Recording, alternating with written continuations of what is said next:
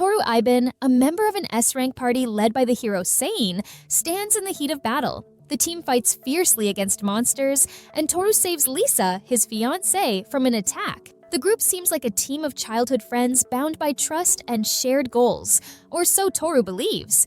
Everything shatters when Sein abruptly declares, "Toru, you're expelled from the party." Toru freezes in shock.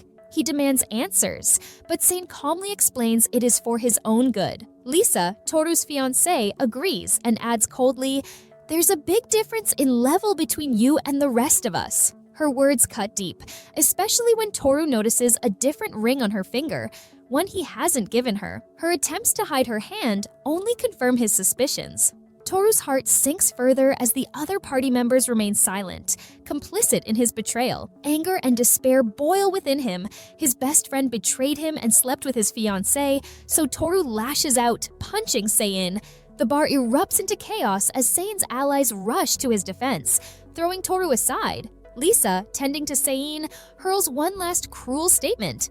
"I don't want anything to do with you. Stay away from us." The scene ends with Toru alone, cast out and humiliated. Outside, rain pours as if mourning with him. Toru walks aimlessly, staring at the ring Lisa has returned. Memories of happier times surface, only to be crushed by heartbreak. In despair, he screams into the storm, punches the ground, and lets out all his pain. Finally, as his tears mix with the rain, he resolves to move forward. Toru examines his stats. His level is low compared to his former teammates. Toru does not have great stats, but has a lot of skills that are all useless. While some of the skills are just useful for damage reduction, physical enhancement, and skill enhancement, like the mysterious ability and the saving system, they were useless. And when he asked experts, he was told that the uses of those skills were unknown.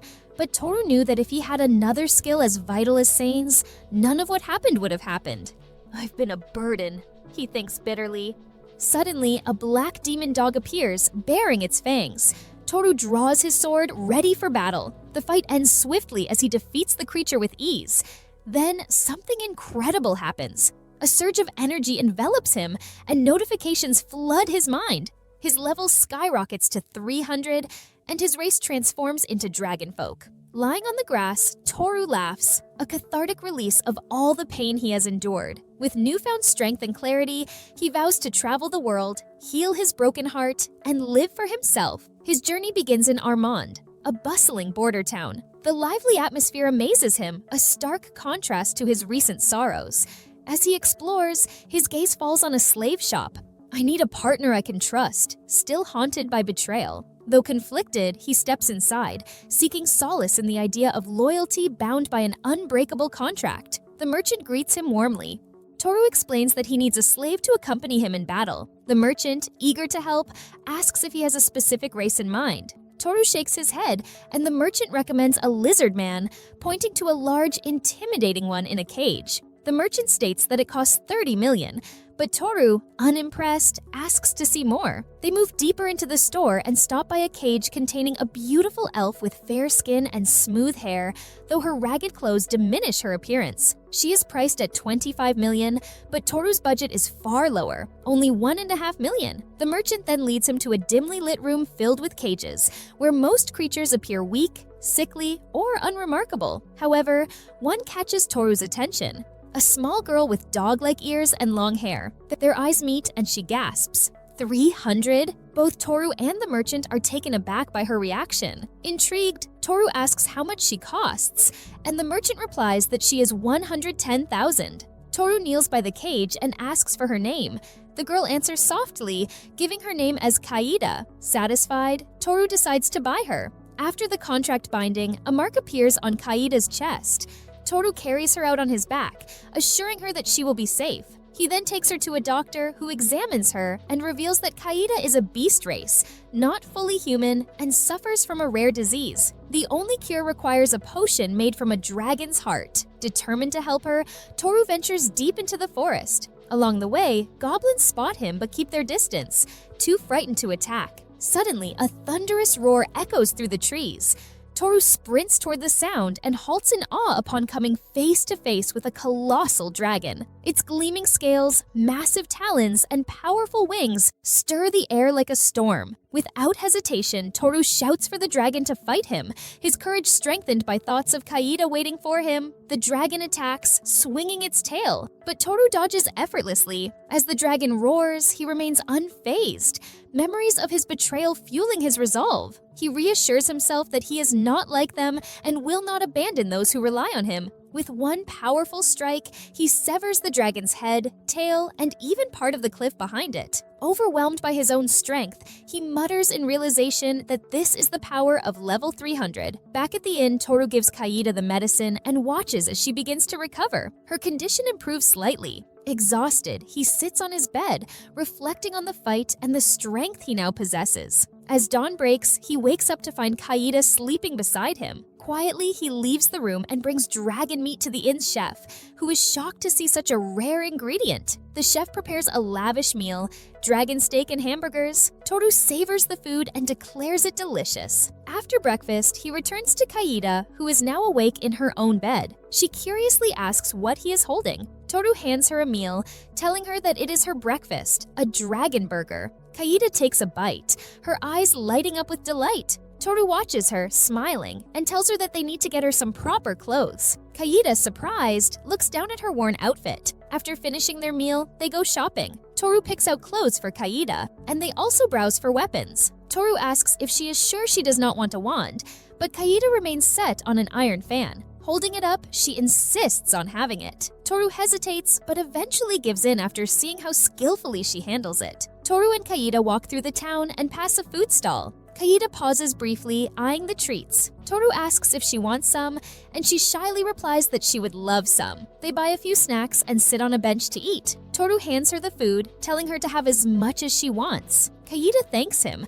calling him Master. Toru, looking a bit awkward, asks her to stop calling him that. Kaida's face falls, and tears well up in her eyes as she asks if he does not like her and whether he is thinking of getting rid of her. Toru quickly pats her head and reassures her, asking what she is talking about and telling her that he will never abandon her. He says that he wants her by his side for the rest of his life, admitting that he may not be perfect, but needs her and is counting on her. Hearing this, Kaida grabs his hand tightly and declares that he is the best master. She promises to do anything for him and pleads to stay with him forever. Toru blushes and smiles, admitting that she is making him embarrassed. As they talk, Toru suddenly feels a strange sensation inside him, something he has not felt since his transformation. An ominous aura surrounds him, and system notifications flood his vision. The skill level limit is broken, granting him new abilities.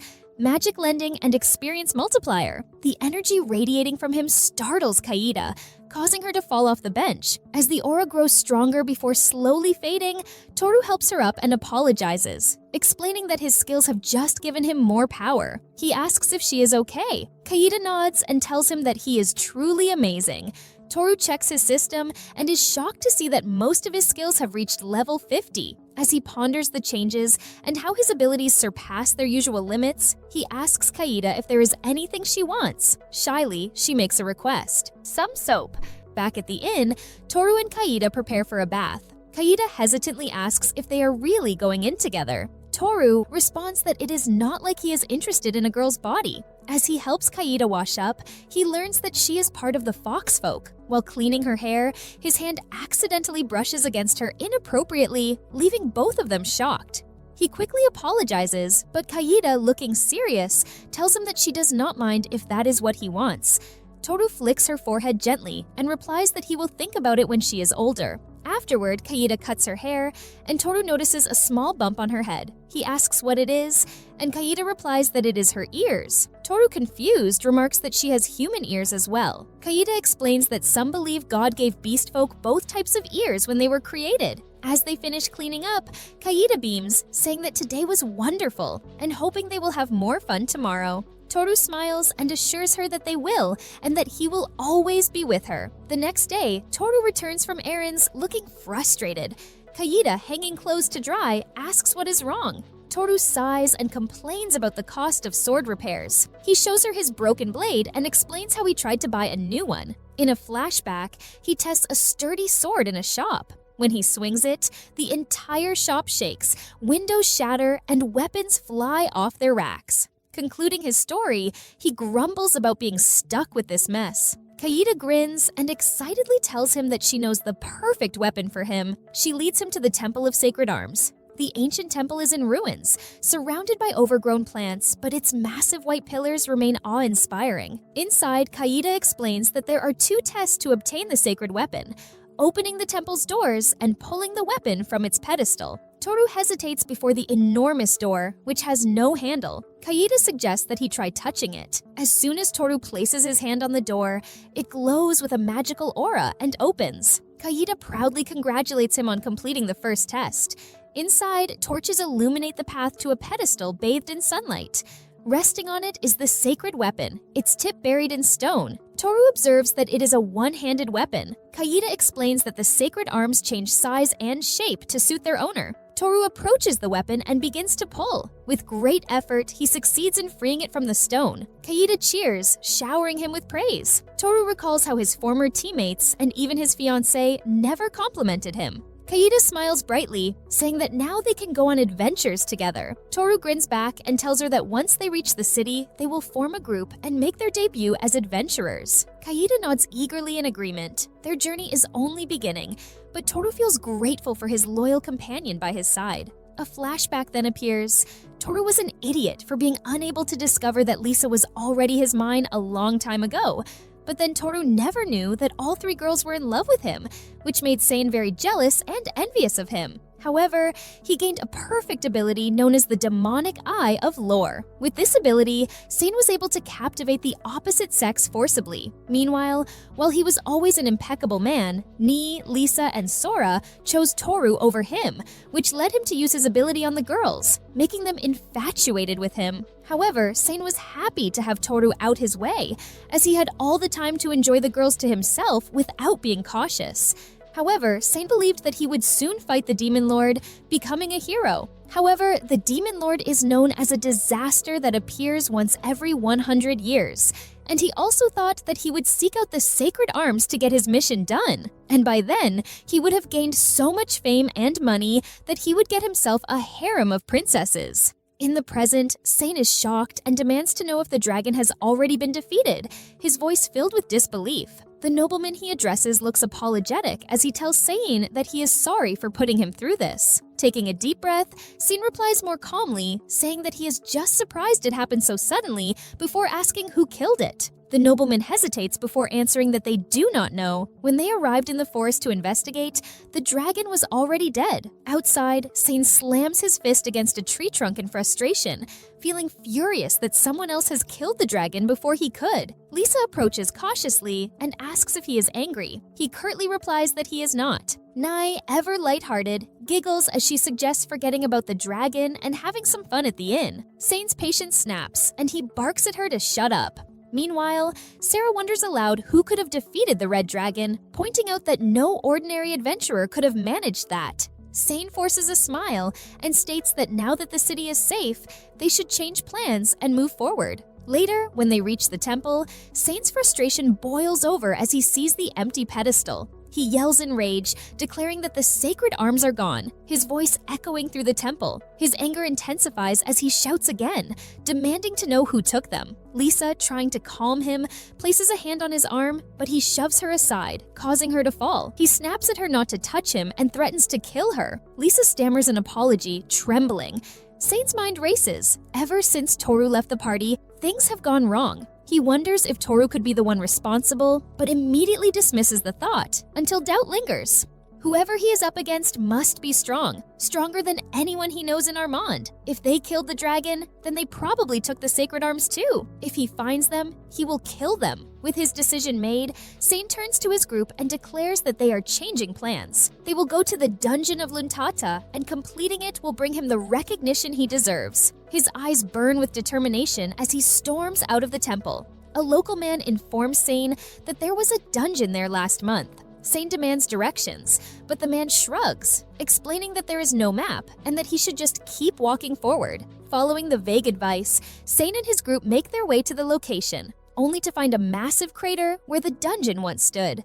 Sane falls to his knees, his strength drained, and shouts in frustration, his voice echoing into the emptiness. 1 month earlier in Luntata, Kaida's excitement is palpable as she announces that she has obtained an adventurer's card.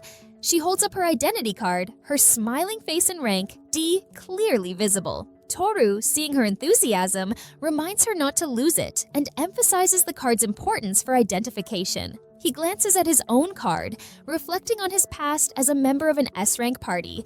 Though his current rank is B, it does not bother him. As they walk through town, Kaida wrinkles her nose and complains about the strong scent of alcohol in the air. Toru chuckles and explains that the town is known for its drinks and entertainment. Kaida frowns and insists that since he has her, he does not need to visit such places. Toru smirks and questions what exactly she means by places like that. Embarrassed, Kaida pouts, her cheeks flushing, before quickly changing the subject by mentioning that she has heard about a dungeon in the city. Toru confirms its existence, noting that it is older than the city itself, and informs her that they will explore it the next day. Curious, he asks what she knows about dungeons. Kaida admits that she does not know much and that the upcoming adventure will be her first experience. Toru explains that dungeons serve two main purposes for adventurers.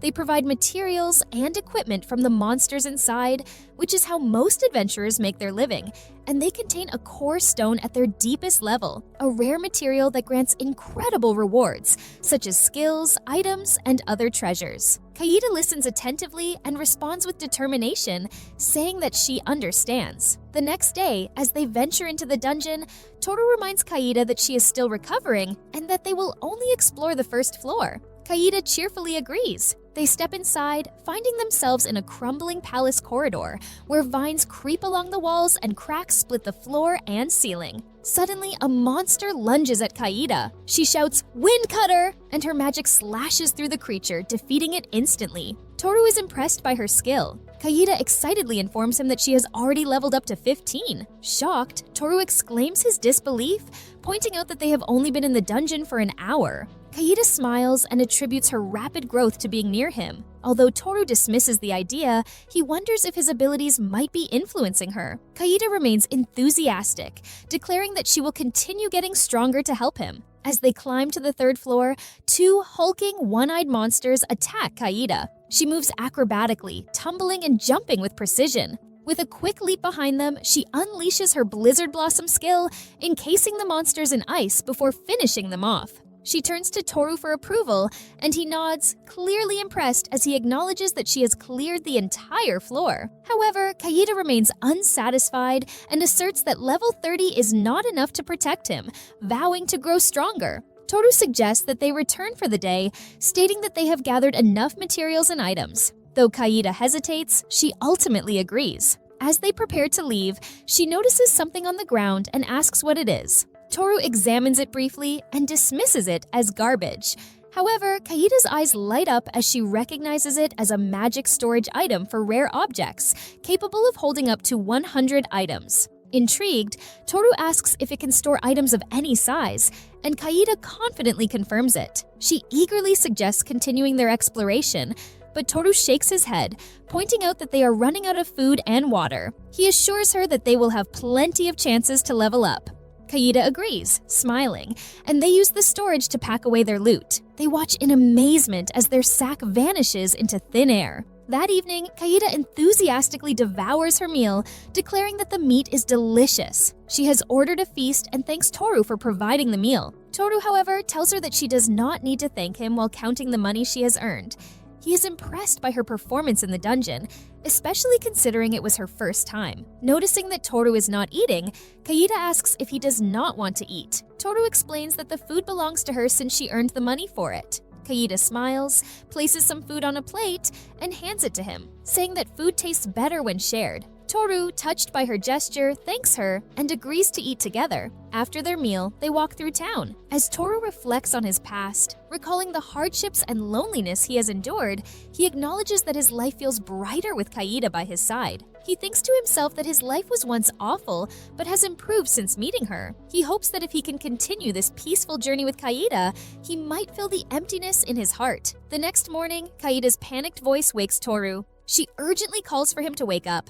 As Toru groggily opens his eyes, he freezes in shock. Before him stands a woman, her body barely covered by a blanket. Confused, Toru asks what is going on. The woman looks at him with equal confusion, explaining that she woke up in this state and does not know what to do. It is Kaida. Her appearance has completely changed. She now resembles a full-grown woman, her body mature, with the blanket barely covering her figure. Toru, struggling to believe his eyes, asks if she is really Kaida. Kaida calmly speculates that the transformation occurred due to her sudden level increase. When Toru presses for an explanation, she states that she has heard that when a child surpasses level 20, their body grows overnight to match their new power. Toru considers this possibility, recalling how his own race had changed after a sudden level up. He had not expected Kaida to turn into such a stunning woman overnight, and realizes that he can no longer treat her like a child. Toru instructs her to put on some clothes. Kaida hesitates, holding up her now too small ripped outfit, murmuring that she has nothing that fits. Toru hands her a long white shirt from his belongings and tells her to wear it for now. Kaida blushes as she smells the fabric before slipping it on and adjusting it, commenting that it is a bit big. Toru notes that she will need pants as well. Later, Kaida dresses in a new outfit. She twirls and asks Toru how she looks. Toru responds with a thumbs up, saying that it suits her. As they stop at a shop, Toru buys another iron fan for Kaida and asks if she thinks she can handle two. She confidently confirms that she can. Toru explains that using dual fans will allow her to cast 2 magical attacks simultaneously. As they stroll through town, people whisper about Kaida's beauty, while others make crude remarks that irritate Toru. Breaking the silence, Kaida cheerfully declares that she will earn a lot of money for Toru, but he tells her that she does not need to since he still has money left from the dragon. Instead, he insists that their focus will be on leveling her up. Toru lifts his backpack filled with food and water. Kaida's tail wags with excitement as she says today will be fun. At the dungeon, they climb to a floor adorned with cascading water, falling endlessly from the ceiling. Skeleton monsters attack Kaida, but she fights back effortlessly. She uses aerial blast to launch the skeletons away, then summons magic circles that unleash sharp icicles, shattering the remaining enemies. Kaida cheers that they did it, but Toru remains unimpressed. He notes that the 4th floor only requires level 15, while Kaida is already at level 50. Feeling bored, he tells her he is tired. Kaida swings her iron fan, conjuring a small breeze. A carpet materializes, and she lays it on the ground, kneeling as she pats her lap, gesturing for Toru to rest his head. He says a short break won't hurt and reluctantly lies down. As he settles in, he notices her scent, pleasant and calming. He mutters that he thinks he will sleep well and closes his eyes. When Toru wakes, he sits up and thanks Kaida, saying he slept great thanks to her. Kaida warmly replies that she is happy to hear that. Toru notices a pile of monster bones nearby and asks what happened. Kaida casually says they attacked while he was asleep, so she took care of them. Toru is impressed again. As they stand, Kaida dusts him off with her tail. The gentle touch makes Toru blush, and he wonders what this feeling is, thinking it feels divine. After a while, Toru asks to see Kaida's stats. Smiling, she shows him her progress. Her skill list is astounding. He thinks these are exceptional mage skills, especially Power Boost, noting that it is a rare talent found only in famous mages. He concludes that this girl is destined for greatness and glances at Kaida with admiration. He asks if they should go deeper into the dungeon, and Kaida eagerly replies that she will if he is okay with it. On the 10th floor, Kaida faces wolf-riding goblins. She stands firm and unleashes her spell, calling out aerial slash. The goblins and wolves fall cleanly in half. Toru asks if she is handling magic all right, and Kaida confidently states that her magic grows stronger with leveling up. Toru tells her to let him know if she ever needs help, and Kaida replies in agreement before creating spheres of air. She launches her next attack, Aerial Gust, causing the goblin riders to fall one after another. They continue battling through the dungeon, descending floor by floor until they set up camp on the 20th floor. Toru hands Kaida a bowl of soup he cooks over the fire, telling her it is for her. Kaida thanks him, but adds that she should be the one serving him since she is his slave. Toru tells her there is no need to worry, as he is used to doing things like this. Curious, he asks for her current level, and Kaida answers that she is at level 150. Toru is amazed once again by her rapid advancement. They eat together, enjoying each other's company. Toru asks if there are any tricks to using magic. Kaida repeats his question before explaining that the most important thing is the image. She tells him that if he can picture it clearly, he can cast it under many conditions, even if he does not know the spell. Toru wonders if imagining a flame will make it appear. He focuses on his hand, visualizing fire. A small ember flickers to life before vanishing. He admits that it is already gone and that this is harder than it looks. Kaida assures him that he will get better with practice. The next day, Kaida is in a tough battle against 4 massive monsters: orc warriors, a cursed skeleton, and a minotaur. Toru mutters that he has never fought some of these before. He warns Kaida to watch out as she dodges their attacks with precision. When the minotaur swings at her, she casts a spell, immobilizing the monsters before finishing them off. Not hearing Toru's earlier warning, Kaida asks if he said something. Toru waves it off, reminding himself that Kaida, now level 200, is far beyond needing his help. They climb further and eventually reach the 30th floor, where floating crystals surround them and a straight path stretches ahead. Since the end of the path isn't visible, they ready their weapons and move cautiously. Toru warns that he doesn't sense any enemies but tells her to stay alert. As they walk, the path becomes clearer, revealing a large crystal floating ahead, glowing with magical inscriptions swirling around it. Toru exclaims that it is the core and that they have reached the end of the dungeon. Kaida cheers in excitement. Kaida asks Toru to touch the core, but he hesitates, saying that she should be the one to touch it since he didn't do much this time. Kaida shakes her head, telling him that it is because of him that she has made it this far. Reluctantly, Toru approaches the core and softly thanks Kaida before placing his hand on the crystal. He recalls dreaming of completing a dungeon since he was a kid and wonders what kind of reward awaits them. After clearing the dungeon, both Toru and Kaida collapse. When Toru wakes up, he finds Kaida staring at him. Groggily, he asks what happened.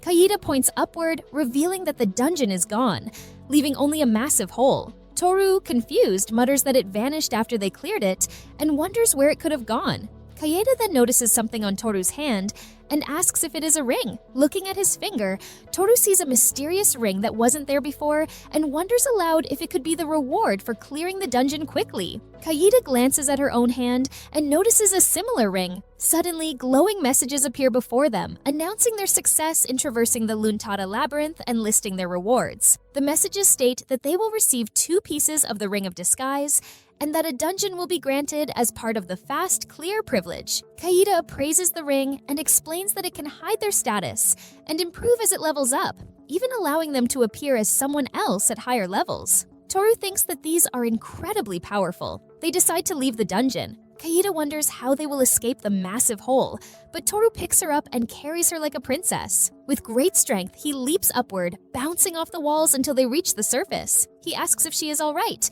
and Kaida, impressed, tells him he did great. It is midnight, and no one notices their accomplishment. They quietly leave the area. 2 days later, Toru and Kaida arrive at the city of Einark. Toru feels that the trip has been a bit unproductive, but their main goal is to visit the ruins of the gods.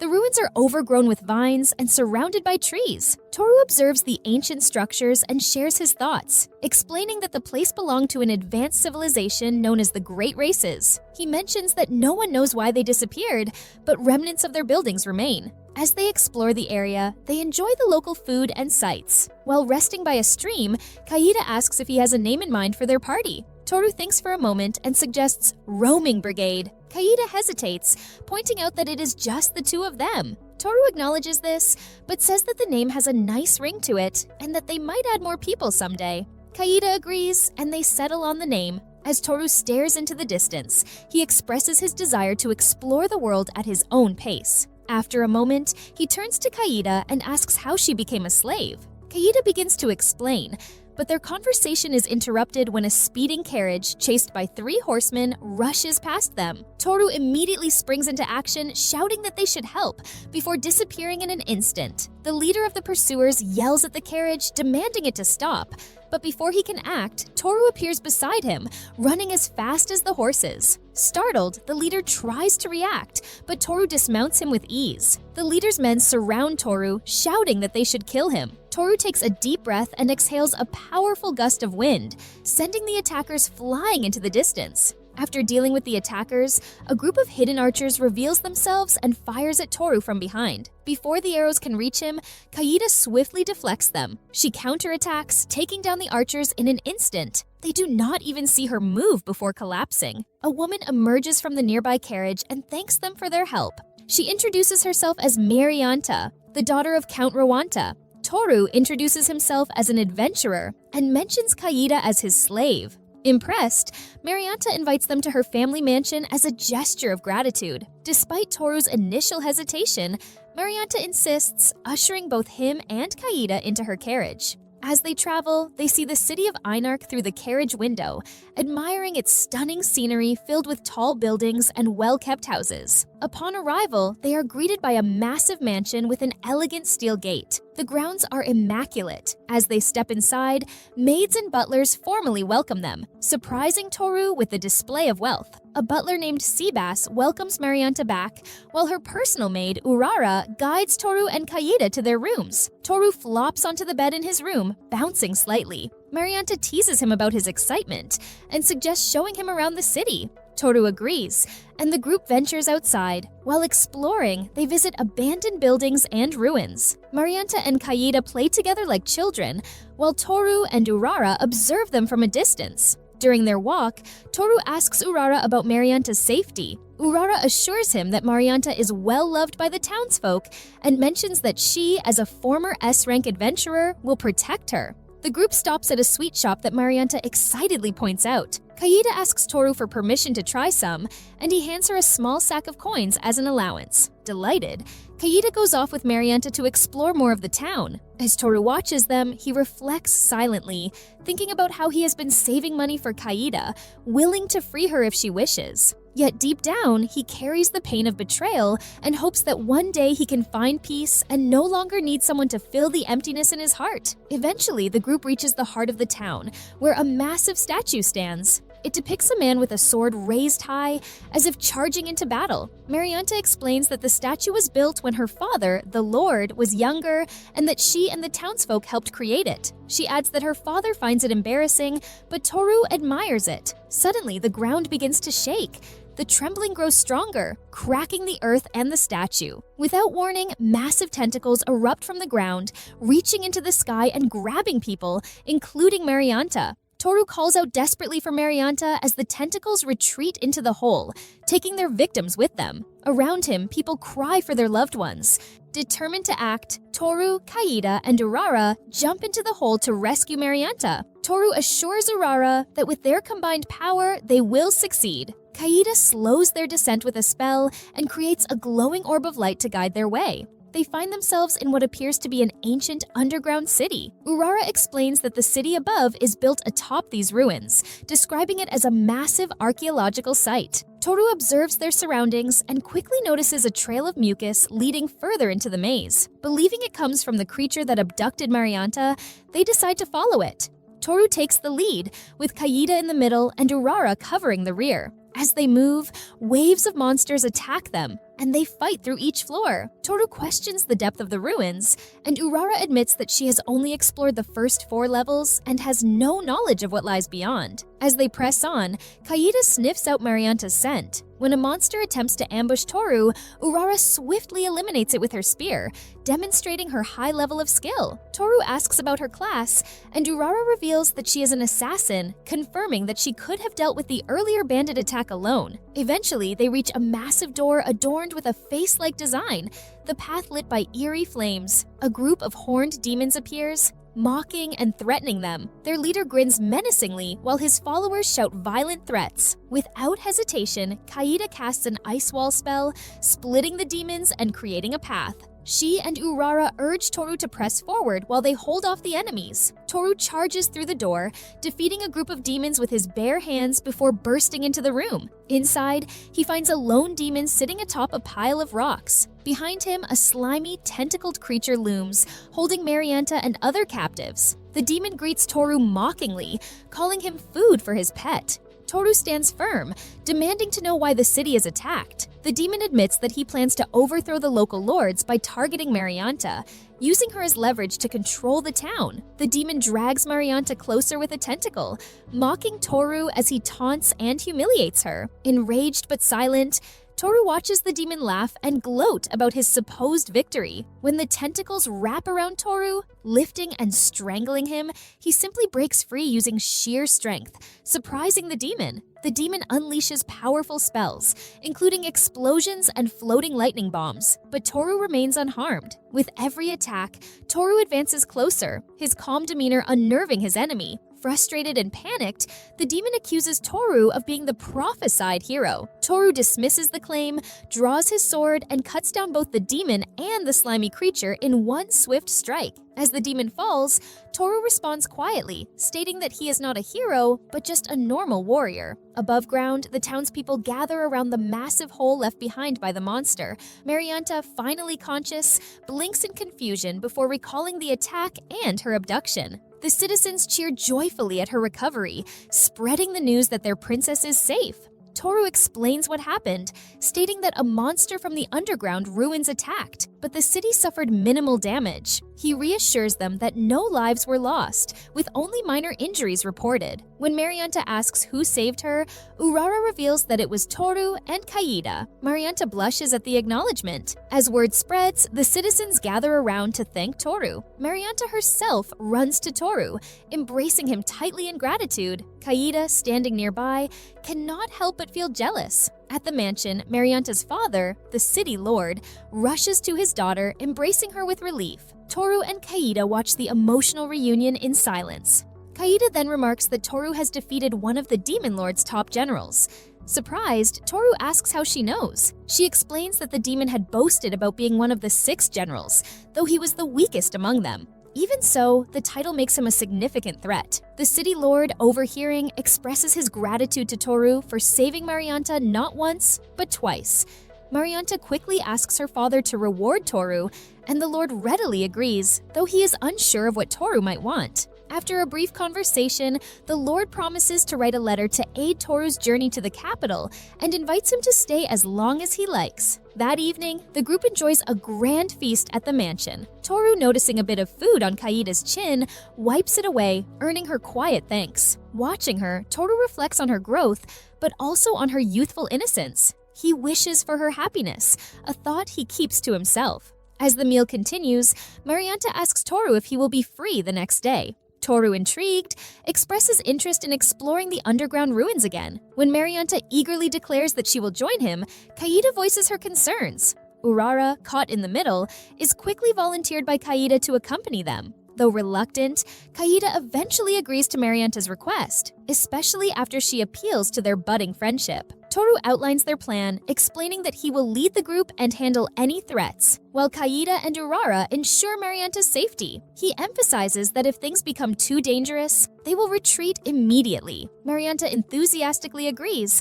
Toru and Kaida wait outside the mansion, standing patiently for Urara and Marianne. When Marianne emerges, she is completely encased in heavy armor, amusing and confusing Toru. In contrast, Urara wears light battle gear, complemented by a scarf and mask resembling a ninja's attire. Marianne explains that her father insists she wear the bulky armor for safety, but Toru quickly points out that it would hinder her movement. Reluctantly, she returns inside to change. When she reappears, Marianne wears simple robes resembling a wizard's outfit and carries a slim sword at her side. Toru approves of her new attire, and the group sets off toward the underground ruins once more. As they descend, Toru decides that they will explore the 3rd floor since they are already familiar with the lower levels. Curious, he asks Marianne about the dangers of the ruins. She explains that while parts of the ruins are deteriorating and infested with demons, much of the area remains unexplored, making it significantly risky. Acknowledging the hazards, Toru insists that Marianne's safety is their top priority and vows to handle the most dangerous areas himself. Marianne, determined, declares that she can defend herself, but Toru teases her by asking how her father might react to such bold claims. The group presses on until Kaida detects a demonic presence ahead, using her heightened senses. She appraises the area and identifies strange vegetation and plants. As they observe, a dungeon rat wanders into the vines, only to succumb instantly as mushrooms sprout from its body. Kaida determines that the area is laced with deadly poison and suggests that Toru handle it. Toru agrees, instructing the others to wait. Worried, Marianne clings to him in concern. Toru reassures her with a confident smile before advancing alone into the perilous zone. As he moves forward, poisonous mushroom-like monsters attack him, but he fights them off, motivated by the trust of his companions. Surprisingly, the poison has no effect on him. Reflecting on his immunity, he speculates that his dragonfolk heritage might make him incredibly resistant. Eventually, he reaches a wooden door. Inside, he discovers a dusty, cobweb-filled room with shelves lined with books and bottles. Among the relics, he finds a chest containing bottles of a mysterious elixir and a key. He gathers these treasures and returns to his waiting companions. Kaida is the first to greet him, eager to know what he has found. Toru proudly shows the elixir and key, speculating that the key might unlock something nearby. Marianne praises his abilities and embraces him once again. Much to Kaida's jealousy, Kaida promptly pulls Marianne away, grumbling about her being too close to Toru. The group continues to the second floor, studying their map. Toru notes that much of the area remains uncharted, and Marianne shares her belief that the ruins might have once been an underground fortress, though its true purpose is uncertain. Toru ponders the mysteries of the ruins as they prepare to delve deeper. Marianne interrupts his thoughts by asking him to teach her how to fight. She expresses her frustration at always relying on others for protection and her desire to grow stronger to support her father. Toru initially refuses, but Marianne's heartfelt plea moves him. Kaida chimes in, offering to heal Marianne if she gets hurt, and even Urara, though hesitant, agrees to support her princess's determination. Just as they resolve to begin Marianne's training, a sudden surge of energy radiates from Toru. Information floods his mind as a system announcement echoes within him, listing his newly acquired job titles: Imitator, Master Tamer, Dragon Knight, Great Thief. Another notification states that he has reached the maximum level of experience value saving and that a rank increase is being applied. A sudden burst of light shoots from the ruins, reaching up into the sky. Nearby adventurers notice the phenomenon. One remarks that it resembles lightning, but his companion dismisses the idea, pointing out the clear sky. Deep in the dungeon, Toru's aura flares uncontrollably, forcing his companions to step back. The overwhelming power leaves him questioning its timing. He wonders why this is happening now as he processes the sudden upgrades to his skills and the revelation of new job titles. As the smoke clears and his aura subsides, Toru turns to his companions and asks if it is over, noting their worried faces. Marianne and Urara question whether this is related to his abilities or something far worse. Toru reassures them, explaining that his stats have changed and that he needs a moment to examine them. Reviewing his status, he sees that most of his skills are now at level 50, except for one at level 48. His new jobs include Warrior, Dragon Knight, Master Tamer, Imitator, and Great Thief.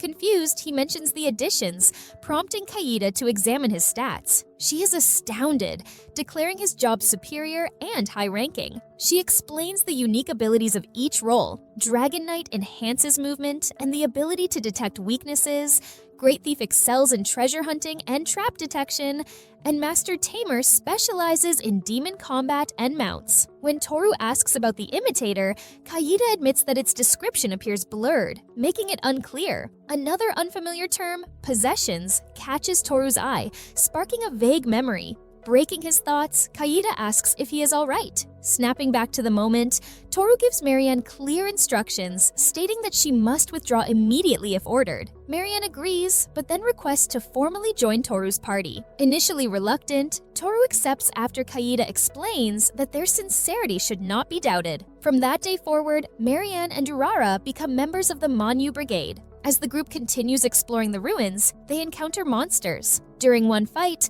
a goblin lunges at Marianne. Terrified, she freezes and shuts her eyes, but Toru swiftly kills the creature. He sternly reminds her never to close her eyes in battle. Marianne nods. Kaida demonstrates her ice needle attack, summoning sharp spikes of ice to impale nearby goblins. Urara displays her agility by flipping away from the ice and taking down a goblin with a precise neck twist. Encouraged by their teamwork, Toru urges Marianne to stay calm and observe her enemy's movements.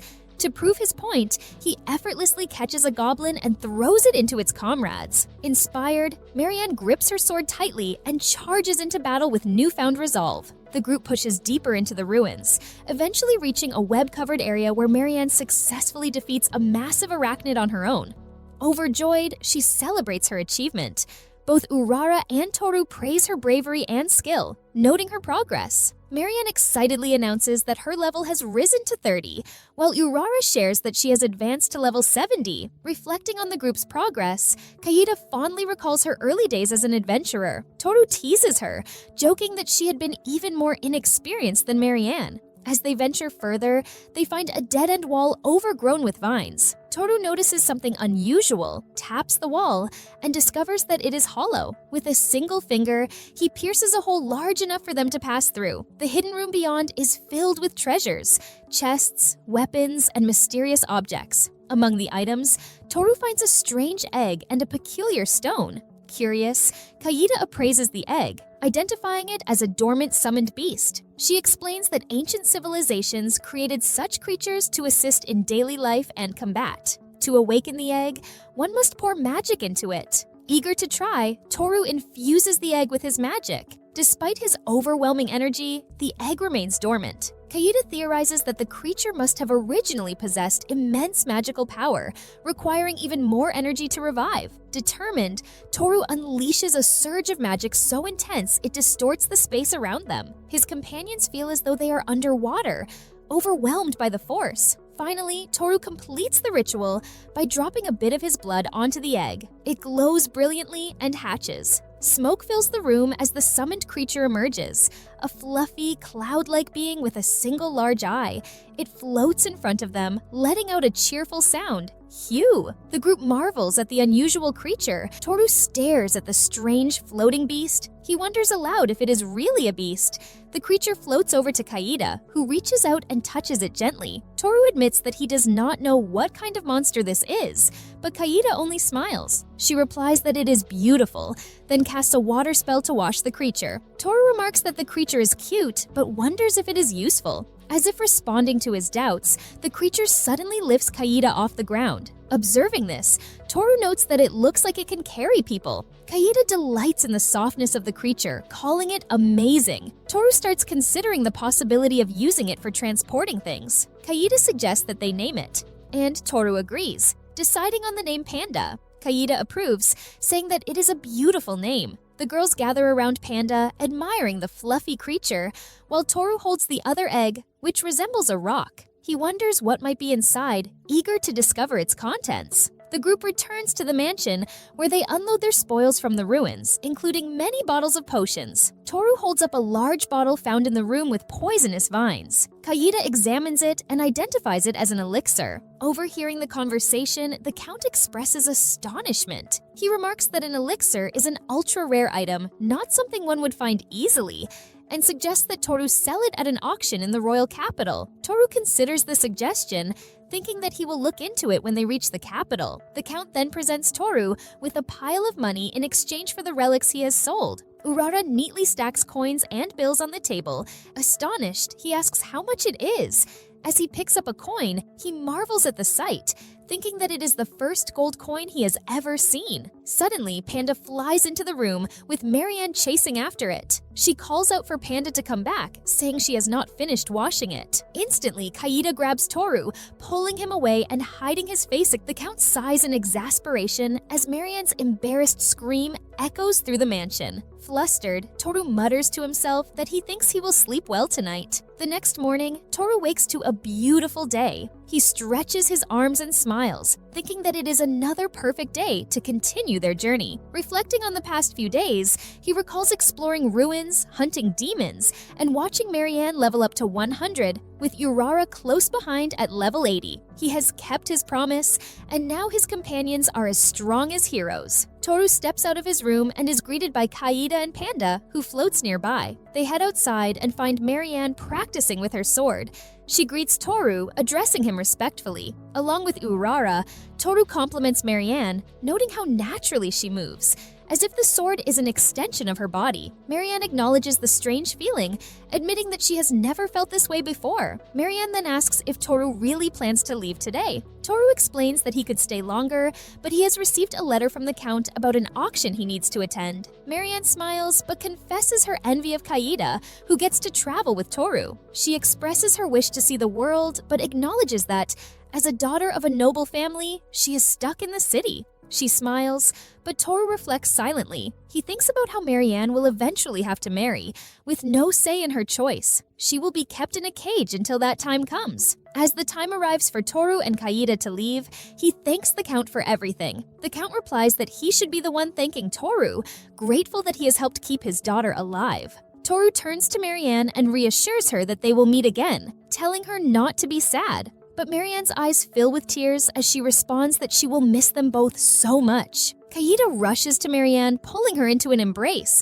promising that they will not forget her. Marianne wipes her eyes and smiles through her tears, saying that she is so jealous of Kaida. The group exchanges bows before parting ways, each of them feeling the weight of the departure. Back in Luntata, Sane grows increasingly frustrated, shouting as he desperately searches for the dungeon. One of the nearby adventurers responds by asking if he is new around there, explaining that the dungeon disappeared a while ago. Feeling restless and defeated, Sane vents his frustration. Sora, noticing his distress, approaches him to offer comfort, asking if he is alright. But Sane, overwhelmed by anger, snaps, yelling at her not to touch him and calling her a... He suddenly grabs Sora by the throat, shouting and demanding to know how she dares to pity him. As he tightens his grip, Sora gasps for air. Lisa rushes to her aid, pleading for him to stop and warning that Sora will die if he does not let go. After a tense moment, Sane finally releases his grip on Sora. Nai, visibly upset, scolds him, telling him that he should not treat his friends like that. Onlookers whisper among themselves, shocked by what they have just seen. One woman remarks on how horrible that man is, while another asks if they should call the soldiers. Realizing that his reputation is at risk, Sane quickly casts a brainwashing spell. The three girls, once again under his control, follow him without question. The group finds a quiet spot in the forest to rest and discuss their next move. Lisa suggests that Armand Kingdom would be the perfect place for them to make their mark. She advises that it might be better to return to their country and start over with a new plan. Sane, still determined, questions her reasoning.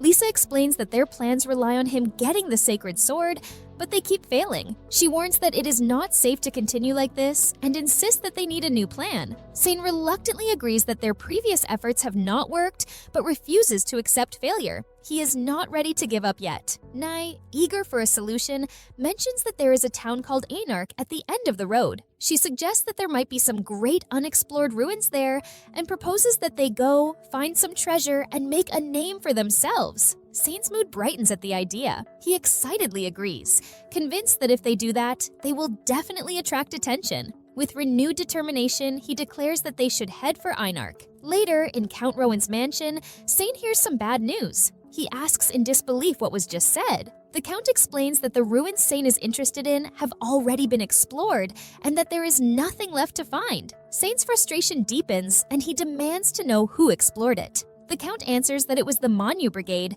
mentioning that they explored the ruins after taking down a demon army general. Just then, Marianne enters the room, apologizing for the interruption. Sane notices her and is immediately captivated by her beauty.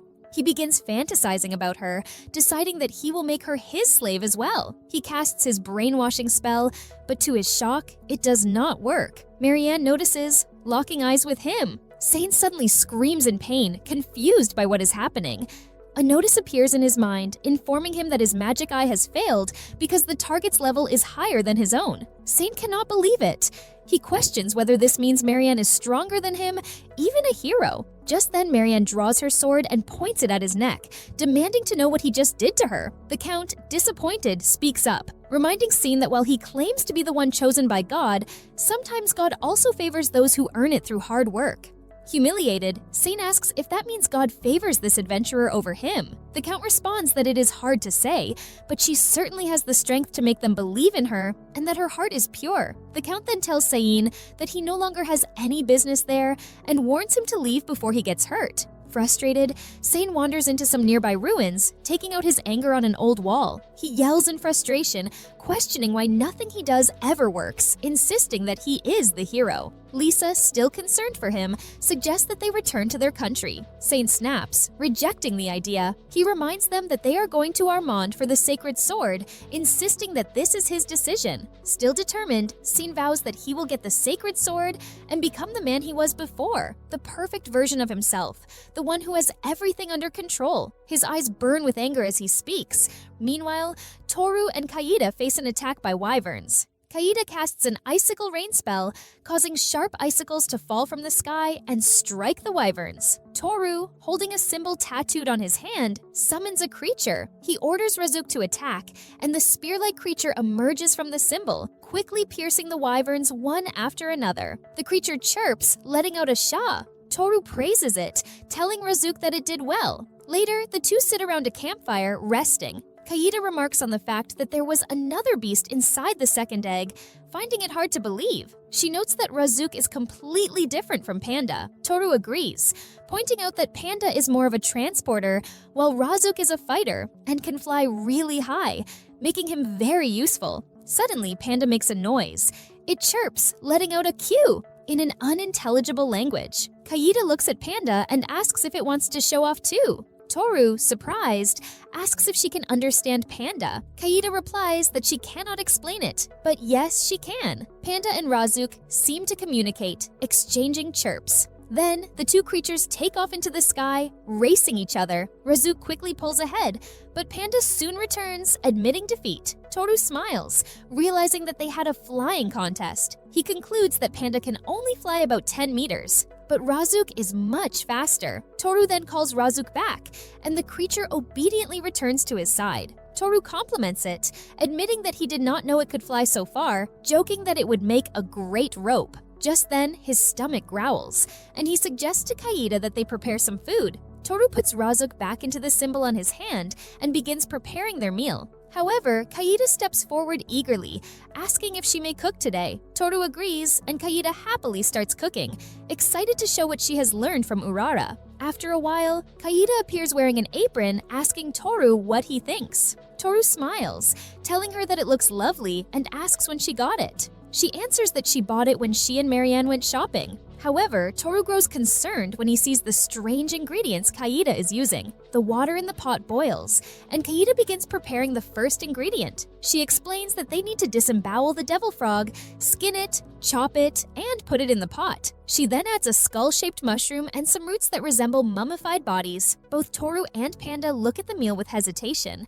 Toru wonders whether it is even edible, noting that it is purple. Once the dish is ready, Kaida serves it to Toru, cheerfully presenting his meal. Toru hesitates but takes a bite. To his surprise, it tastes good. Impressed, he admits that it is very good. Overjoyed, Kaida hugs Toru, promising that she will do everything she can to help him. Toru chuckles, telling her that it is okay, but that she should take it easy. Kaida stays close, still hugging Toru, and seems to be in a happy mood. Toru, sensing a strange tension in the air, strokes Kaida's tail, which weakens her knees and brings a smile to her face. Her eyes, filled with longing, silently plead with him. As she moves closer, Lisa's image resurfaces in Toru's mind. Lisa's voice lingers, expressing how pitiful he is for buying a slave to please himself after she abandoned him, saying the girl will do anything he wants. Toru quickly disperses the tension, raising his voice and saying he wishes to eat some more. Kaida, surprised, asks if he really does,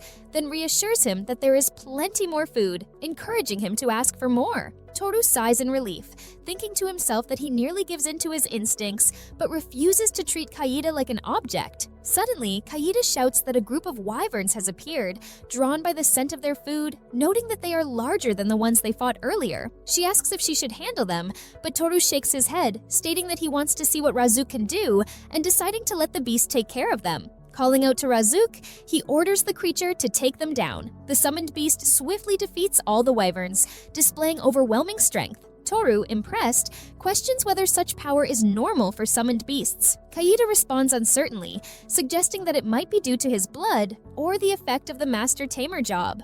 Toru acknowledges the possibility, recalling that he does indeed possess that job. As they continue their journey, they eventually reach the capital, Armand. Kaida, awestruck by the city's scale, exclaims in amazement, questioning whether it is truly the capital. Toru explains that Armand is a vast country with a wide variety of goods, places to visit, and numerous stores selling unusual items. Adding that even famous adventurers can be found there, the city bustles with activity, its streets lined with merchants and adventurers roaming everywhere. Kaida beams with excitement, expressing how much she looks forward to exploring the city. However, Toru reminds her that he has something to do first for Count Rowan, mentioning that he must deliver a letter.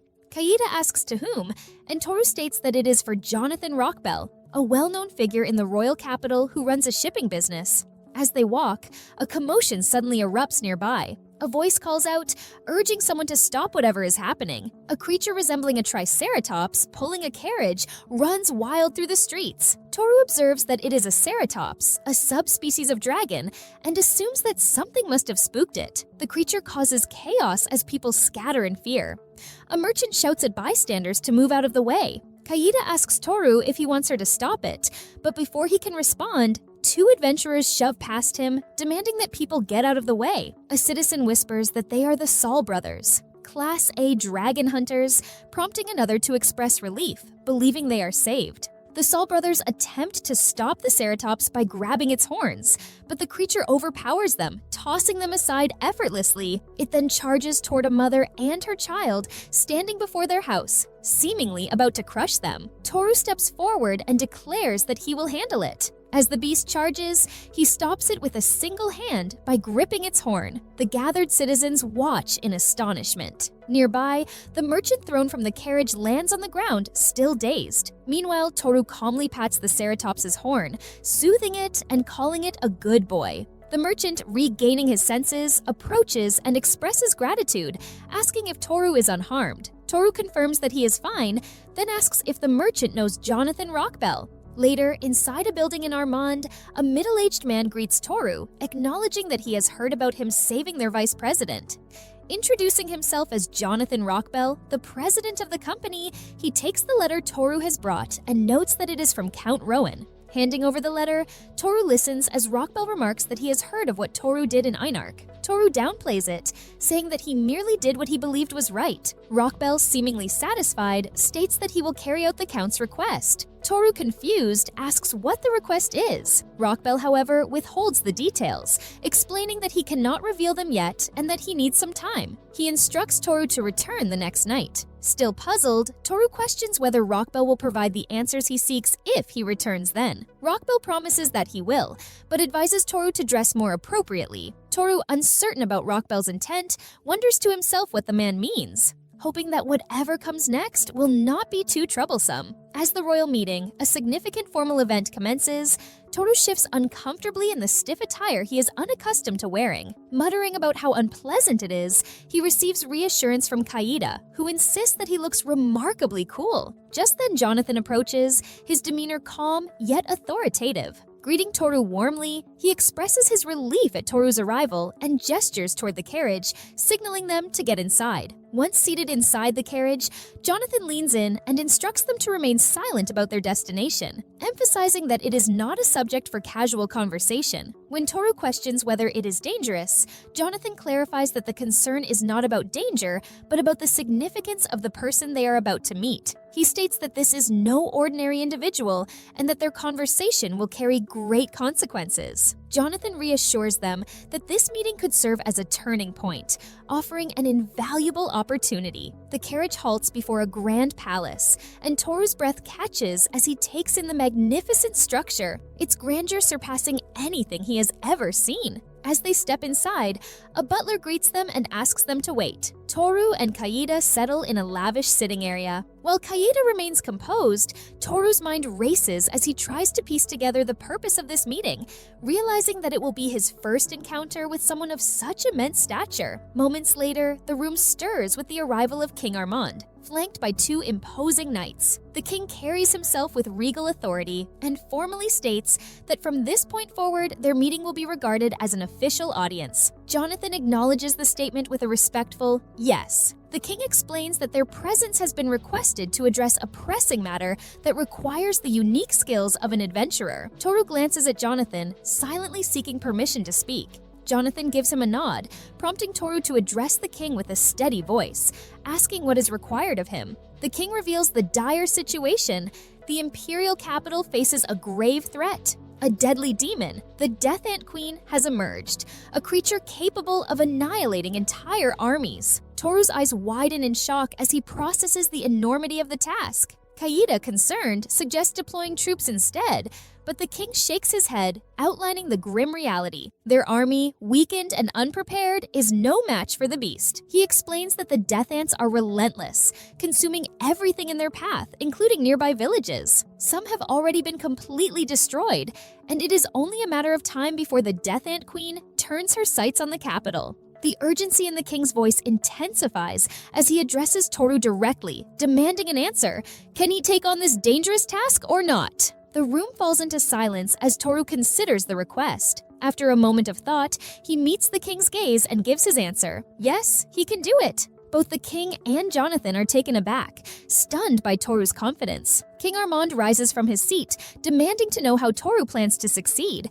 Without waiting for an explanation, the king makes an extraordinary offer. If Toru succeeds, he will grant him a noble title, land, and even the title of hero. However, Toru's response catches them off guard. He politely declines the titles, stating that he has no interest in such rewards. Instead, he requests money. King Armand hesitates for a moment before agreeing, offering a staggering 300 million in gold for the completion of the task. Without hesitation, Toru accepts, stating that the amount is more than enough. With the agreement made, Toru declares that they will begin the mission at dawn and requests a guide to lead them to the Death Ant's nest. King Armand assigns a corps commander to the task, and once again questions whether Toru is truly uninterested in the title of hero. Toru simply replies that he dislikes standing out and only wants to enjoy his journey. The next morning, the group sets off. Toru, Kaida, and the assigned commander. Their path leads deep into a dense forest, the air heavy with tension. Along the way, Toru notices lifeless soldiers scattered on the ground, their bodies a grim reminder of the danger ahead. The commander explains somberly that these are the victims of previous attempts to confront the Death Ants. He warns them to remain vigilant as they approach the nest. Kaida, looking thoughtful, suddenly asks whether Death Ants are truly dangerous.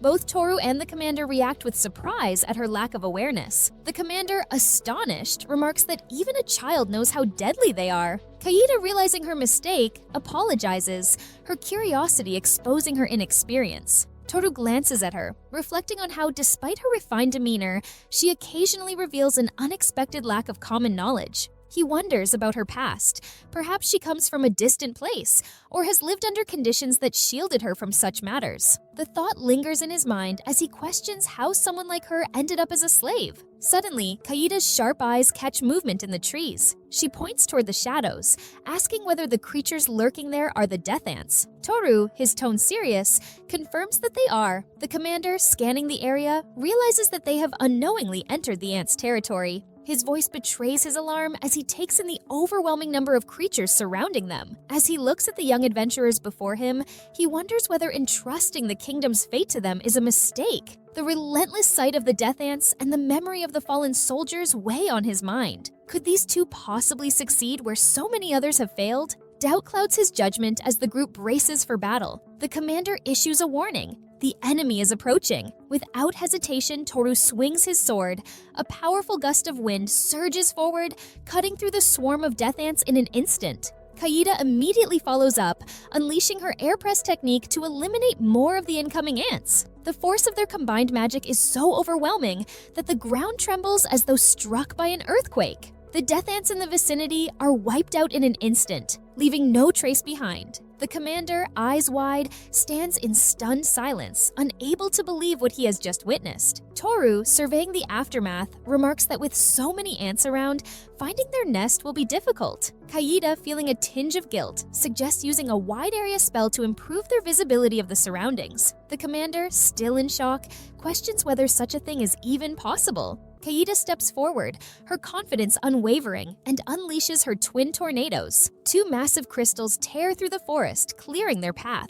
She follows it up with an Ice Age spell, freezing everything in her way. The entire area turns icy, and many of the death ants, along with nearby monsters, freeze and shatter. The commander stands dumbfounded, his mouth hanging open in disbelief. Toru chuckles lightly and tells Kaida she might have overdone it. Kaida apologizes, explaining that it has been a while since she used such powerful magic, and admits she hadn't adjusted it properly. The commander, still in shock, asks if it would be all right for him to leave, feeling he would only be a burden. Toru assures him it's fine and thanks him for guiding them. As the commander departs, Kaida notices something unusual, a narrow hole in the ground that seems significant. Toru examines it closely and remarks that the hole looks difficult to navigate and warns it could be dangerous to enter. Kaida eagerly asks if she should use magic to attack the hole, but Toru shakes his head, explaining that their magic likely wouldn't reach the bottom. Toru also points out that they need to bring back the queen's head to claim the reward. Briefly considering other methods, he decides it would be simpler to confront the queen directly. Kaida jokes that it would be better if the nest were built like a dungeon, sparking an idea in Toru. Remembering his dungeon authority level 3, he wonders if he can create a dungeon here. Without hesitation, he tries and successfully summons a dungeon on the spot. Both he and Kaida are amazed. Kaida observes that the dungeon resembles the one in Luntata. Toru explains that as the dungeon owner, he can freely move between floors. With a simple command, he transfers them to the queen's lair. The Death Ant Queen, startled, demands to know what they have done to her nest. Toru calmly notes her massive size, and Kaida remarks that the queen seems angry. In an instant, the queen commands her ants to attack, but before they can act, Kaida waves her fan. The ants explode into pieces, instantly vanquished. The queen, horrified, watches her children destroyed in a flash. Toru chuckles, commenting on Kaida's ruthlessness. Enraged, the queen snarls and begins devouring the fallen ants' bodies. Her level rises rapidly, and she boasts that at level 86, even a hero cannot defeat her. The queen attacks, unleashing 4 massive arms. Toru dodges with ease, complimenting her speed, but she traps him in a block of ice with an ice snap. Believing him dead, the queen gloats, claiming high-ranking demons can use magic. Turning to Kaida, the queen taunts her, asking if she is at a loss for words. Unfazed, Kaida simply smiles. Meanwhile, Toru, trapped in ice, admires the queen's strength and smiles at the challenge. With a powerful kick, he shatters the ice block and steps free. The queen's twisted smile falters as she observes him. Curious and enraged, she demands to know who he really is. Toru calmly responds that he is just a humble warrior. Furious at his response, the queen unleashes her Earthbreak skill, causing the ground to fracture violently. Toru leaps into the air to evade the attack. The queen spits a stream of corrosive formic acid, which Toru narrowly avoids, recognizing its devastating power. Determined, he spins his sword like a helicopter, creating gusts of wind to deflect the acid while activating a magical barrier to shield himself. Back on solid ground, Toru taunts the queen, warning her that he will end this now. Enraged, she launches a frenzied attack, but Toru evades every strike with ease. In a flash, he strikes with his blade, decapitating the queen in a single blow. Her massive head hits the ground, marking the end of her reign. Kaida approaches Toru, holding a towel, and remarks on how hard he has worked. She hands him the towel with a soft smile. Kaida then asks what they should do about the other floors of the dungeon. Toru glances at the dungeon's layout and decides that the remaining threats will likely take care of themselves in time. Just as they are about to leave, the queen's severed head suddenly speaks, refusing to accept defeat. She swears vengeance and promises that they will face grave consequences. Toru and Kaida are both surprised to hear her still alive. Kaida, however, casually picks up the queen's head. Annoyed by the noise, she decides to store it in her magic storage. Toru agrees, saying it is a smart solution to keep her quiet. Later, back at Jonathan's mansion, Toru presents a chest containing the queen's head. Jonathan opens it. He turns to Toru and remarks that he truly is the kind of man Rowan described, a man capable of achieving the impossible. As Toru stands before Jonathan, Jonathan praises him, explaining that the battle with the Death Ants has taken a heavy toll on their army. Many brave soldiers sacrificed their lives to weaken the swarm, and morale nearly collapsed. Toru's intervention turns the tide. His efforts not only eliminate the queen, but also bring hope and a sense of purpose back to the soldiers. For the army, their sacrifices are no longer in vain. Toru wonders if the Count planned all of this, orchestrating events to rely on him for the extermination. Jonathan clarifies that Toru hasn't just completed the task. He has saved the capital, and in truth, the entire country. With a sly smile, Jonathan hints that Toru is in for a significant reward, both in wealth and connections. Toru realizes that Jonathan, ever the shrewd operator, has outmaneuvered him once again, ensuring he benefits from Toru's heroics. Before Toru processes further, Jonathan mentions that others will soon arrive. Toru, puzzled, asks what he needs to prepare for. Just then, the sound of marching fills the air. The doors swing open, revealing a group of soldiers led by a stern-faced commander. The commander confirms that Toru and Kaida are members of the Manhwa Brigade. Upon hearing Kaida's confirmation, the soldiers, in perfect unison, salute and shout their gratitude. "Long live the savior of our homeland," they proclaim, their voices echoing with admiration. The scene shifts to King Armin's castle, where an elaborate ceremony is underway. The grand hall is filled with commanders and generals, many of whom whisper among themselves about Kaida's striking beauty. Toru and Kaida stand before the king, bowing respectfully. King Armin begins with heartfelt words, commending the defeat of the Death Ant Queen. Although much of her spawn has already been dealt with by the army, he acknowledges how monumental their accomplishment is. On behalf of his people, the king expresses his gratitude and presents Toru with a reward of 700 million. Toru, taken aback by the generous sum, humbly thanks the king. But the surprises aren't over. The king reveals he has one more announcement. Toru braces himself as the king declares his intention to grant the Manhwa Brigade the title of hero. Not as individuals, but as a party, they will be recognized as heroes of the nation. Toru is stunned, finding the idea absurd. King Armand, sensing Toru's hesitation, reassures him that the title comes with no strings attached. Toru can renounce it at any time or even choose to train a successor. For now, though, the king wants the Manhwa Brigade to carry this honor. Reluctantly, Toru agrees, with Kaida expressing her pride in him as her master. Toru, confused by her comment, mutters a question, but the moment passes as the king formally declares the Manhwa Brigade the heroes of the realm. As the applause rings out, Toru whispers to himself, "This is going to get a bit annoying." The next day, Jonathan makes an announcement as they approach their destination. He reveals to Toru and Kaida that they have arrived at a house perched on a cliff overlooking the mountains. Jonathan explains that Toru and Kaida can use the house for as long as they want. When they step inside, Kaida notices it is already fully furnished, and Toru remarks that it is a nice place. Kaida offers to make coffee, and while Toru accepts, he extends the offer to Jonathan. Jonathan declines, saying he has to leave.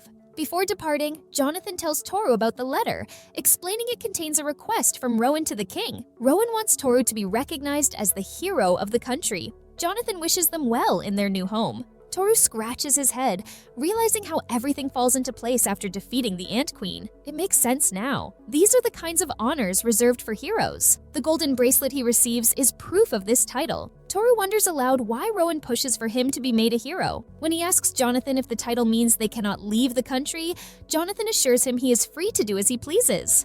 He only needs to step in when the country truly needs him. With that, Jonathan leaves. Later, as Toru sips his coffee and relaxes, Kaida joins him. The two enjoy the peaceful moment together. While exploring the bustling city later, Toru wonders where Kaida has gone. His attention is soon drawn to two men chatting with her.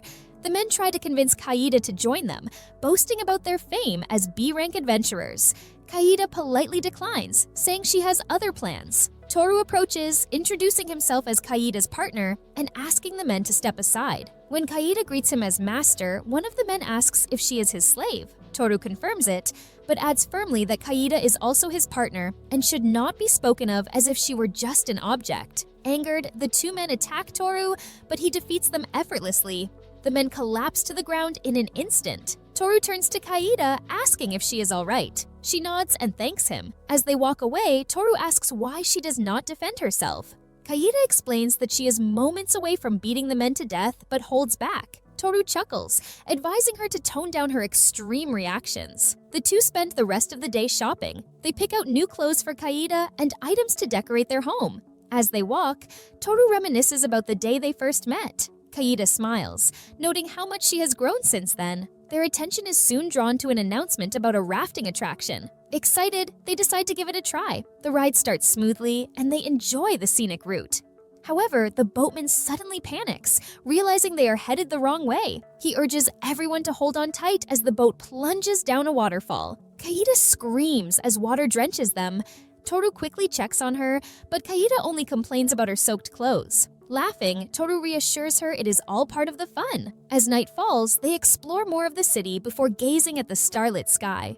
Toru thinks back to a similar evening in Luntata, a memory that brings a smile to his face. Turning to Kaida, he tells her how much joy she has brought into his life. Kaida agrees, saying she feels the same. Together, they decide to return home and prepare dinner, ending their day with a sense of warmth and companionship. Chapter 13 begins with Seiin casually eating an apple while chatting with his comrades. He asks if there is a dungeon near the capital. One of the women in the group confirms, saying she overhears two adventurers talking about it. She adds that the dungeon is known for its high difficulty and remains unexplored. The monsters inside drop rare items, making it an enticing challenge. Hearing this, Sin becomes excited. A dungeon this tough is the perfect opportunity to make a name for himself. Even the most experienced adventurers have not cleared it. If he becomes the first to conquer it, he will gain fame and recognition. Without hesitation, he tells his comrades they are going to tackle the dungeon. Everyone agrees, eager for the challenge. As the party journeys through the forest leading to the dungeon, they notice something odd. The forest's biome changes rapidly, creating an unnatural atmosphere. Upon reaching the dungeon's entrance, they see a crowd of adventurers.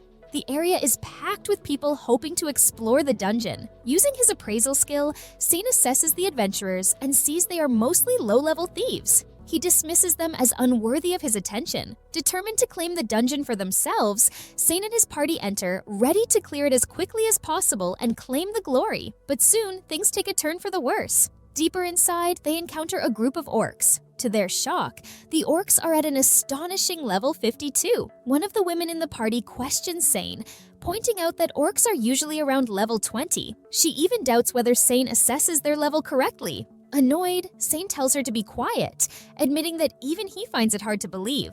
As the situation escalates, one party member, Saurer, is quickly incapacitated and unable to fight. Suddenly, an orc attacks Sane, sending him crashing into a wall. The two remaining women rush to protect him and Saurer. Sane yells for them to move out of the way, claiming he will handle the orcs with his ultimate skill.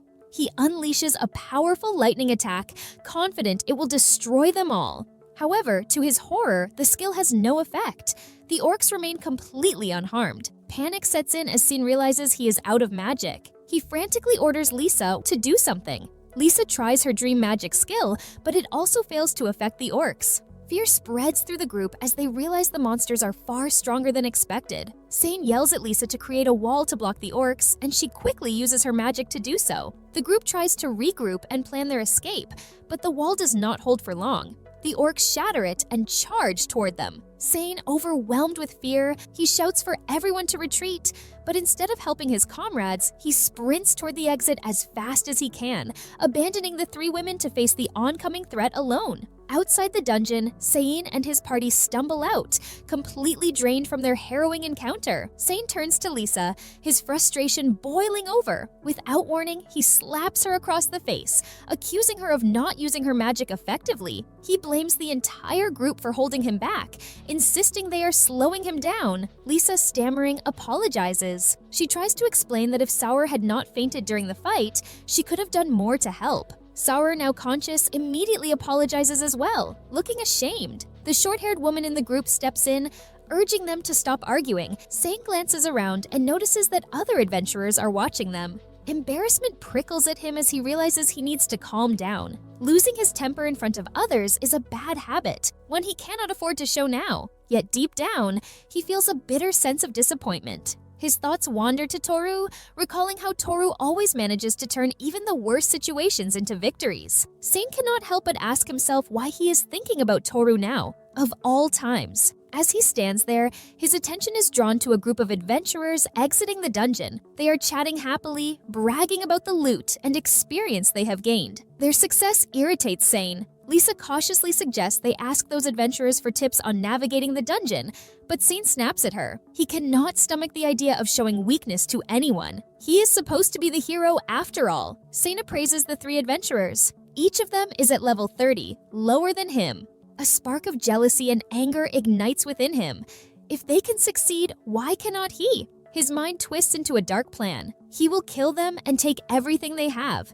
In his mind, this is justified. He is the hero, and heroes do not fail. Determined, Sein follows the group discreetly, hiding behind a large dead tree. He grips his sword tightly, ready to strike.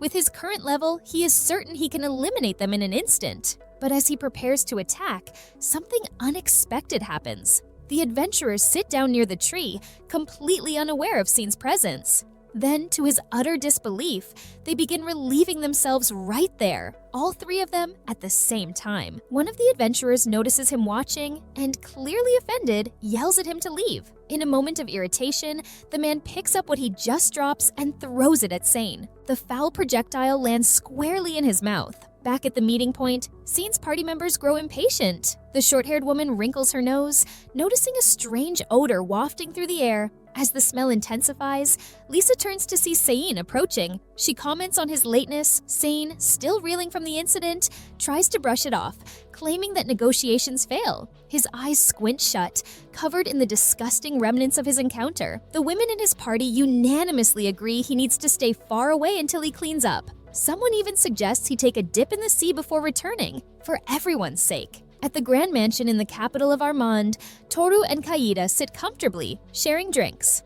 Toru glances at the champagne bottle in front of him, remarking on how expensive it looks. Kaida explains that such luxury is normal in the home of the most important marquis in the capital. Everything here is first class after all. Toru's sealed monster unexpectedly emerges. Toru, caught off guard, scolds it for coming out without permission. He marvels at how effortlessly the creature bypasses the seal. Kaida, always lighthearted, turns to Toru and teasingly calls him Mr. 31, asking why he chooses to sit all the way in the back. Toru, unsure how events like this typically unfold, admits to himself that staying at a distance is the safest option for observing. They are, after all, at an auction house, not their usual kind of place. The reason they come to this event is tied to an earlier visit that day. Someone knocks on the door of their residence, and to Toru's surprise, it is none other than Count Rowan. The Count explains that he hears Toru is in the capital and wants to pay a visit. Toru takes the opportunity to mention his newfound title of hero, something he earns partly because of Rowan's influence. The Count chuckles and dismisses the remark, saying Toru makes it sound like a duty when it isn't meant to be, and says he wants to show his thanks in the best way possible. This is simply a token of appreciation. When Toru asks after Marianne, Rowan reveals she stays at home.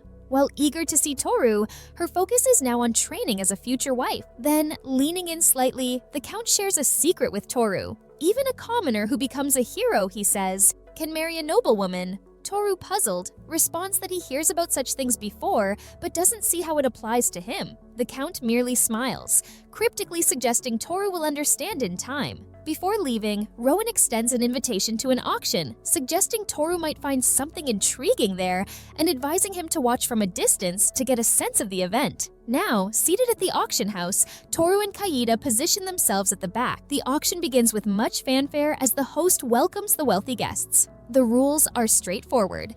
The person who offers the most money by the end of the bidding wins the item. The first item on display is a massive diamond. Excitement fills the room as the bidding starts. People eagerly raise their bids, and within minutes, hundreds of thousands are spent. Toru sits in disbelief, amazed at how quickly fortunes exchange hands. The host then introduces the next item, calling it a legendary object capable of striking fear into any enemy, an ability-blocking scroll. The host explains, starting the bid at 1 million. Toru, intrigued, places the first bid. To his surprise, no one else joins in. The host declares Toru, number 31, the winner of the scroll for 1 million. Toru is pleased with his purchase, and Kaida curiously asks what the scroll can do. Toru explains that it is a relic left behind by an ancient race, its secrets still unknown. Even in modern times, no one replicates its creation.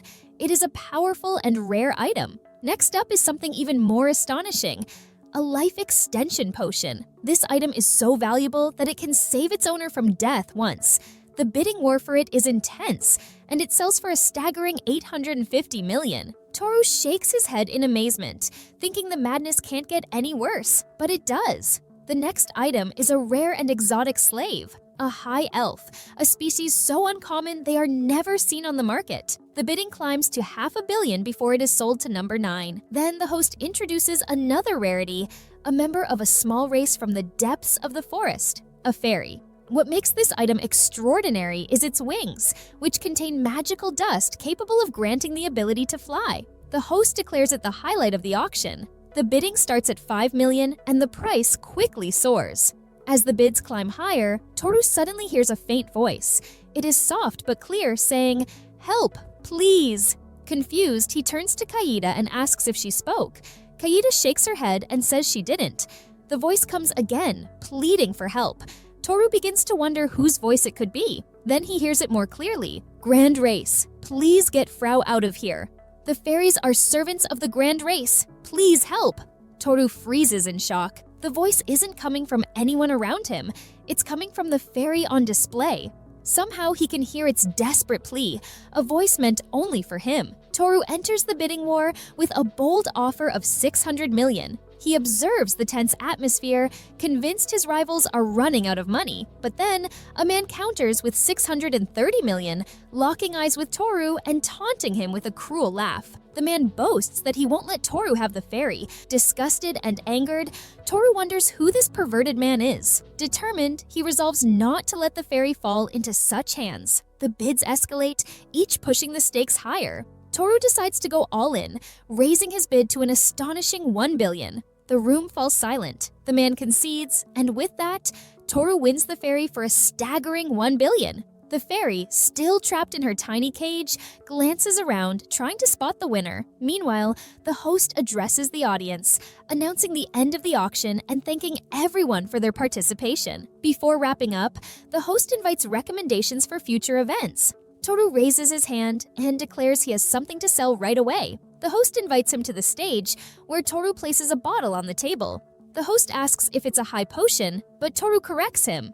It's an elixir. He explains that the elixir is a first-class medicine capable of healing any injury instantly. Whether an arm is severed or a heart stops, the elixir will restore life with a single sip.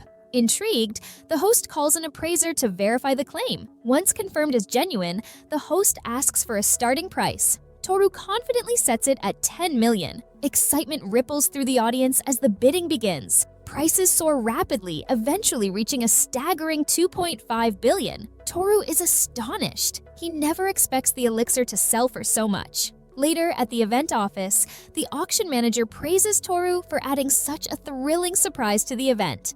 The manager then asks if the cost of the fairy can be deducted from the elixir's selling price. Toru agrees, realizing with amazement that his fortune has doubled. He starts with 1.2 billion and now possesses a sum that feels almost unreal. The manager hands over the fairy in her delicate little cage. As Toru looks at her, he remembers when he first sees Kaida at the slave shop. Smiling, he comments on how much she has changed. Kaida seems confused by his words. Back at home, Kaida opens the cage. Toru gently encourages the fairy to come out, assuring her he isn't going to harm her. The fairy declares that humans are cunning and warns that she won't be easily fooled. Toru notices her cautious demeanor and can't blame her. His attention shifts to the small hammer she holds, and he asks if it's hers, commenting on how cool it looks. At that moment, Kaida appears, bringing Toru some tea. Toru thanks her and offers the fairy something to drink as well. He then asks Kaida if they have cookies from the market. Kaida confirms and retrieves them. The mention of cookies catches the fairy's attention. A short while later, the fairy sits inside her little cage, nibbling on the cookies. Though she still refuses to come out, Toru thinks she seems to be warming up to them. Kaida then asks her master why he purchased the fairy. Toru explains that he hears a voice asking for help, seemingly out of nowhere. The fairy freezes, stunned that Toru hears her prayers. Toru clarifies that at first, he thinks it's his imagination, but it soon becomes clear the voice belongs to her. Realizing this, the fairy steps out of her cage for the first time and bows respectfully. She apologizes for her earlier behavior, addressing Toru as her lord. Toru, confused, asks what she means. he doesn't recall ever meeting her before. The fairy hesitates, then asks how a dragon man can live unnoticed among humans. Toru, taken aback, insists he has no idea what she's talking about. The fairy's expression brightens, and she exclaims with joy that she has finally found him. Kaida is equally shocked. Toru, puzzled by her reaction, asks what she means and reminds her that she has appraised his stats before. How could she not have noticed? Kaida quickly uses her appraisal skill again. She confirms it's true. Toru is a dragon man. Toru remains confused, asking if that's supposed to be something bad. Kaida explains that dragon men are an ancient, powerful race with a highly advanced civilization, known for leaving behind many relics. Toru, still skeptical, admits he doesn't feel any different. He adds that he levels up so quickly, he barely notices anything unusual. The fairy introduces herself as Frau, a member of the fairy tribe, and addresses Toru as her lord. She expresses her gratitude for being saved from the humans. Toru assures her it isn't a big deal and offers to cancel her master-servant contract, saying she can return home whenever she wants. Frau quickly rejects the idea, explaining that going back without him would lead to humiliation. Her parents, siblings, and even the neighbors would ridicule her. She adds that the neighbors might even throw stones at her, calling her a useless cutting board. Toru chuckles quietly, guessing her size might be the reason for such a nickname. Frau, however, stands firm and asks if Toru thinks she isn't strong enough to stand by his side. She boasts about being a level 30 warrior, confident in her abilities despite her appearance. Before the conversation can continue, Frau is startled, asking what the white creature is. Toru introduces it as his monster companion, a panda. Frau laughs at the name, finding it amusing. The panda, curious about the lively fairy, follows her as she flits around the room. Frau playfully teases the panda before reassuring it she's only joking. Kaida observes the scene with a smile, happy to see the two getting along. The next morning, Toru wakes up to find Frau sleeping beside him.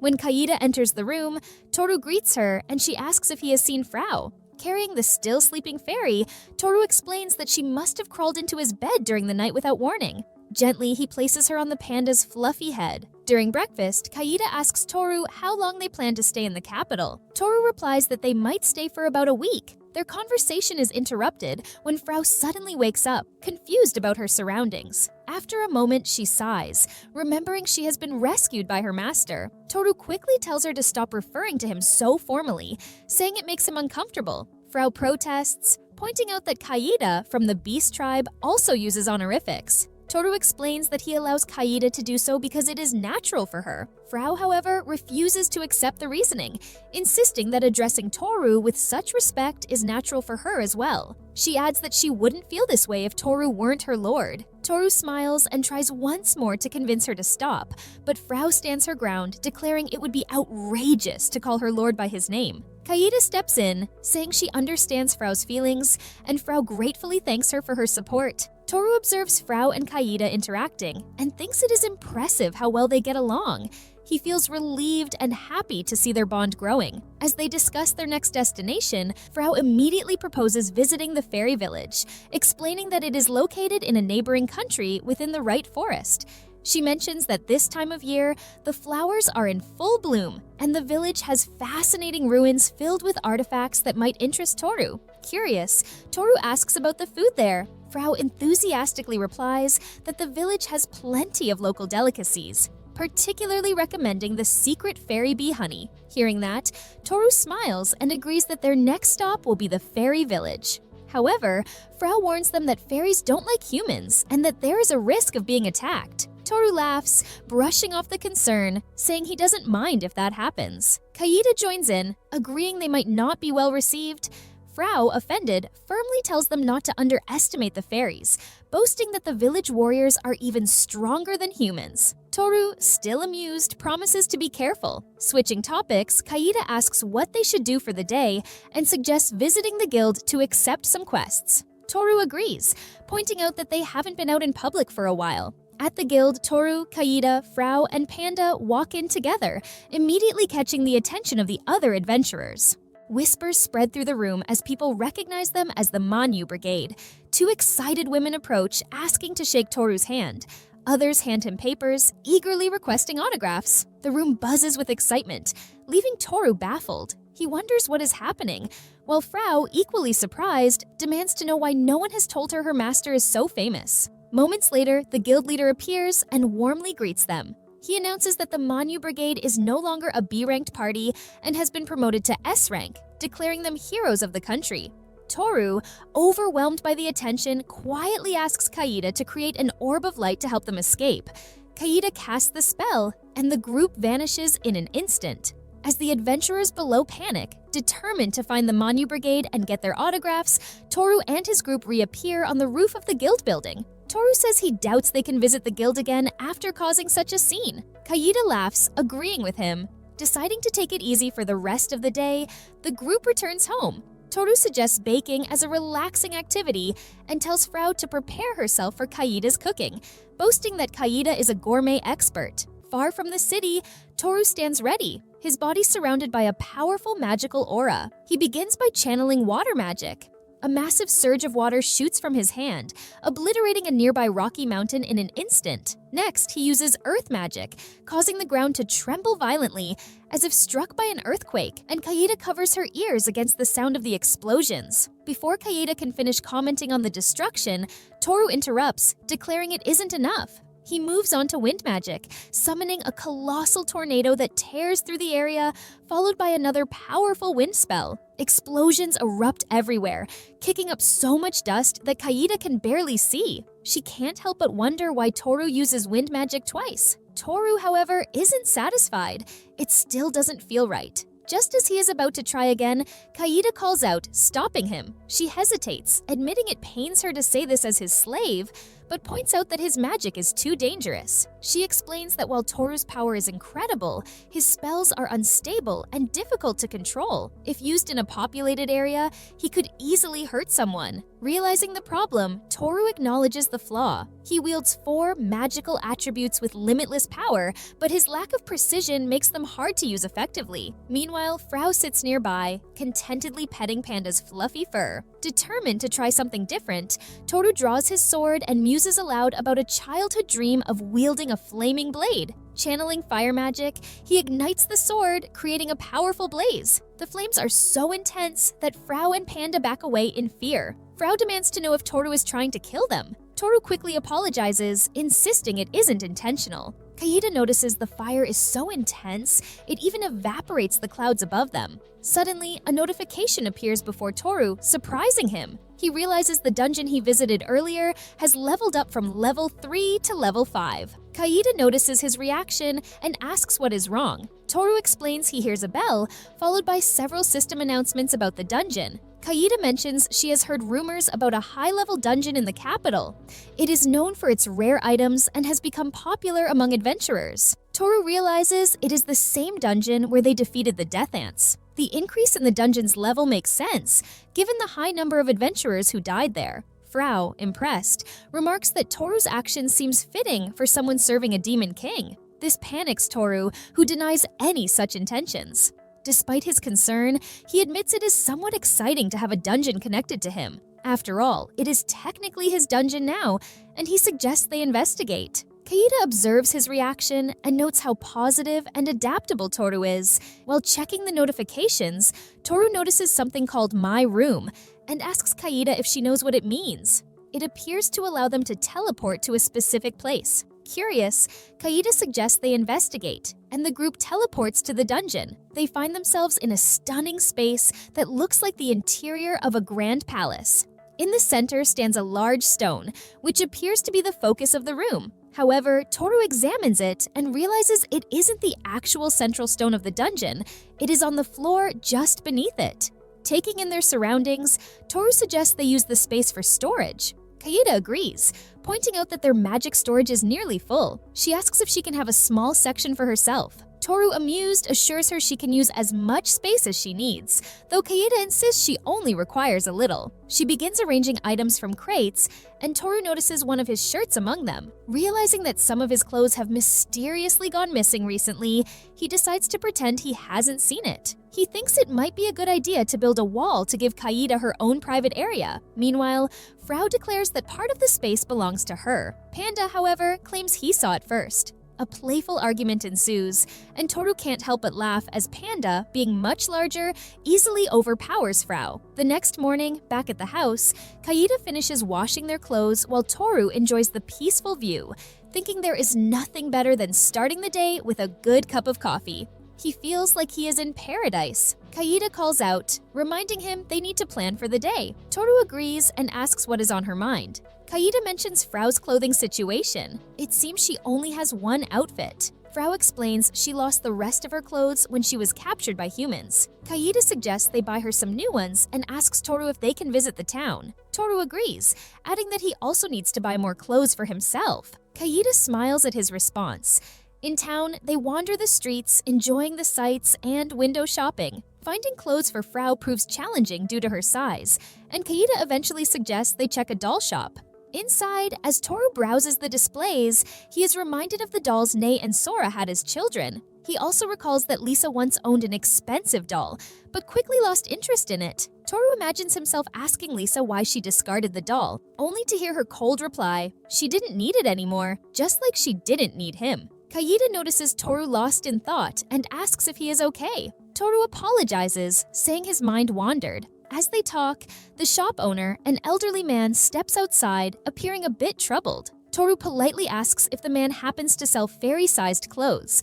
The old man's eyes widen in surprise when he sees Frau, a real fairy. He calls it an incredible coincidence and asks them to wait a moment. The man returns with a small fairy costume, explaining it was made by his late wife. The couple shared a love for fairies, and it had been his wife's dream that one day a real fairy would wear the clothes she made. The man offers the outfit to Toru, saying he would be honored if they take it, and assures them it is free of charge. Kaida hesitates, pointing out that the outfit has sentimental value as it belonged to his wife. But Frau steps forward, saying it is fine if the old man wants to give it to her. She admits she doesn't trust humans much, but is touched by how much the man cares about fulfilling his wife's dream. Frau promises to honor that dream and declares that this little Frau will make it happen. Toru can't help but feel skeptical, wondering if someone like Frau can truly carry out such a promise. The old man shares stories about how he became a doll clothes maker, his passion stemming from his wife's love for fairies. As he speaks, Frau interrupts, showing off the fairy clothes she is now wearing.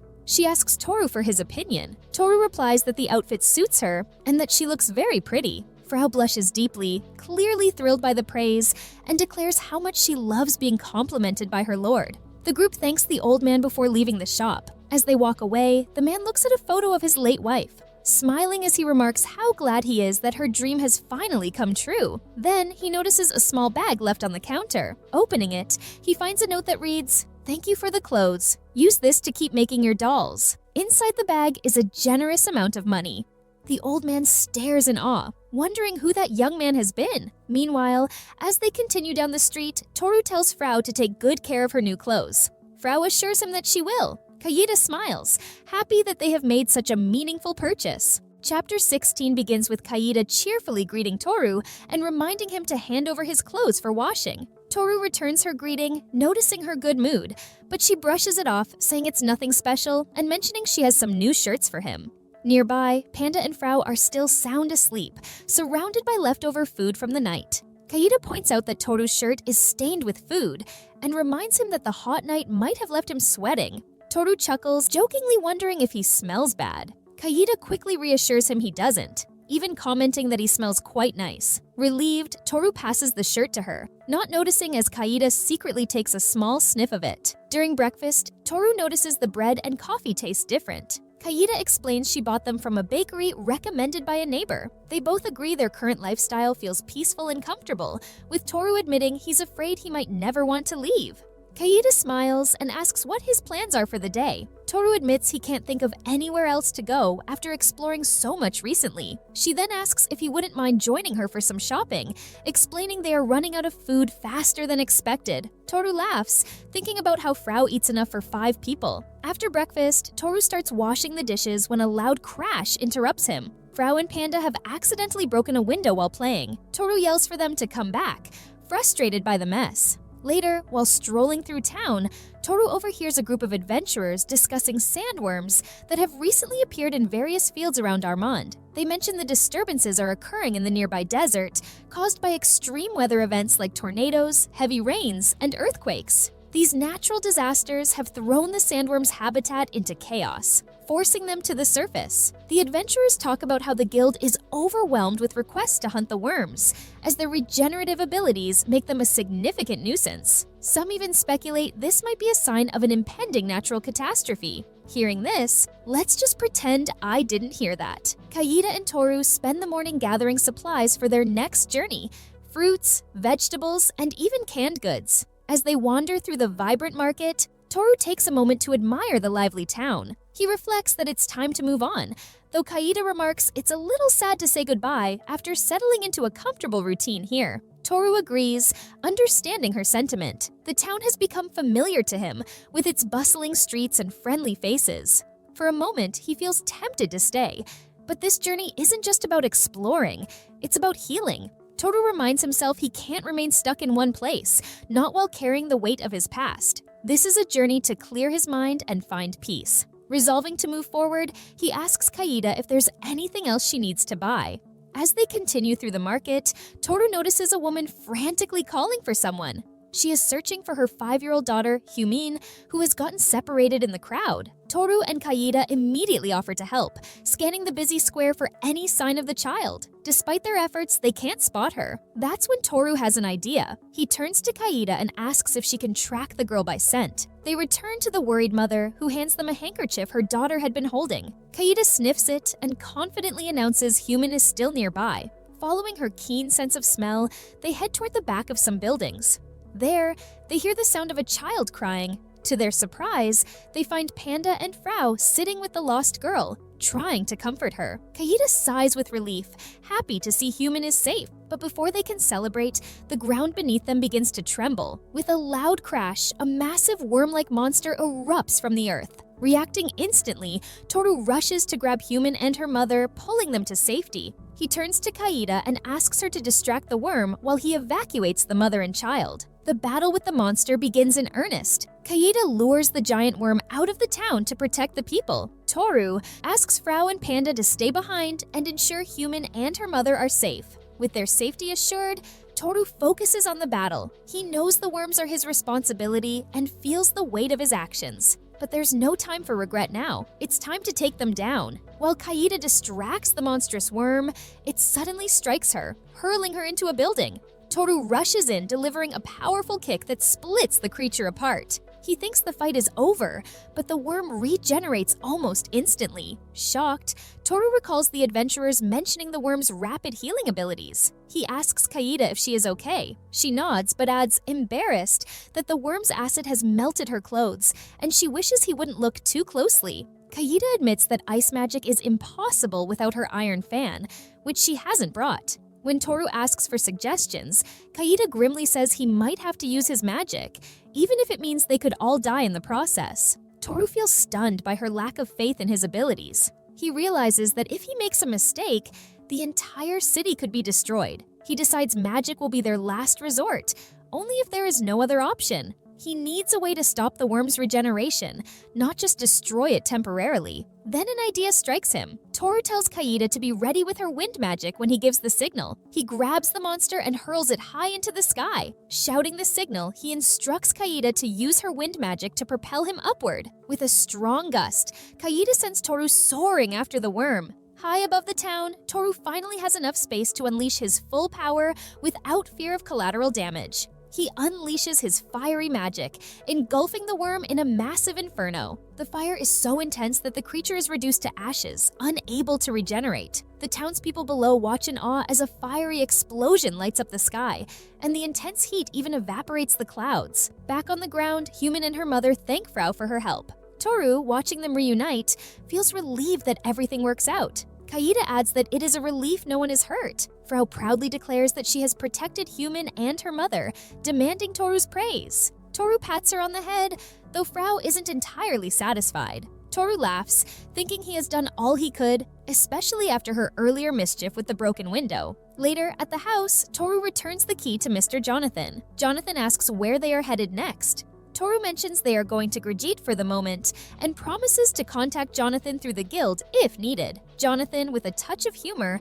reminds Toru not to cause trouble in other kingdoms, pointing out that he is now considered a hero of the country. As they are saying their goodbyes, Panda suddenly begins to cry. Without warning, it lunges at Jonathan, hitting him hard in the stomach. Everyone is stunned. While Jonathan recovers, Frau tugs at Panda, explaining that its strength is a bit excessive for a simple farewell. Kaida shouts an apology on behalf of Panda, while Jonathan waves them off, muttering about how noisy they are. With everything settled, Toru, Kaida, Frau, and Panda set off for their next destination, the fairy village, ready for the adventures that await them. At the border town of Grijit, Toru and his group settle into a rented house. Morning light streams through the windows as Toru wakes, feeling refreshed. Moments later, Kaida enters the room, greeting him with a cheerful good morning. Her early presence surprises him. She explains that she has already been out, bringing back bread for breakfast from the town. When he asks if she is ready for the day, Kaida confirms with a nod and reminds him of their plan to visit the fairy village that morning. A small laugh escapes him as he remarks how Frau's excitement about the trip hasn't wavered.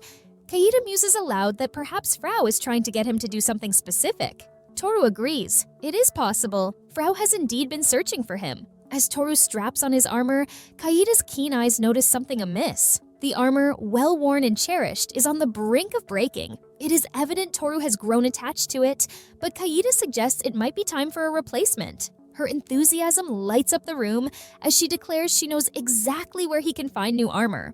Toru hesitates, a peculiar sense of déjà vu brushing over him. Their journey takes them through familiar streets, yet anticipation lingers in Toru's mind. He suspects their destination might hold something unexpected. Arriving at a grand structure, Kaida identifies it as the Temple of the Sacred Weapon.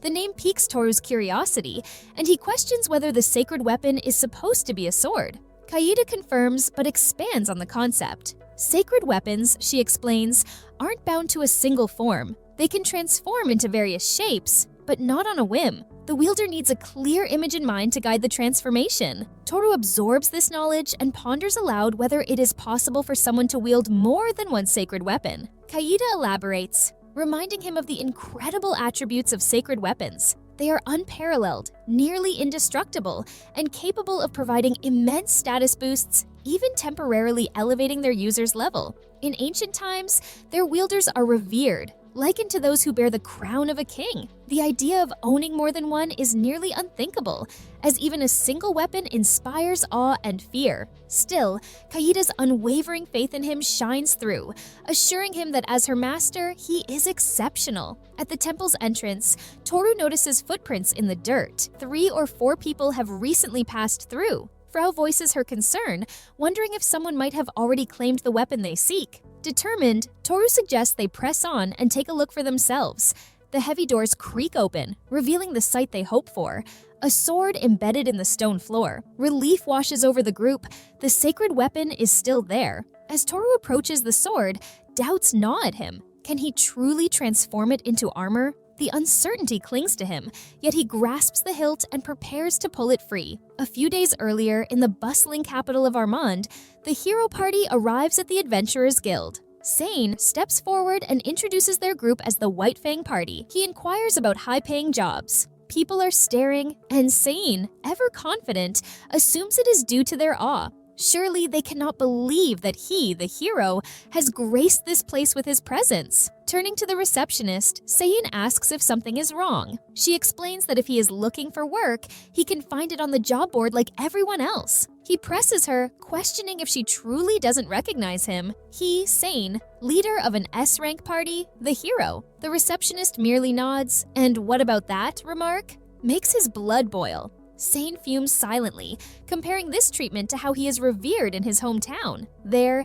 his name commands respect, and guild leaders bow to him. Here, he is just another adventurer. If Seiyin wants special treatment, he first needs to earn a name in this country, like the Manhwa Brigade, with another adventurer dismissing the idea as impossible. The mockery ignites Seiin's fury. Without hesitation, he strides to the source of the laughter and strikes the man with a powerful punch. Gasps fill the room as the victim's companion demands to know what he is doing.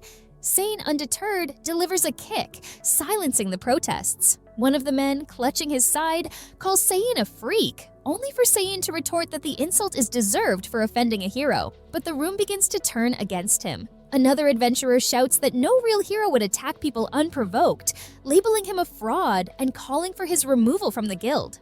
The commotion escalates as Sein lays waste to his detractors, his blows scattering them like leaves. He sneers at their inability to stand against him, reminding them they are barely level 30, no match for someone of his caliber. Amid the chaos, Sauer, one of his party members, pleading with him to stop before someone is killed. Her words briefly pierce Sein's rage. Choking one of the adventurers, he realizes that causing a death here could have dire consequences, potentially landing him in jail. Reluctantly, he releases his grip and composes himself.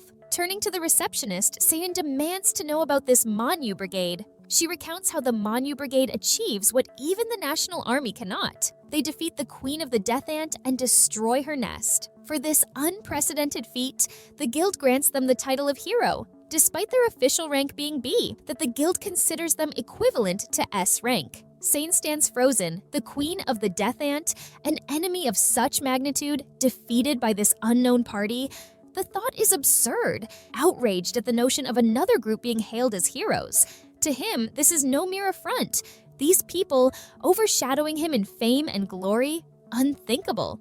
The manhwa brigade must have formed recently. Yet, if they truly possess the strength to overcome the Death Ant Queen, they are not ordinary. The adventurer who slays the dragon, unsheathes the sacred sword, and traverses the ruins of Einarch. Could it be the same person who forms the manhwa brigade? The puzzle pieces click into place, and Sein's eyes widen as understanding dawns. Turning back to the receptionist, he demands to know the party's current location. They have recently left the capital and are now heading toward Grigit. Sein's thoughts shift to the second sacred sword, said to lie near Grigit. The timing is perfect. He barks orders to his party, commanding them to move out immediately, leaving the wounded behind. Grigit awaits, and Sein intends to get there before his newfound rivals can claim what he believes is rightfully his. In the town of Grigit, Sein stands with a smirk, his gaze fixed on the inn where he hears the manhwa brigade is staying. Confidence radiates from him as he declares to his party that they have found their target. His plan is clear: locate the sacred sword first, then deal with the so-called heroes who dare overshadow him. He is, after all, a bearer of a sacred sword, but until he obtains another, he is at a disadvantage. At the Temple of Grigit, Sein's party enters and immediately spots the sacred sword embedded in the ground before them. Sauer, one of his companions, encourages him, her voice filled with hope. The rest of the group joins in, cheering him on, certain this moment will reward all his efforts. Sein stands before the sword, trying to compose himself. A heroic atmosphere, he thinks, is essential. His voice carries solemnity as he speaks of his hardships, the countless challenges he has faced to get to this point. But all of that ends here. With this sword, he will achieve his ultimate goal and crush the manhwa brigade. Sein reaches for the sword, he pulls, but the sword doesn't budge. One of his party members tells him to stop fooling around. Sein bristles at the comment, insisting the sword is testing him and that it isn't supposed to be easy. He summons all his strength, muscles straining as he tries again.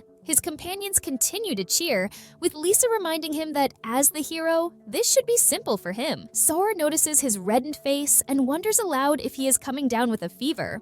The hours stretch on, and still, the sword remains firmly in place. 24 hours pass, and Sein makes no progress. Exhausted and defeated, his party finally leaves the temple, empty-handed. The following day, Toru and Kaida arrive at the temple. Without ceremony, Toru approaches the sword, wraps his fingers around the hilt, and pulls. The sword slides free with effortless grace, Kaida exclaiming that she told him so. Frau chimes in, declaring that there is truly nothing her master can't handle. As Toru holds the sword aloft, its shape begins to shift, metal twisting and flowing until it transforms into a suit of armor. Kaida's excitement spills over as she exclaims that her master has gained new armor. Frau adds that, while she always imagines him in heavy armor, this lighter form suits him well. Toru looks down at the armor now adorning him, feeling something unfamiliar yet comfortable. When Kaida asks how it feels, he swings his arms experimentally, marveling at its flexibility. Though it is metal, it moves like leather, and he admits it feels remarkably good. Kaida's response, that's what matters. Toru's curiosity surfaces as he asks if sacred weapons can be appraised. Kaida activates her appraisal skill. She explains that her level isn't high enough to read the armor's information. Even if she improves her skills, she suspects the result will remain the same. Perhaps, she muses, the armor's sophisticated magic shields its secrets. Toru finds himself wondering about the intricacies of such a remarkable creation. The thought of its craftsmanship, the unknown technology behind its transformation, fills him with awe. As he ponders, his gaze drifts toward Kaida, curiosity about her own past stirring within him. But there will be time for those questions later. For now, Toru declares that they have achieved what they came for.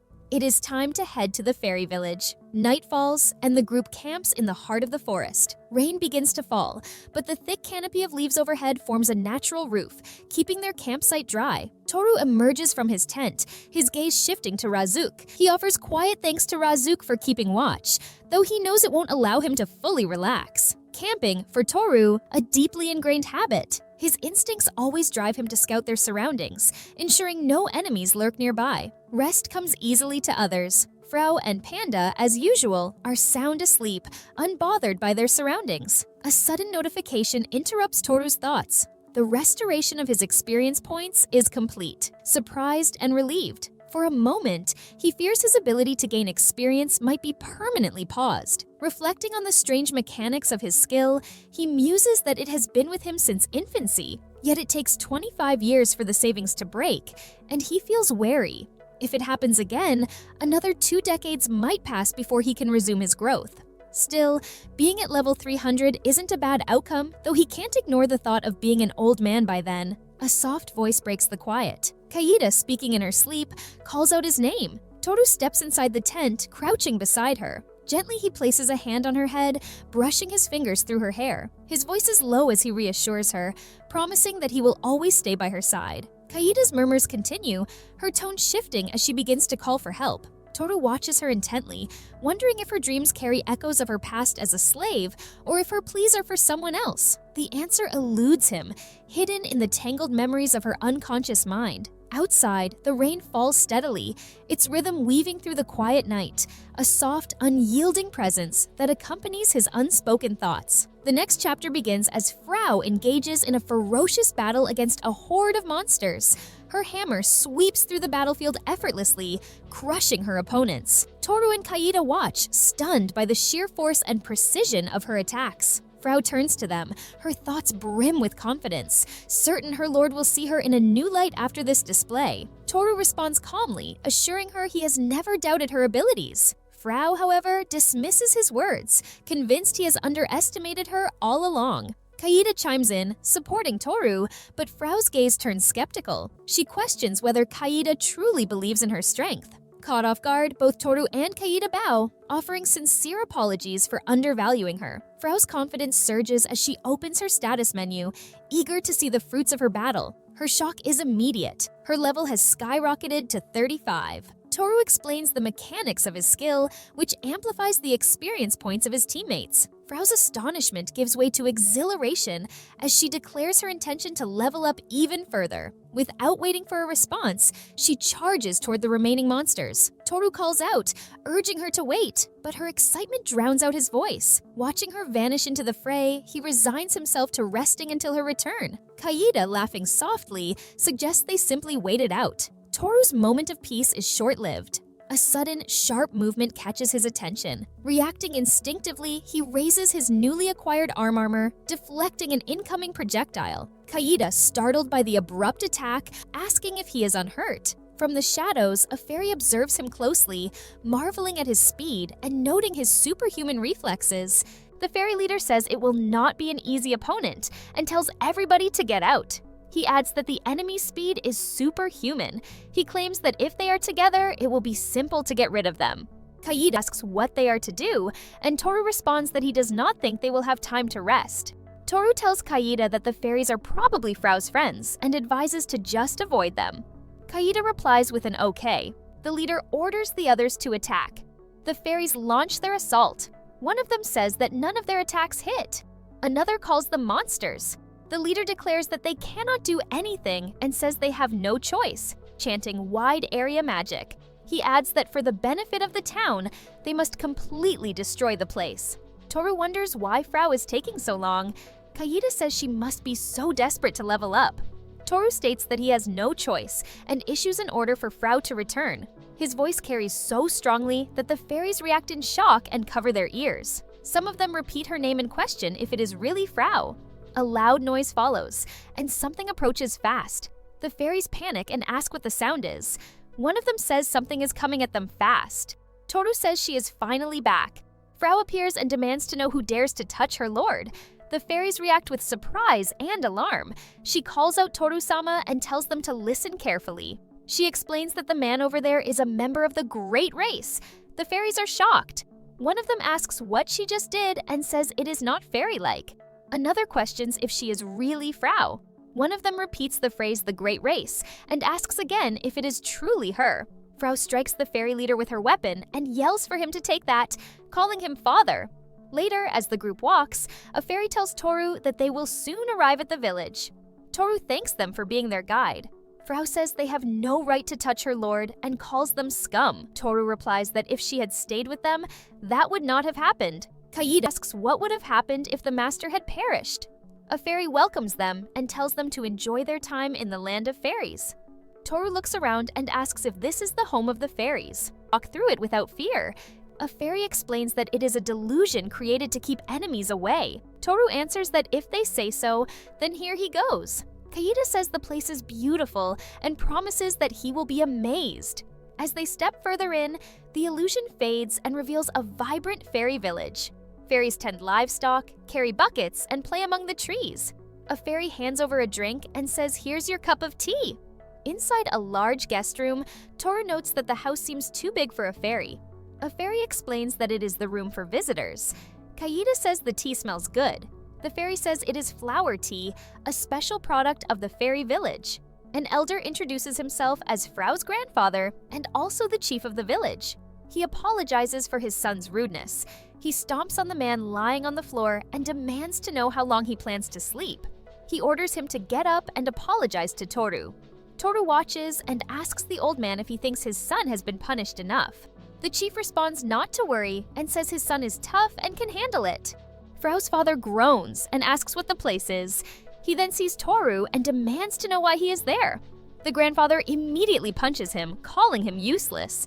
Frau's father yells in pain and demands to know why they are protecting that human. The grandfather kicks him again. He tells the others that Toru is the last of the great race and not like a human being.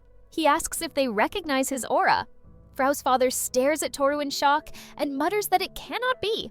Toru silently watches. Frau's father drops to his knees and begs for forgiveness. He says he deeply regrets his actions.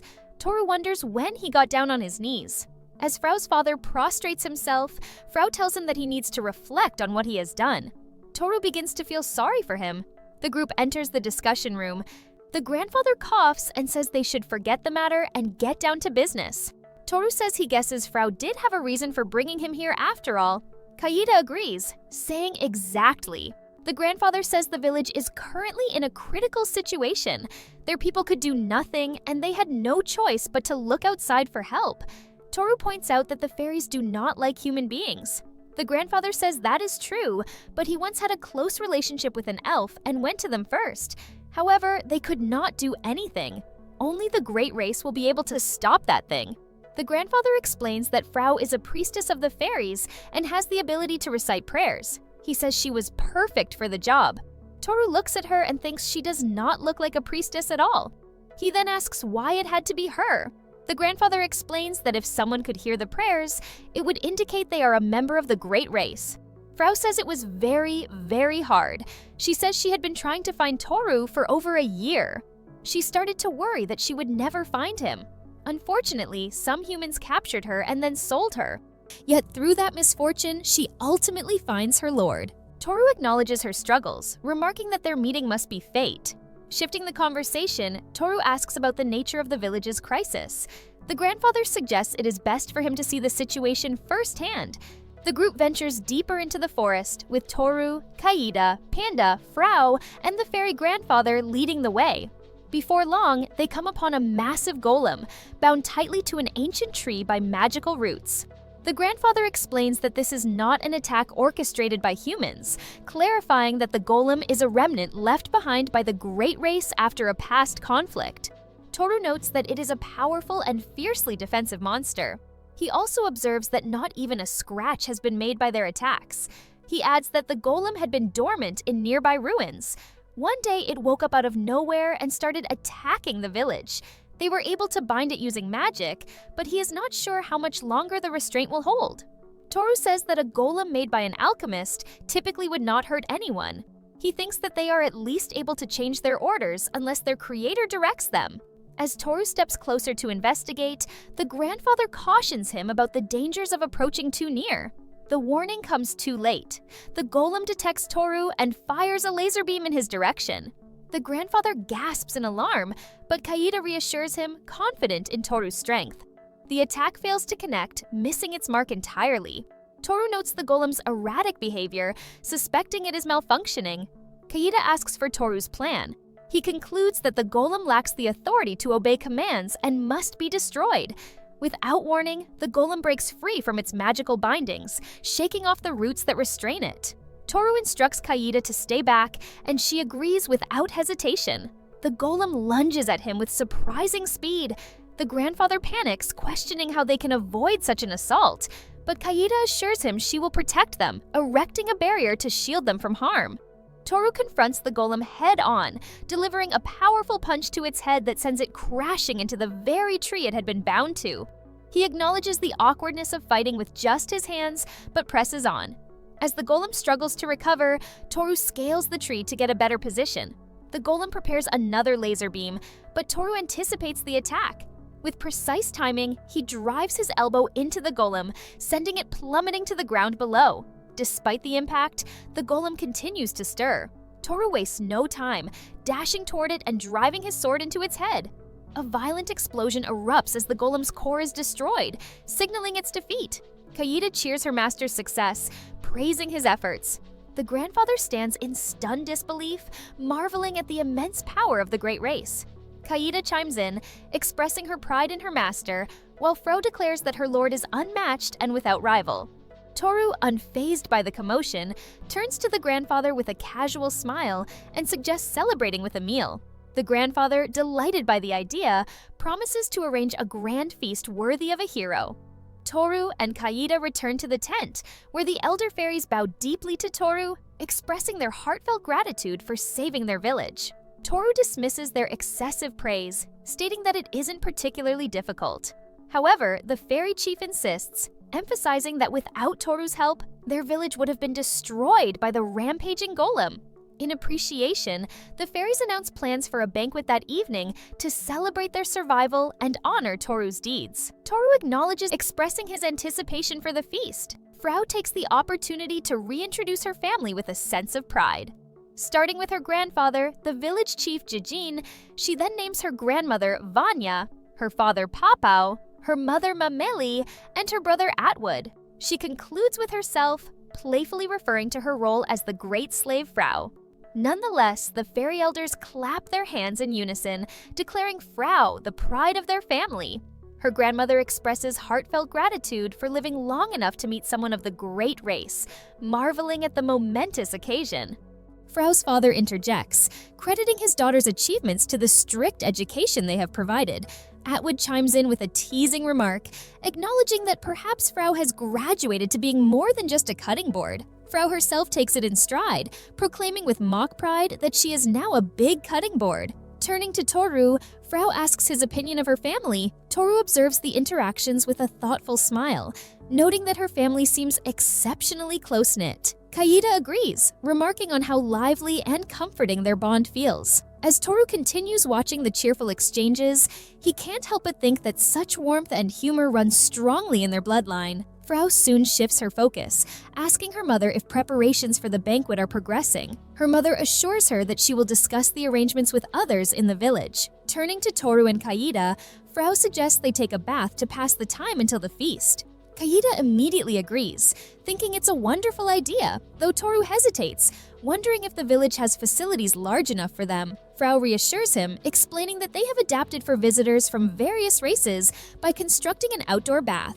Satisfied with her answer, Toru decides to give it a try. Upon reaching the bathhouse, Toru is struck by the tranquility of the hot spring. The clear water is infused with the fresh fragrance of fruit and flower petals, blending harmoniously with the surrounding forest scenery. Toru finds it idyllic, a perfect place to relax. As he considers whether to wash his head first, Kaida's voice suddenly calls out to him. Turning around, he is startled to see her stepping into his bath area. Kaida approaches him with quiet determination, asking if she can wash his back. Taken aback, Toru reminds her that she doesn't need to do such things just because of her status as a slave. Kaida insists, stating that it isn't out of obligation but genuine desire. She expresses her wish to take care of him in this way, particularly since he hasn't started washing yet. Toru, though initially hesitant, concedes, agreeing that it's fine if she truly wants to. Kaida begins to wash Toru's back with careful attention, and Toru can't help but feel that the situation is precarious. His thoughts drift back to when they had bathed together before, but at that time, Kaida had still been a child. Now, however, Kaida's beauty is beyond compare, and it overwhelms his senses. Before Kaida can finish washing his body, Toru interjects, insisting that he can handle the rest himself. He expresses his gratitude, admitting that it feels great, and quickly moves into the bathtub, seeking a moment to regain his composure. Submerged in the soothing hot water, Toru remarks on how heavenly it feels. He glances at Kaida, asking if she isn't planning to join him. Kaida replies that she has only come to wash his back, but then decides to sit beside him in the tub. As she settles in, she notes the pleasant warmth of the water combined with the soothing fragrance and comments on how relaxing it all is. Toru agrees. As Toru shifts slightly in the water, he feels something brush against his leg. Curious, he looks down to find Kaida's tail swaying gently beneath the surface. Kaida, noticing his interest, tells him it's fine to touch it if he wants. Toru hesitates, aware that beastmen typically consider their tails an off-limits area, a highly sensitive place they guard instinctively. The fact that Kaida offers her trust so freely makes him feel honored. Carefully, he reaches out, remarking that her tail, which normally appears fluffy like a puppy's, is surprisingly slender beneath the surface. Kaida's face flushes slightly, her shyness apparent. Though she doesn't pull away, Toru thanks her for letting him touch it and admits that he enjoys the unique sensation. As he continues to observe her, he notices her cheeks growing even redder. For a moment, he wonders if the heat of the bath is getting to her. Then looking upward, he suddenly calls her attention to the sky. Above them, a meteor shower unfolds in a dazzling display. Both Toru and Kaida watch in awe, captivated by the brilliance of the streaking lights. The serene beauty of the moment seems to solidify the specialness of this place, a sentiment Toru voices aloud. Kaida agrees. The scene shifts to Sein and his party, a group determined to claim the Holy Sword. Their journey leads them to the North Star, a region sweltering with heat. One of the women in the group complaining about the temperature. Sein dismisses her remarks curtly, already aware of the oppressive heat. Another woman chimes in, expressing her frustration that they wouldn't have needed to come this far if Sein had taken the Holy Sword from the previous temple. Inwardly, Sein bristles at their comments, thinking bitterly that their chatter is unbearable. He reflects that he hasn't avoided the earlier sword by choice. His reputation in his homeland is on the line, and these women, noisy and exasperating, only add to his pressure. If he fails to secure the sword here, there will be no future for him. Their complaints are interrupted when one of his companions points out a city in the distance and suggests they stop there for food. Sein, though reluctant, acknowledges that his group is nearing their limits. They won't reach the temple in their current state. He agrees to the detour, and the group eagerly heads into the city, the women's excitement grating on his nerves. Inside a local restaurant, they are taken aback by the sight before them. Plates of worms, insects, and other unrecognizable creatures are laid out as the main courses. Sein, appalled, questions what kind of establishment this is. One of the women echoes his sentiment, expressing her disbelief at the unappetizing food. Sein silently laments the people of this place, convinced they are deranged. Despite the initial revulsion, one woman in the group decides to try the food. To everyone's surprise, she declares it delicious, thoroughly enjoying the dish. Sein is horrified, watching her eat with enthusiasm. He wonders how she can consume an insect with such joy, and privately resolves that she is becoming a liability to the group.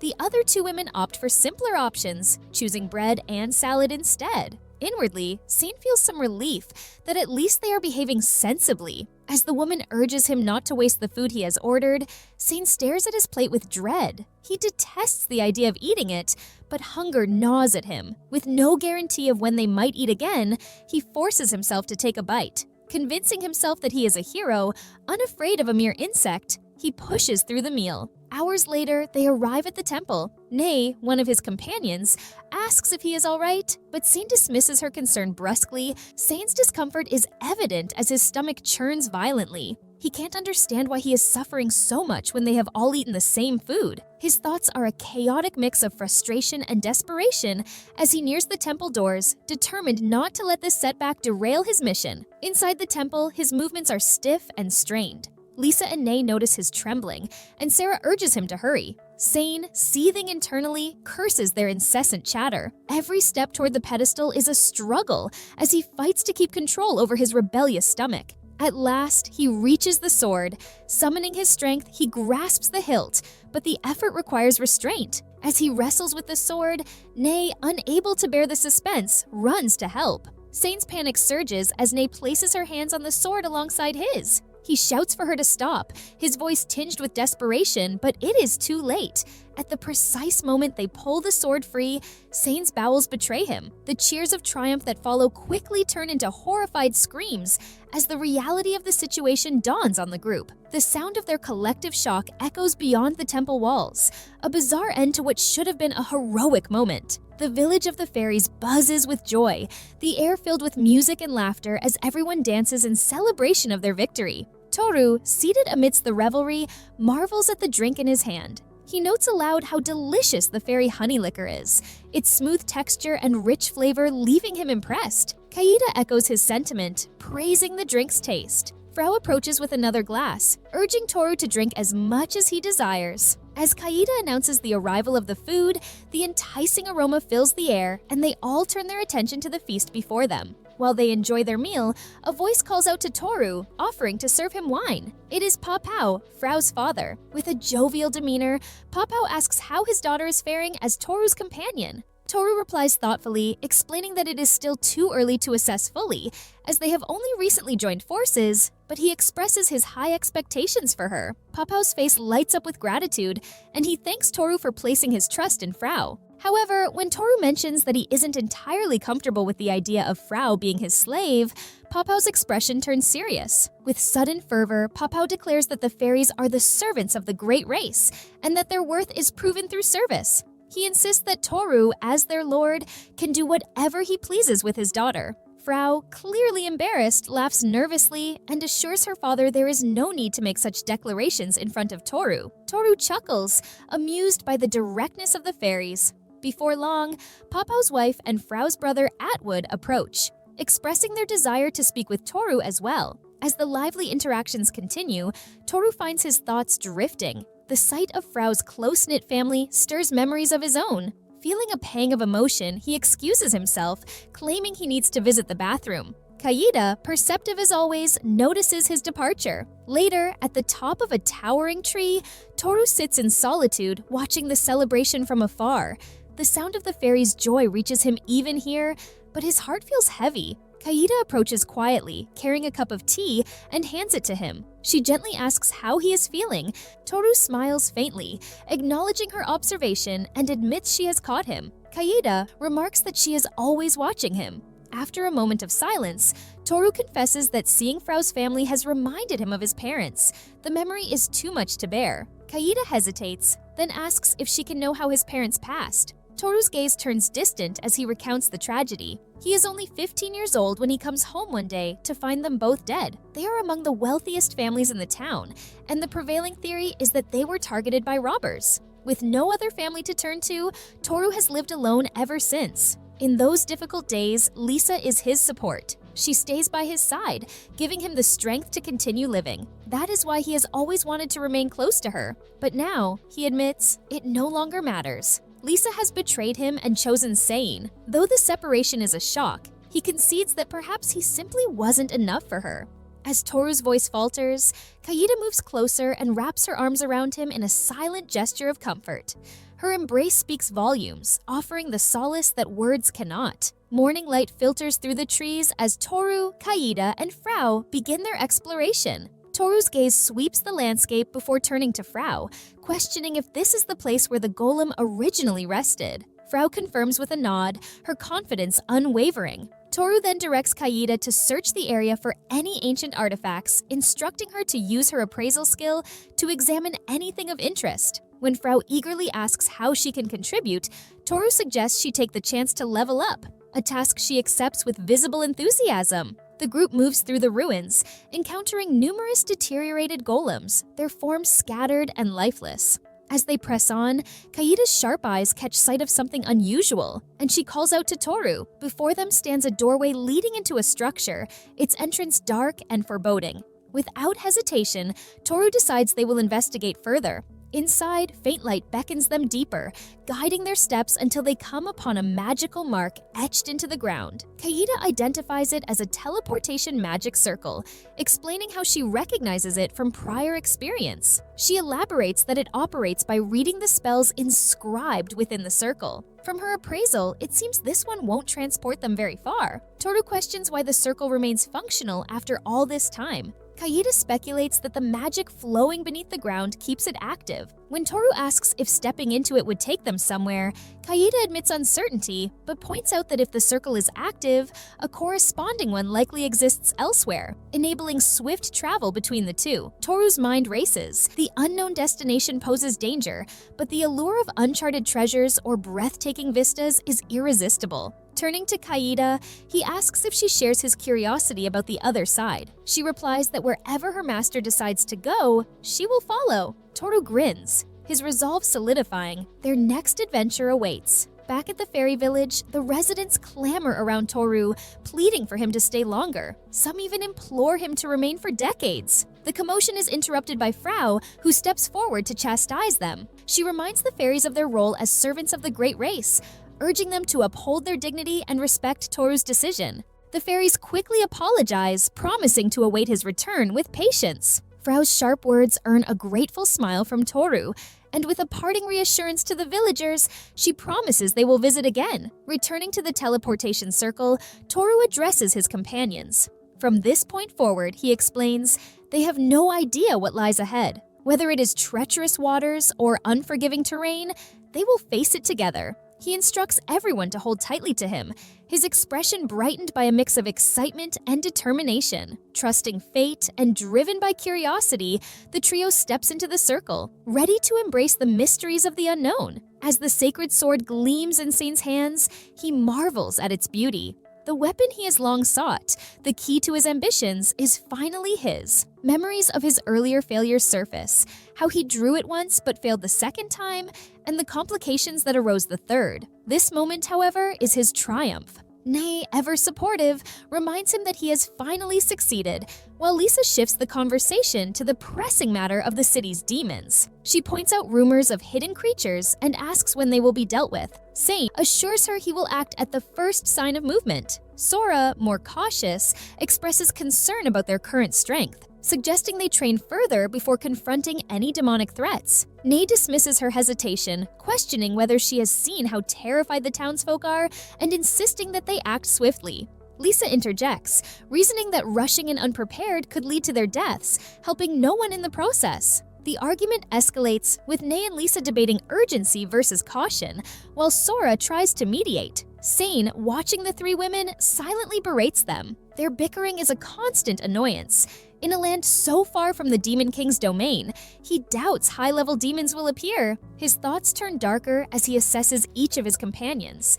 Nai, once useful, is now grating and expendable. Sora, despite her healing abilities and physical appeal, is becoming a hindrance with her caution. Only Lisa retains value, obedient, efficient, and once belonging to Toru, which makes keeping her around satisfying. Yet all three are level 40, and if stronger allies emerge, Sane is already considering replacing them. A sudden tremor shatters his thoughts. Lisa rushes to the window, alarmed by the noise, and describes the chaos outside.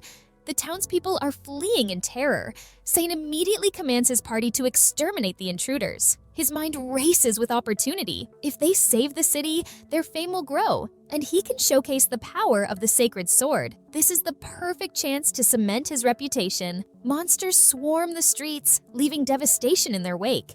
Meanwhile, the demons are wreaking havoc, killing the men, assaulting the women, and stealing the city's resources. This is the demon commander, their target to kill. Sane tells Lisa that her task is simple. He wants her to cast magic left and right against the demon commander, so he will take advantage of that opportunity. But the girl says, "First, we need to evacuate the residents from here." Sane raises his tone and says, "No matter how many common people die, it doesn't matter at all. Just stick to following my orders." She is stunned. As the demons begin to gather food and riches, Lisa wastes no time. She unleashes her fire magic in various directions, creating a chaotic scene. The demon commander, unable to pinpoint the source of the spells, grows increasingly furious. Then, out of nowhere, Sane descends from above and delivers a powerful strike to the demon commander's head, demanding his surrender to avoid suffering. However, to Sane's shock, his attack seems to have no effect. Before he can react, the demon commander swiftly counters with a single devastating punch that sends Sane flying, crashing into a distant wall. Mockingly, the demon commander taunts him, "Are you the hero by any chance?" Fear grips Sane as he realizes the gravity of the situation and wonders why he doesn't have a single scratch after taking a hit from me and Lisa's magic. What level is he? Why is there a monster like this in a place like this? Just as the demon commander is about to deliver the final blow to Sane, a miraculous turn of events unfolds. A horde of adventurers, a formidable mix of both A and S-class adventurers, descends upon the scene, ready to take on the demon commander. Sane breathes a sigh of relief. The demon commander wastes no time and orders his subordinates to engage the incoming adventurers in battle. The adventurers prove their mettle and easily kill the demon subordinates. With the demon commander now vulnerable, the adventurers unleash their most potent spells and attacks, expecting to defeat him swiftly. However, to their collective astonishment, their magic and attacks seem to have no effect on the formidable foe. The demon commander retaliates with ruthless efficiency, taking down the adventurers one by one until none dare to challenge him any longer. After that, he turns back to Sane, saying, "Well, where's the hero? Oh, I've already seen you." Suddenly, he kicks Sane's face and mocks him. "Are you really a hero? What level are you?" Sane replies, "Level 63. The demon commander mocks him again. "Just 63 and you dare to challenge me? Don't mess with me." In the direst moment when the demon commander is about to deliver the final blow to Sane, a ray of hope appears. Out of nowhere, the girl comes and delivers a powerful kick to the demon commander's head. What plot armor for this self-proclaimed hero? The girls heal him while the other girl, Nay, fights the demon commander. But this stupid and ungrateful boy says, "Too late. What were you doing? Useless women who can't do anything." He yells to Nay, "Stop that guy here." Sane intends to leave Nay, but the girls say, "We need to fight too." Sane angrily replies, "I'm a hero. The importance of my life is different from others." Hearing that, the girls are stunned. When Nay is still fighting the demon commander, Sane leaves her. "Goodbye, Nay. Your appearance and body weren't bad, but I'm tired of you. Die here for me." Nay is beaten up now and wonders, "Sane, are you joking, right?" Meanwhile, the true hero, Toru, finally arrives with his loyal slaves, Keed and Frau. Their arrival is met with shock and dismay as they behold the city in flames and devoid of its people. Toru's fury ignites at the sight of the destruction caused by the demons. As two of these demons approach, their sinister intentions clear. They are eager to harm humans, a beautiful beast, and a fairy, which are Toru, Keed, and Frau. However, Toru, oozing confidence, steps forward to confront them. He boldly declares that it is he who will vanquish them. Just as the demons prepare to attack, Keed intervenes with a swift and deadly strike, casting a devastating slash burst that instantly annihilates one of the demons. Meanwhile, Frau swings her mighty hammer with remarkable force, ending the second demon's existence. With the threat eliminated, they marvel at how weak these demons had been. Now let's help those who survived. We must save the citizens. Toru, Keed, and Frau quickly split up, each determined to save as many people as possible from the chaos that has engulfed the city. As they go about their mission, a heart-wrenching scene unfolds. A demon menacingly approaches a defenseless child and mother. Just as the demon lunges forward with cruel intent, Toru appears like a guardian angel. With a swift and decisive strike, he severs the demon's head, saving the child and mother from harm. Toru then tells them to evacuate, and he continues to kill the rest of the demons. 1, 2, 3, 4, 5. Only 5 seconds, he kills all of them with ease. After that, Toru instructs them to organize the evacuation of all the civilians to ensure their safety. He sets off once again, determined to confront and eliminate any remaining demons that pose a threat. Meanwhile, on the side of the demon commander, a subordinate rushes to report a dire emergency. They convey the shocking news that their demon armies stationed on both the east and west sides of the city have been decimated by a single, unstoppable individual. The demon commander, once filled with confidence, is left in a state of disbelief. What is happening? There is an adventurer of the hero class who happened to be hiding in this city? Boom! Suddenly, Toru arrives and breaks the wall. Toru says, "Are you the demon commander?" He simply replies, "Yeah, and who are you?" Toru says, "I'm just a warrior." I love Toru because he is not self-proclaimed, he's my alpha boy. In a sudden and desperate move, the demon commander hurls Nei onto his back. However, before he can react, Toru's incredible speed kicks in, and he catches Nei in an instant like flash. The demon commander is left utterly shocked by Toru's swift and precise actions. As Toru cradles the badly injured Nei in his arms, a rush of memories floods his mind. He can't help but recall their time together in the same party. Nei had been a source of unwavering support and encouragement during Toru's weaker days. Back then, their team had already reached the impressive level of 40, while Toru had lagged behind at level 20. He said, "Should I leave the party?" Nei suddenly kicks his ass and says, "Why are you acting like this? It's not like you. Do something instead of dwelling on it. I will accompany your training. We are a team, all 5 of us together, right?" Nei also asked Toru to confess to Lisa quickly. But Toru said, "I'm afraid of being rejected." Toru was really happy to train with Nei. Back to the present, he is crying for her while the demons attack him from his back. But Toru moves quickly and kills the demons instantly. The demon commander asks him, "Are you really just a simple warrior? It looks like you've surpassed level 100. It's been a while since I've fought someone over level 100. Try to have some fun." But Toru says, "I can't let you have your fun. I'm worried about Nei. Allow me to kill you quickly." He laughs and says, "You want to kill me quickly when I'm level 150? There's a line you shouldn't cross with jokes." Toru instantly slashes one of his arms. The demon commander is furious and moves quickly to hit Toru, but Toru casts an ice trap on him. Keed and Frau come to help him after killing all the demon subordinates. Toru tells Keed to take care of healing Nei over there. Meanwhile, he will kill the demon commander. Even though his arm is gone now, he uses a unique ability and calls his demonic weapon. The weapon then struck into his arm and becomes his new arm. While transforming, Toru tries to kill him before the transformation finishes, but he quickly reacts and parries Toru's sword. He then throws Toru to the wall. When he is about to kill Toru, Toru quickly moves and realizes that the demon commander's speed has become faster than before, easily keeping up with Toru. The demon commander says, "This magical axe is one of the demonic weapons, which can only be used by certain demons. There are some risks in using it, but its power is absolute. It also increases the user's level by 1/3. That means my current level is 195. Frau is worried for Toru, so she asks Keed to help him, but Keed says not to worry. Our master is the strongest one. Even though the demon commander becomes stronger now, Toru learns all his movements and tries to find his weak spot. Toru intends to kill him in one strike. He readies his sword, then in just a few milliseconds, he stabs the demon commander very quickly. The demon commander says, "Impossible, he's too fast, I didn't even feel his presence before he appeared. But it's not over. I will heal this kind of injury in no time with the power of the demonic axe." Suddenly, Toru pulls out the core of the demonic axe instantly. He is shocked and says, "I lost." So this is the reason why Toru can easily do all of that, because he has now unlocked 2 new jobs, which are Dragon Knight and Master Thief. The Dragon Knight job helps him to find the core, and the Master Thief skill helps him to easily move as close as to his enemy. The demon commander says, "Finish me so the battle is over." Toru says, "Well, do you have any last words?" And he just asks, "What level are you?" Toru simply replies, 300. In the end, the demon commander dies and realizes that this is what the strength of a level 300 looks like.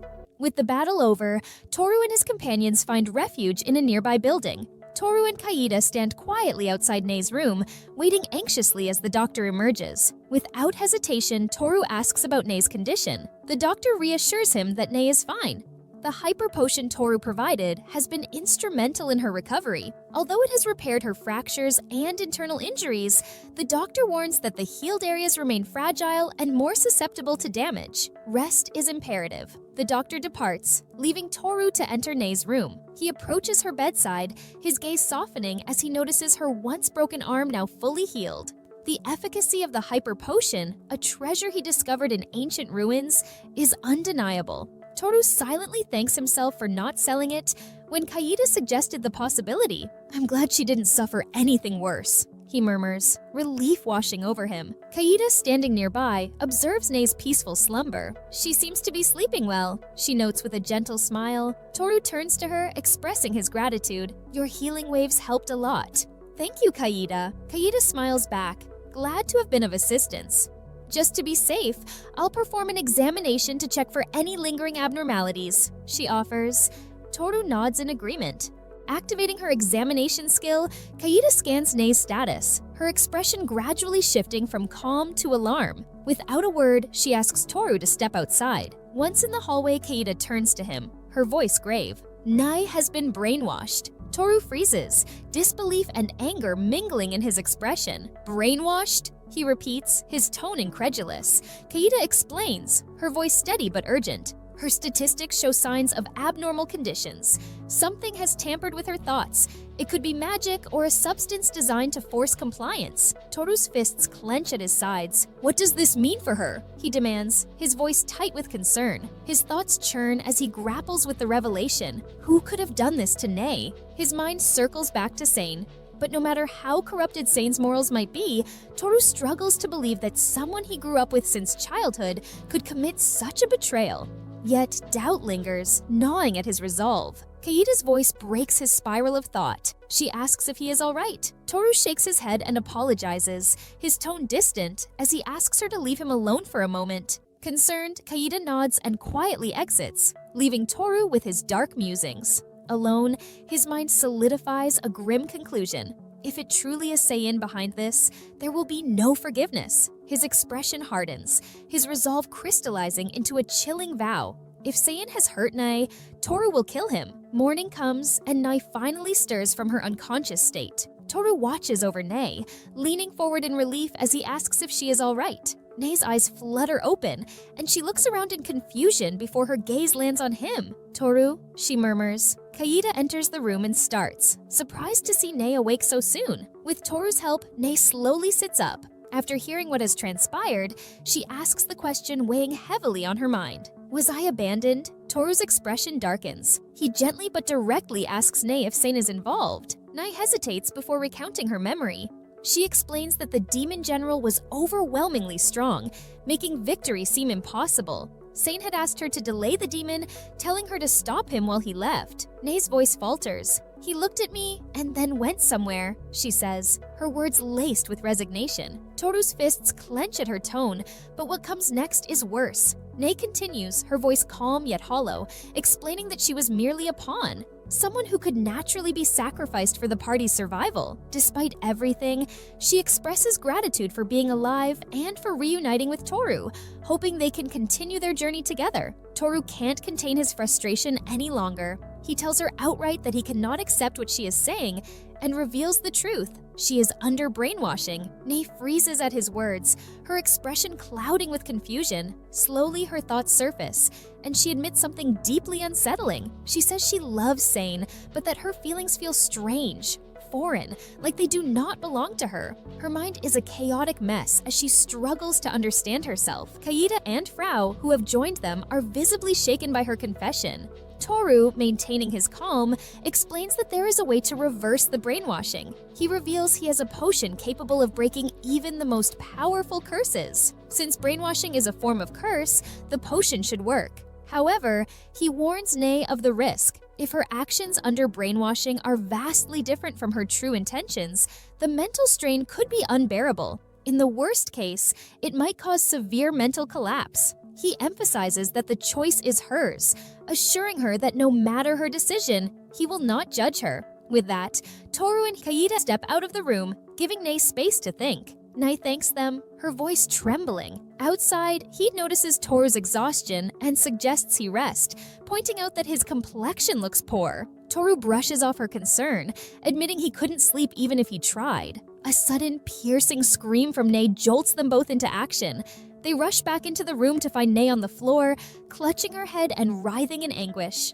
Her cries are filled with pain, as though her very mind is unraveling. Kaida quickly kneels by her side, helping her sit upright. She whispers soothing words, urging Nae to hold on, while wrapping her arms around her and channeling healing waves. The golden energy flows gently, seeking to calm Nae's storm of emotions as Toru stands nearby, helpless yet resolute, watching over his friend. Nae's tears flow freely as she struggles to process everything. Toru, holding the empty bottle in his hand, realizes she has gone through with drinking the potion. Kaida approaches Nae gently, asking if she has managed to calm down even a little, but Nae's sudden outburst shatters the fragile calm. She screams for them not to look at her, declaring herself unworthy. Her voice cracks with anguish as she calls herself dirty and begs forgiveness, admitting that she has said terrible things, done unforgivable acts, and betrayed both her own heart and Toru. She condemns herself as the worst. Toru's voice cuts through her spiraling self-recrimination with an intensity that demands her attention. He shouts that she is wrong, that none of it is her fault. She was controlled. Her actions were not her own. He implores her not to blame herself, emphasizing that she is not dirty and that her true self remains untouched. Deep inside, she will always be Nae. He urges her to rest, promising to give her space for now. Trusting Heed to stay with Nae, Toru steps out, leaving her to recover. Outside the capital, the scene is one of slow recovery. Renovations begin on damaged buildings, and children play nearby, their laughter defying the hardship they have endured. Toru smiles faintly, marveling at the resilience of the people. Despite everything they have been through, they keep moving forward. He silently hopes Nae can find the strength to rise again and live with the same determination. If that proves impossible, he resolves to care for her himself, no matter what. As he walks, two children approach him hesitantly. One of them, a girl he recognizes from the night of the attack, asks if he is the man who saved them. Toru smiles warmly, confirming he is glad to see them safe.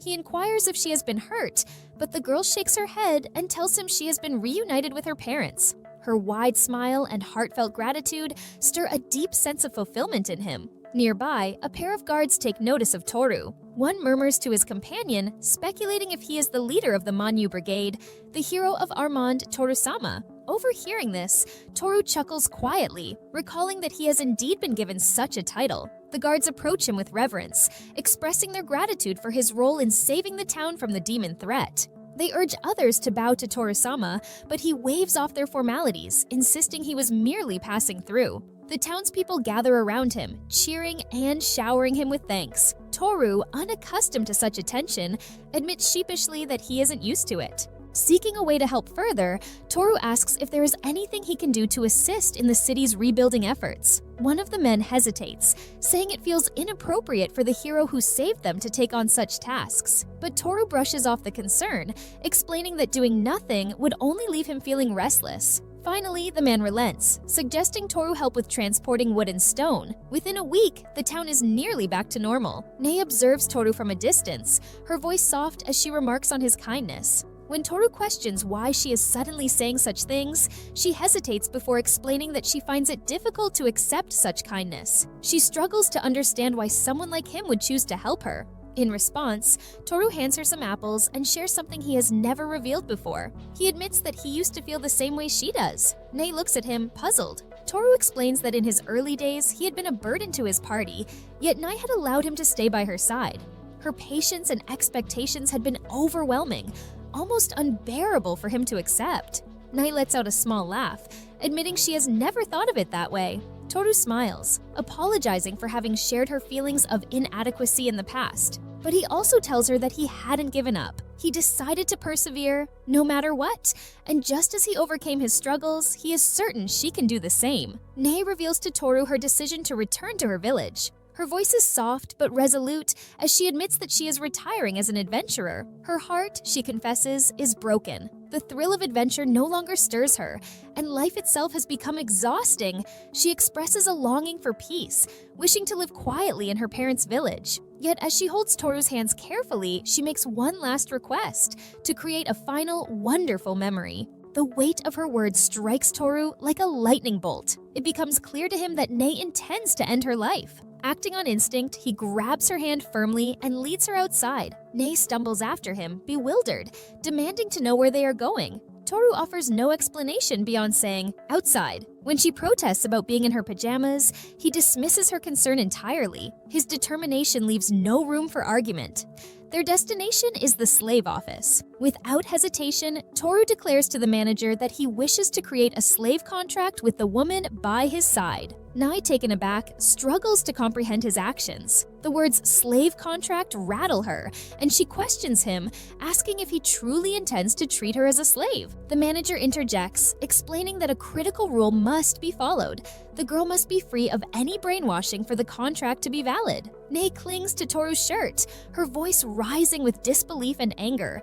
She accuses him of making fun of her. Toru's patience wears thin. With frustration, he snaps at her, calling out her unspoken intention to end her own life. Nei freezes in shock. He tells her plainly that if she truly doesn't want the contract, he won't force her, but only if she promises not to take her own life. His question hangs in the air like a challenge. Can she make that promise? Tears stream down Nei's face as she cries out in anguish, admitting that she doesn't know. The pain is unbearable, and she feels trapped between wanting to die and an inability to follow through. Her words only fuel Toru's irritation. He declares her answer unacceptable. She doesn't understand, he says, and that is why he will go through with the contract anyway. Nei calls him a demon, but Toru shrugs off her insult, resolute in his decision. He tells her she regrets betraying him, and as punishment, he commands her to live. It isn't a suggestion, it is an order. His voice softens as he holds her trembling hand. He admits he isn't strong enough to let someone so precious to him, a childhood friend, slip away in silence. She has no choice, he declares. She will live. Nei's tears do not stop as she calls Toru the worst, a truly despicable man. But after some time, the slave crest appears on her chest, marking the completion of the contract. As they walk together afterward, Toru observes her with curiosity. She seems lighter somehow, and he remarks on her apparent happiness.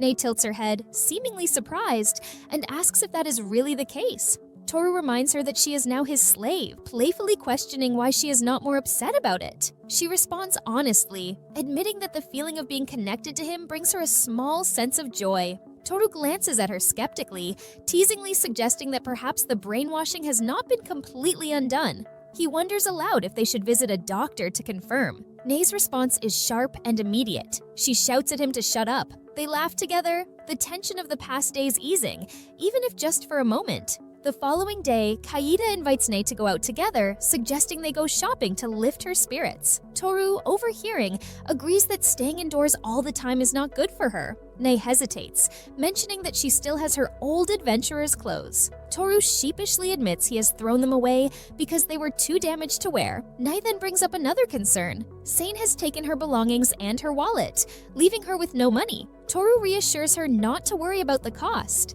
As they walk through the recovering village, Nei marvels at the swift progress. Toru agrees, observing the bustling activity around them. Villagers frequently stop to greet Toru, their gratitude evident in their smiles and kind words. Nei teases him about his newfound popularity, saying it is only natural for someone who has saved the village. Toru, uncomfortable with the attention, admits he does not enjoy standing out so much, but acknowledges it is inevitable. Nei's gaze softens as she compliments Toru, calling his victory over the demon leaders incredible and asking how he has grown so strong. Toru attributes it to his hard work, a simple explanation that belies the depth of his struggles. Their conversation continues as they visit market stalls, buying fruits, bread, and new clothes for Nei. When Nei tries on a dress, Toru compliments her sincerely, saying it looks great on her. Nei, touched by his words, expresses her gratitude, and Toru adds that while her usual attire suits her, this look is just as beautiful. Their outing does not end there.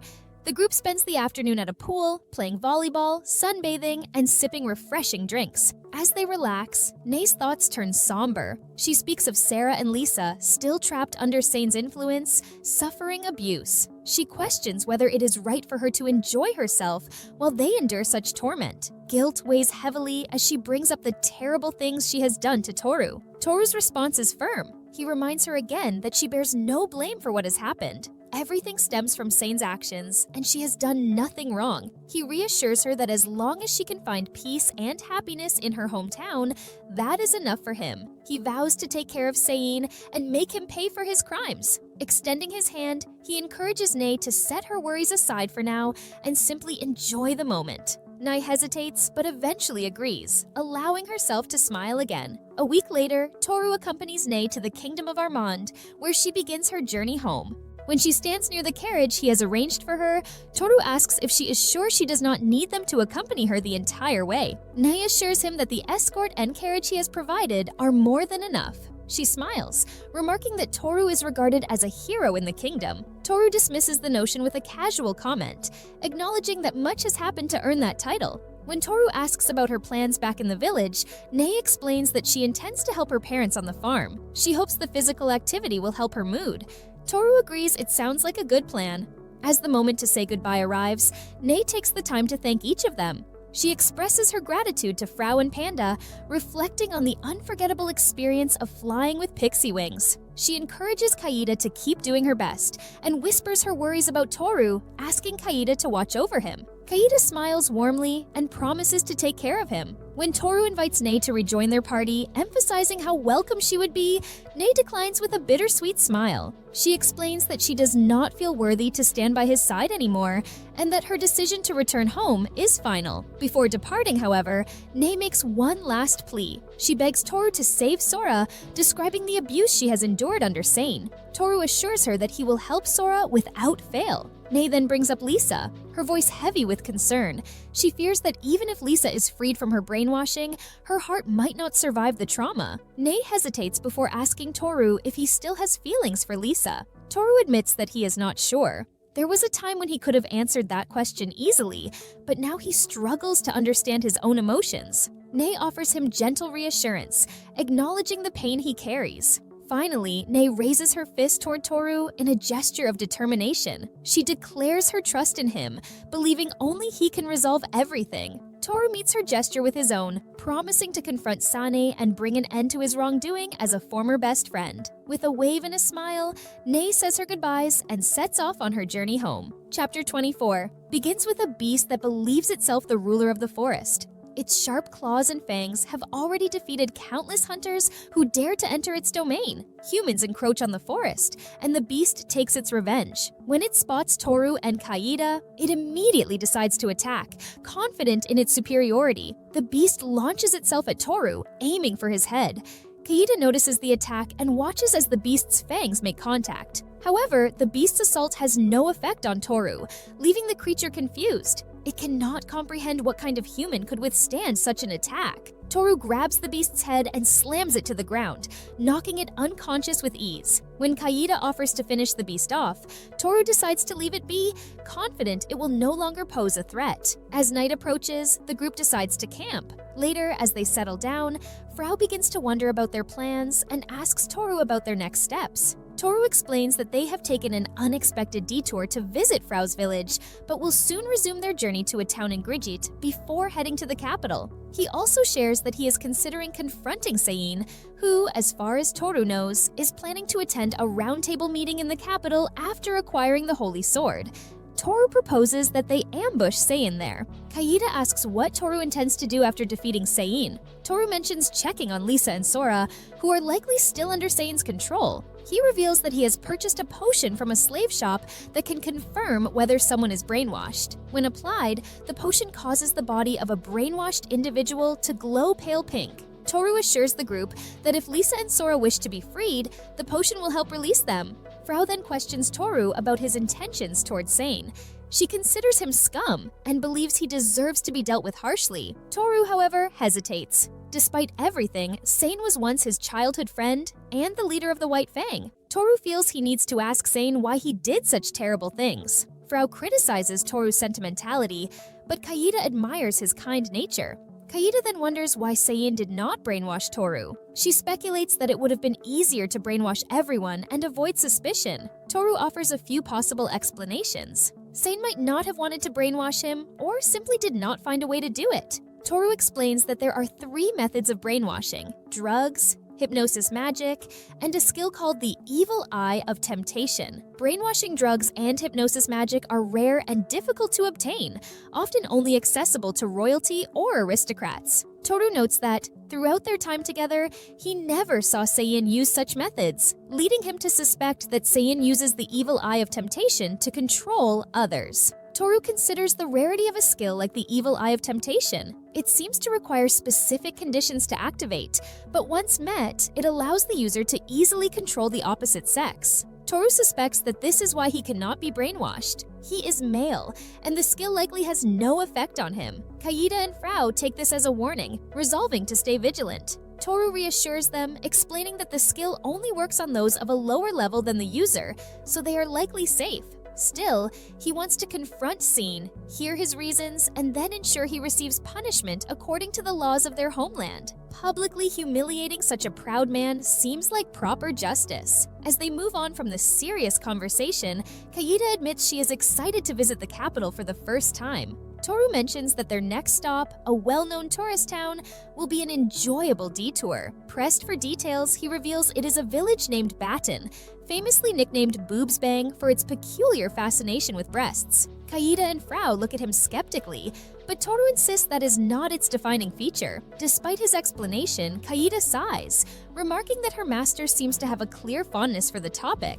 On their journey, Frau continues defeating monsters with impressive efficiency. She proudly announces that she reaches level 190, a significant milestone. Toru is amazed at her rapid growth and realizes he has never looked at her stats. When Frau reveals them, she points out her unique ability, Detection, a rare skill that uncovers concealed or disguised entities. Another intriguing skill is Prayer for Growth, which accelerates development in various areas. Toru humorously comments that it might even help in agriculture, but Frau demands he focus on her impressive level instead of joking around. Frau's progress brings her closer to Kaida's level, and Toru begins to wonder if he will once again become the weakest member of their group. Most of his experience points are stored away by his save experience skill, which feels like saving coins in a piggy bank he has no idea when he can open. Suddenly, a notification appears before him, announcing that the save experience skill repairs itself and completes a new accumulation cycle. Toru is puzzled. What does it mean by corrupted saving skills? He wonders how the skill gets damaged and if any lost experience will be reimbursed. This unexpected development leaves him deep in thought as the journey continues. After a few hours of walking, they finally arrive at the village. The streets bustle with activity, lined with vendors selling goods, and the lively atmosphere fills the air. Toru finds the place quite different from what he imagines. Amid the commotion, Frau points out something peculiar, a bread shaped to resemble breasts. It seems this is part of the village's theme. They also notice vendors selling cow's milk, which Frau mentions as another curious aspect of the village's culture. Kaida seems nostalgic, reminiscing about how her grandmother used to give her fresh milk after meals, secretly keeping it from her mother. Toru finds this detail surprising and wonders if members of the Beast clan live long enough to have such close ties to their ancestors. As they explore, another notification appears for Toru. He is startled to see that his save experience skill reaches its limit, triggering a rank promotion. With this change, he discovers he gains several new abilities. Kaida notices his reaction and hugs him in congratulations, eager to see what skills he has acquired. Toru examines the list for the first time and is intrigued by the names and effects. One skill, Dragon Eye, allows him to perceive hidden beings. Mega Boost, Tame Master appears to be an upgraded version of Tame Master, letting him significantly enhance tamed monsters. Another skill, Joker, seems linked to the Copycat ability, sparking Toru's curiosity to test it out. Lastly, the Super Multipurpose Key grants him the power to unlock anything, much like a universal key. Toru realizes the promotion acts as a compensation mechanism, turning accumulated savings into even higher-ranking abilities. Frau comments on his rapid growth, comparing him to a monster in terms of strength, though Toru isn't thrilled with the comparison. He then mentions gaining a skill called Double Overall Skill Experience, which might also enable Kaida and Frau to unlock rare abilities in the future. Frau seems excited by the possibility, and the group's journey continues, their new powers promising even greater adventures ahead. Toru, Kaida, Frau, and Pandy climb to the top of the mountain, greeted by a breathtaking view. In the distance stands a towering structure, the Tower of Crows. The group marvels at its sheer size and the majestic aura surrounding it. This ancient ruin is shrouded in mystery, with its construction method, purpose, and interior layout all unknown. The tower is located in elf territory, and humans who venture too close are met with swift and aggressive rejection. Frau seems familiar with the area, revealing that elves, who share a friendly bond with fairies, have allowed her to see the tower up close in the past. Toru is surprised she hasn't mentioned this before. While discussing the possibility of visiting the elves, Frau admits it might be difficult due to their stubborn nature, but with the right negotiation, entry could be possible. When asked if he wants to see the tower up close, Toru eagerly agrees. Frau makes a deal with him. She wants help leveling up until she reaches Kaida's strength. This is a matter of pride for her, to prove she is capable as a member of the great race. Toru decides to prioritize her training until they reach the village. Frau is thrilled, declaring her goal of reaching level 200. On their journey through the forest, Frau fearlessly faces a variety of monsters: evolved bears, poisonous mushrooms, and even a massive griffin. Using her speed and hammer, she defeats the griffin with ease, celebrating as she levels up to 220. Her excitement is infectious, though Kaida points out that collecting materials from the defeated monsters becomes a challenge due to their numbers. Among the remains, Toru notices rare materials that could fetch a good price if sold, but as they continue, he realizes they are nearing the elf-controlled zone, a potential source of trouble. Suddenly, an arrow zips past Toru, narrowly missing him. He quickly recognizes it as a warning shot rather than an attempt to harm him. Standing his ground, he calls out to whoever is watching, asking to talk. From the trees, an elf woman emerges. Her tone is sharp, and her expression unwelcoming. She acknowledges Toru's difference from other humans, but warns him to leave immediately.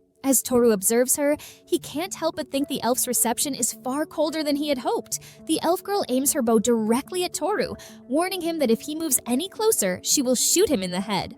Frau quickly intervenes, calling out to the elf, Alyosha, to stop the attack. Alyosha recognizes Frau and seems surprised to see her with a human. Toru, observing the interaction, decides to let Frau handle the situation, though he can't help but feel concerned. Alyosha demands to know why Frau is with a human, asserting that humans are enemies to fairies as well. Frau tries to explain, revealing that she is traveling with Toru as his slave. Alyosha is horrified and assumes that Frau has been captured and forced into servitude. As Frau tries to clarify that she serves Toru willingly, Alyosha grows angrier, accusing Toru of enslaving both elves and fairies. The tension escalates, and when Alyosha fires an arrow at Toru, Kaida steps in, effortlessly deflecting it with her fan. Kaida tries to calm the situation, explaining that they can resolve the misunderstanding through discussion. However, Alyosha accuses Toru of cowardice, using his slaves as shields. This remark annoys Kaida, and she confidently declares that her master is far stronger than Alyosha can imagine.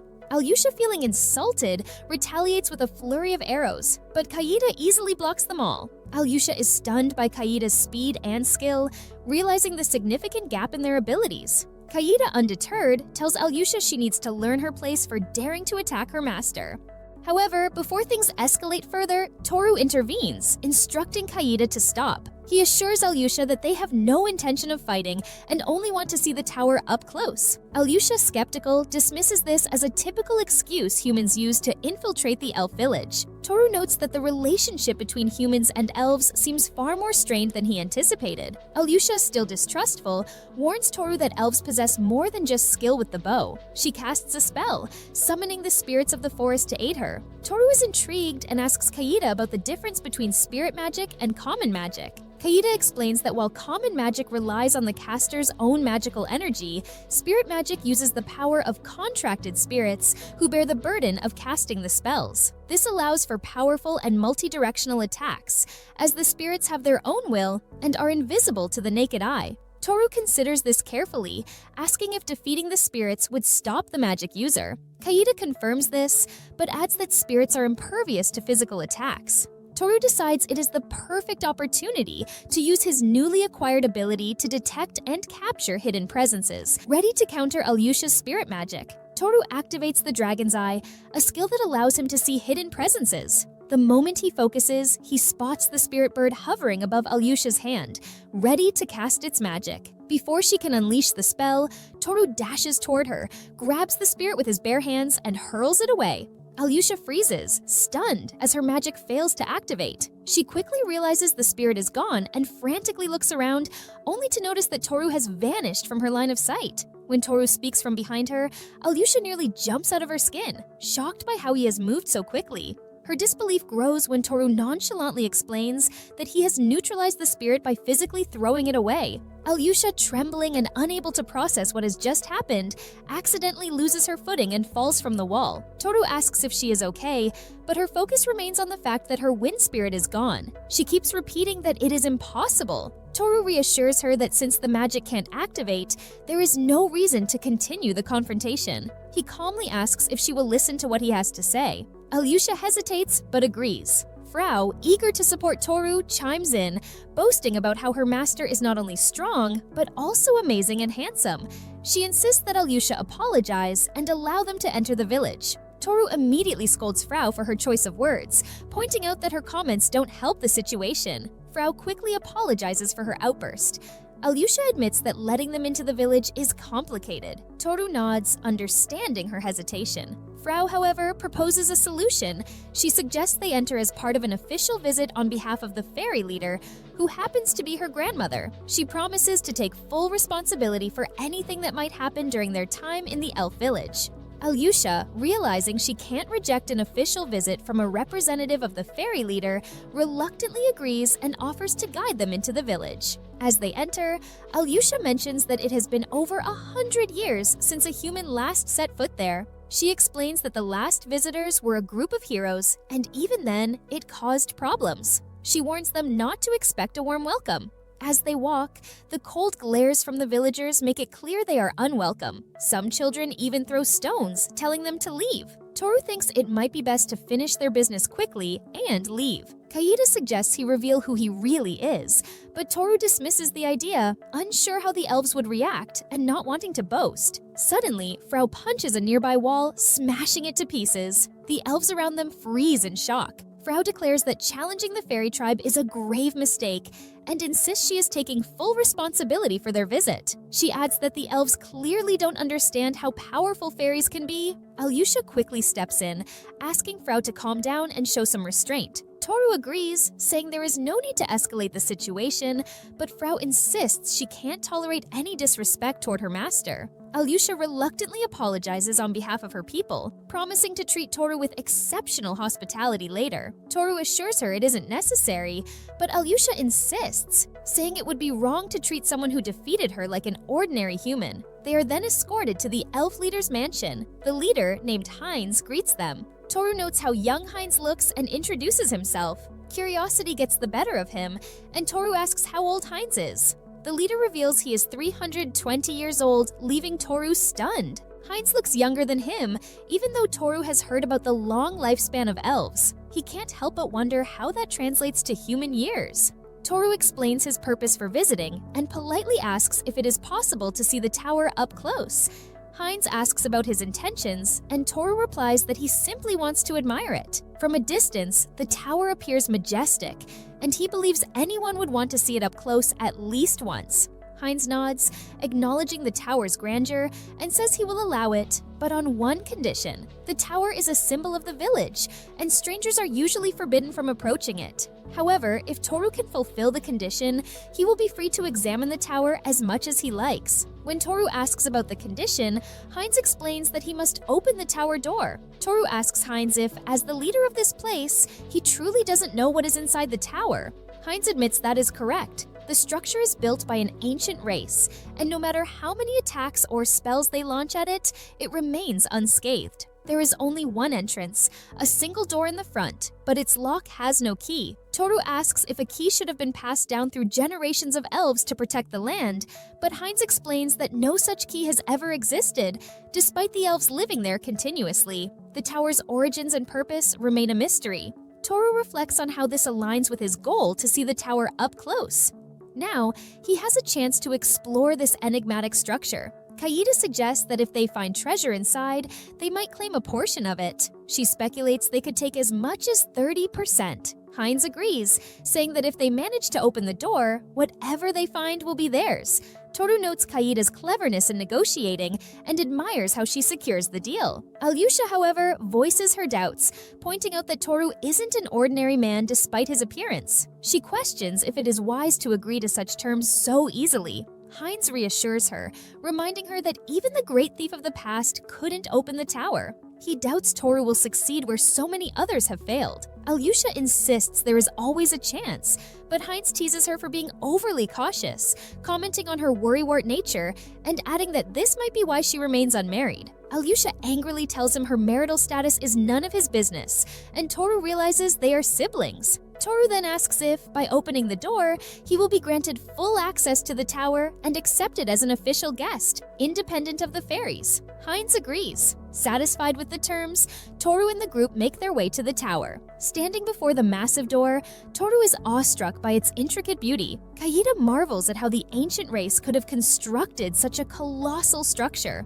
Examining the door, Toru spots the keyhole and asks if he can try pushing it to test its strength. Alyosha, skeptical, tells him it is futile, but gives him permission to try. As Toru pushes against the door with all his strength, a powerful energy surges around them, causing the ground to tremble. Despite his efforts, the door doesn't move an inch.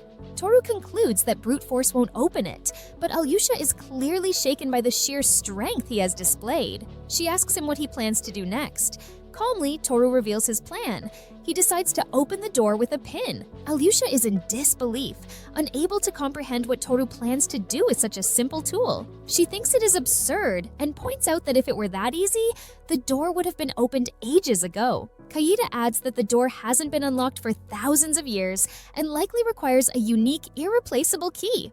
Unfazed, Toru decides to give it a try using his master key skill. He inserts the pin into the lock, and with a subtle glow, the door clicks open. Alyosha stands stunned as Toru casually pushes the door and declares it open. Eager to explore the ruins, Toru steps forward while Kaida laments that they will only get 30% of any treasure they find. Alyosha still can't wrap her head around what just happened, questioning if it is some kind of joke. As they enter the tower's first floor, the group immediately notices a massive egg in the center of the room. It looks ancient and eerie, its size suggesting it belongs to some kind of giant beast. Curious, Toru moves closer and touches it, only for his finger to sink into its gelatinous surface. Suddenly, the room fills with a foul stench.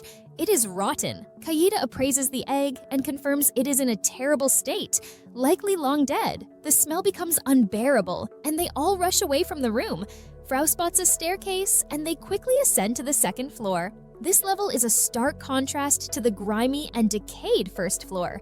The space is luxurious and serene, with clear water flowing through it. Kaida confirms the water is safe to drink. Toru tries some and finds it delicious, and even Alyosha is moved by how refreshing it is. Overwhelmed, she feels tears well up in her eyes.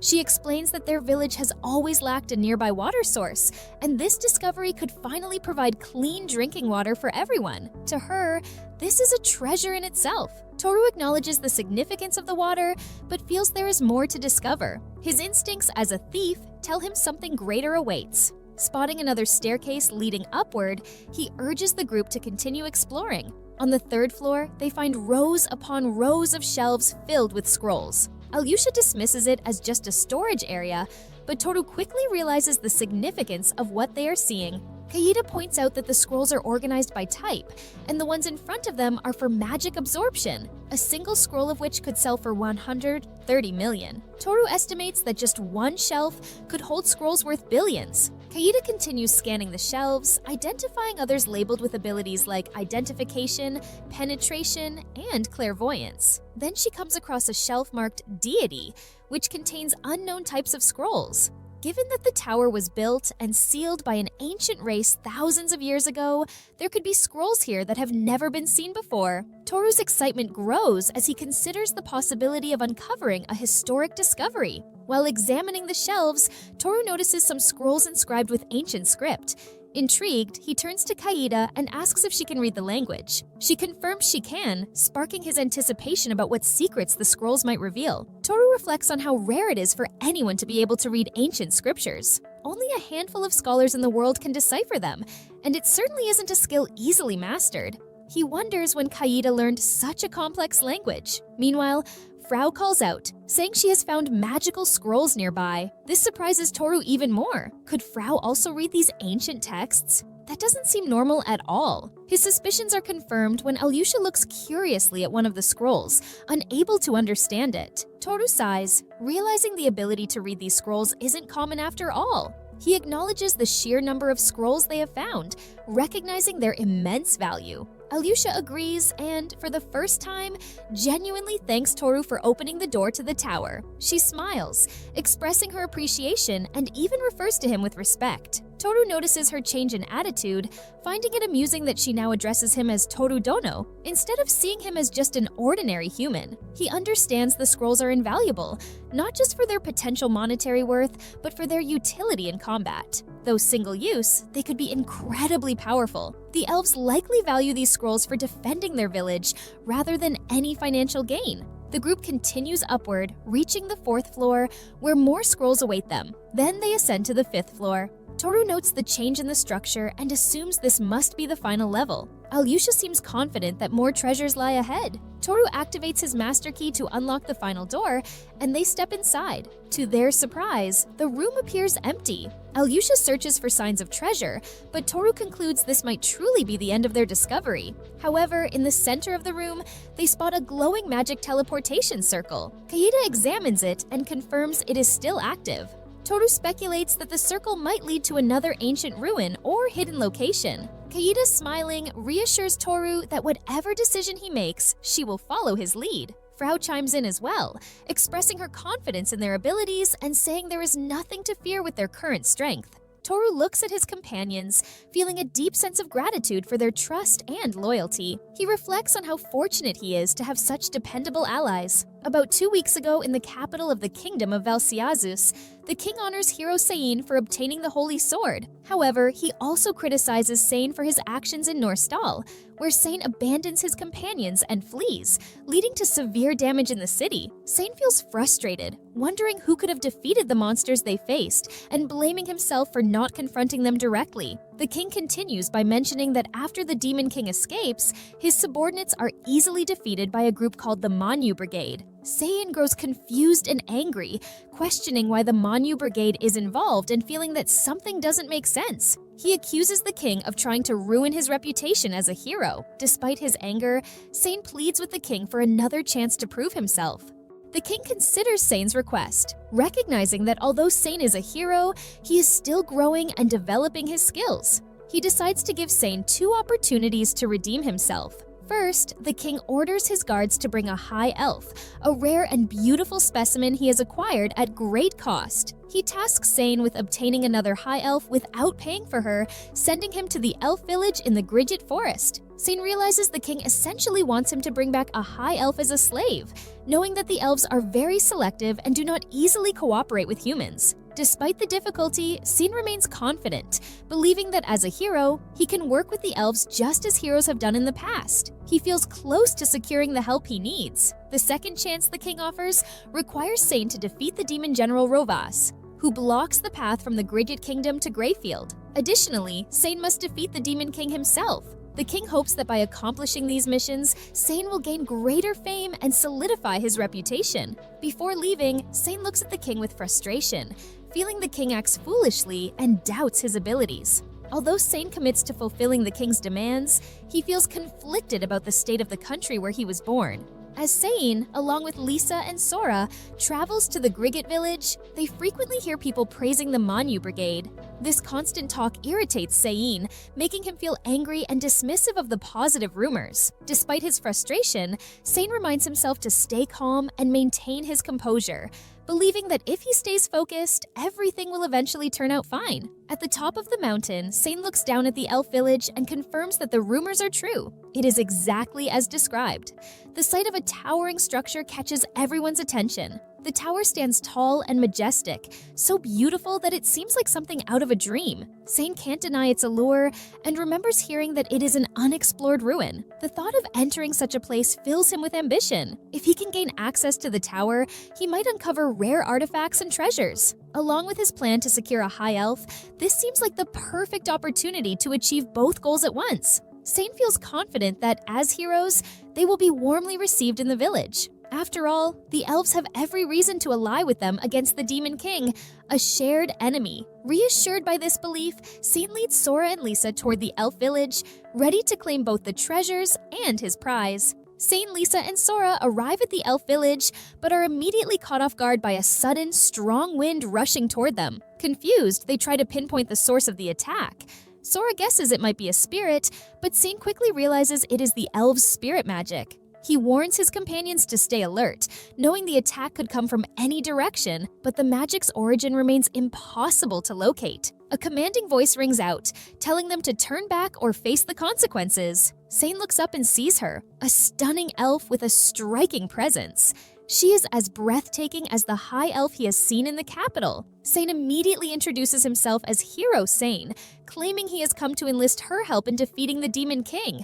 The elf, Alyosha, seems unimpressed. Sane assumes she will recognize the threat of the Demon King and eagerly ask him, the great hero, to save her and her people. Instead, she fires a warning shot. Stunned, Sane insists that he is the only one capable of defeating the Demon King and demands her cooperation. Alyosha remains defiant, questioning why her village hasn't participated in previous battles against the Demon King if they truly fear him. Her piercing words hit Sane hard. She accuses humans of being untrustworthy, driven by greed and their desire to enslave and sell elves. Sane defends himself, claiming he is different and asking her to trust him. Alyosha dismisses his words, saying the only humans the elves trust are members of the Manhwa Brigade, who have recently left the village as close allies. Hearing this, Sane's anger boils over. The Manhwa Brigade again. Their constant interference infuriates him. Alyosha, noticing his expression, mocks him, calling his face repulsive and saying his true nature is showing. Furious, Sane snaps at her and declares she would be better off as his, intending to force her submission. Using his Eye of Temptation, Sane unleashes a skill designed to control her will. Confident that it works, he prepares to claim victory. But instead of submitting, Alyosha raises her bow and shoots him a piercing glare. Pain suddenly surges through Sane's eyes, forcing him to the ground, writhing in agony. Alyosha observes him carefully, wondering if his skill has truly failed or if it has backfired. Either way, she now sees him as an enemy. Sane, clutching his face in disbelief, realizes the harsh truth. Her level is far higher than his. He cannot understand how this is possible, as few individuals in the world exceed level 60. Sane, furious and unwilling to back down, decides to use force to defeat Alyosha. She responds with a volley of arrows, firing rapidly and with precision. Sane tries to deflect the attacks, but manages to block only 2 at most. One arrow pierces his shoulder, sending a sharp pain through him. Ignoring the wound, he charges forward, calling for his subordinates to provide cover. Sora responds by casting flame arrows, aiming to weaken Alyosha's defenses. But Alyosha barely flinches. She counters with unshaken confidence, showing she is far from being overpowered. Sane believes he has the upper hand by closing the distance, assuming archers are vulnerable in close combat. Yet before he can strike, Alyosha unleashes a powerful spirit wind attack, stopping him in his tracks. The force is overwhelming, leaving Sane momentarily stunned. Desperate, Sane commands Lisa to launch a stronger attack. Lisa casts a burst sphere, a powerful magic attack that explodes upon impact, striking Alyosha. For a moment, Sane thinks they have finally succeeded, but then he notices something strange. A faint, chanting voice echoes around him, and he cannot determine its source. Confused, he looks closer and sees Alyosha protected by a glowing triangular shield. Sane recognizes the magic immediately. It is a shield capable of blocking any attack, whether physical or magical, for a limited time. Such a skill should only come from an expensive scroll worth millions. He is dumbfounded. The elves, whom he believes live primitively, are wielding high-level techniques and items he thought were beyond their reach. The realization fills him with frustration. Alyosha takes control of the situation, informing Sane that he is already surrounded. Dozens of elves emerge from the shadows, their bows drawn and ready to fire. Sane and his party freeze in shock, unable to comprehend how the ambush has been set up without them noticing. Alyosha offers them a chance to retreat, not out of respect for Sane as a hero, but solely because of his connection to the Manhwa Brigade. She makes it clear that sparing someone like him is a gesture she makes reluctantly. Lisa urges Sane to retreat,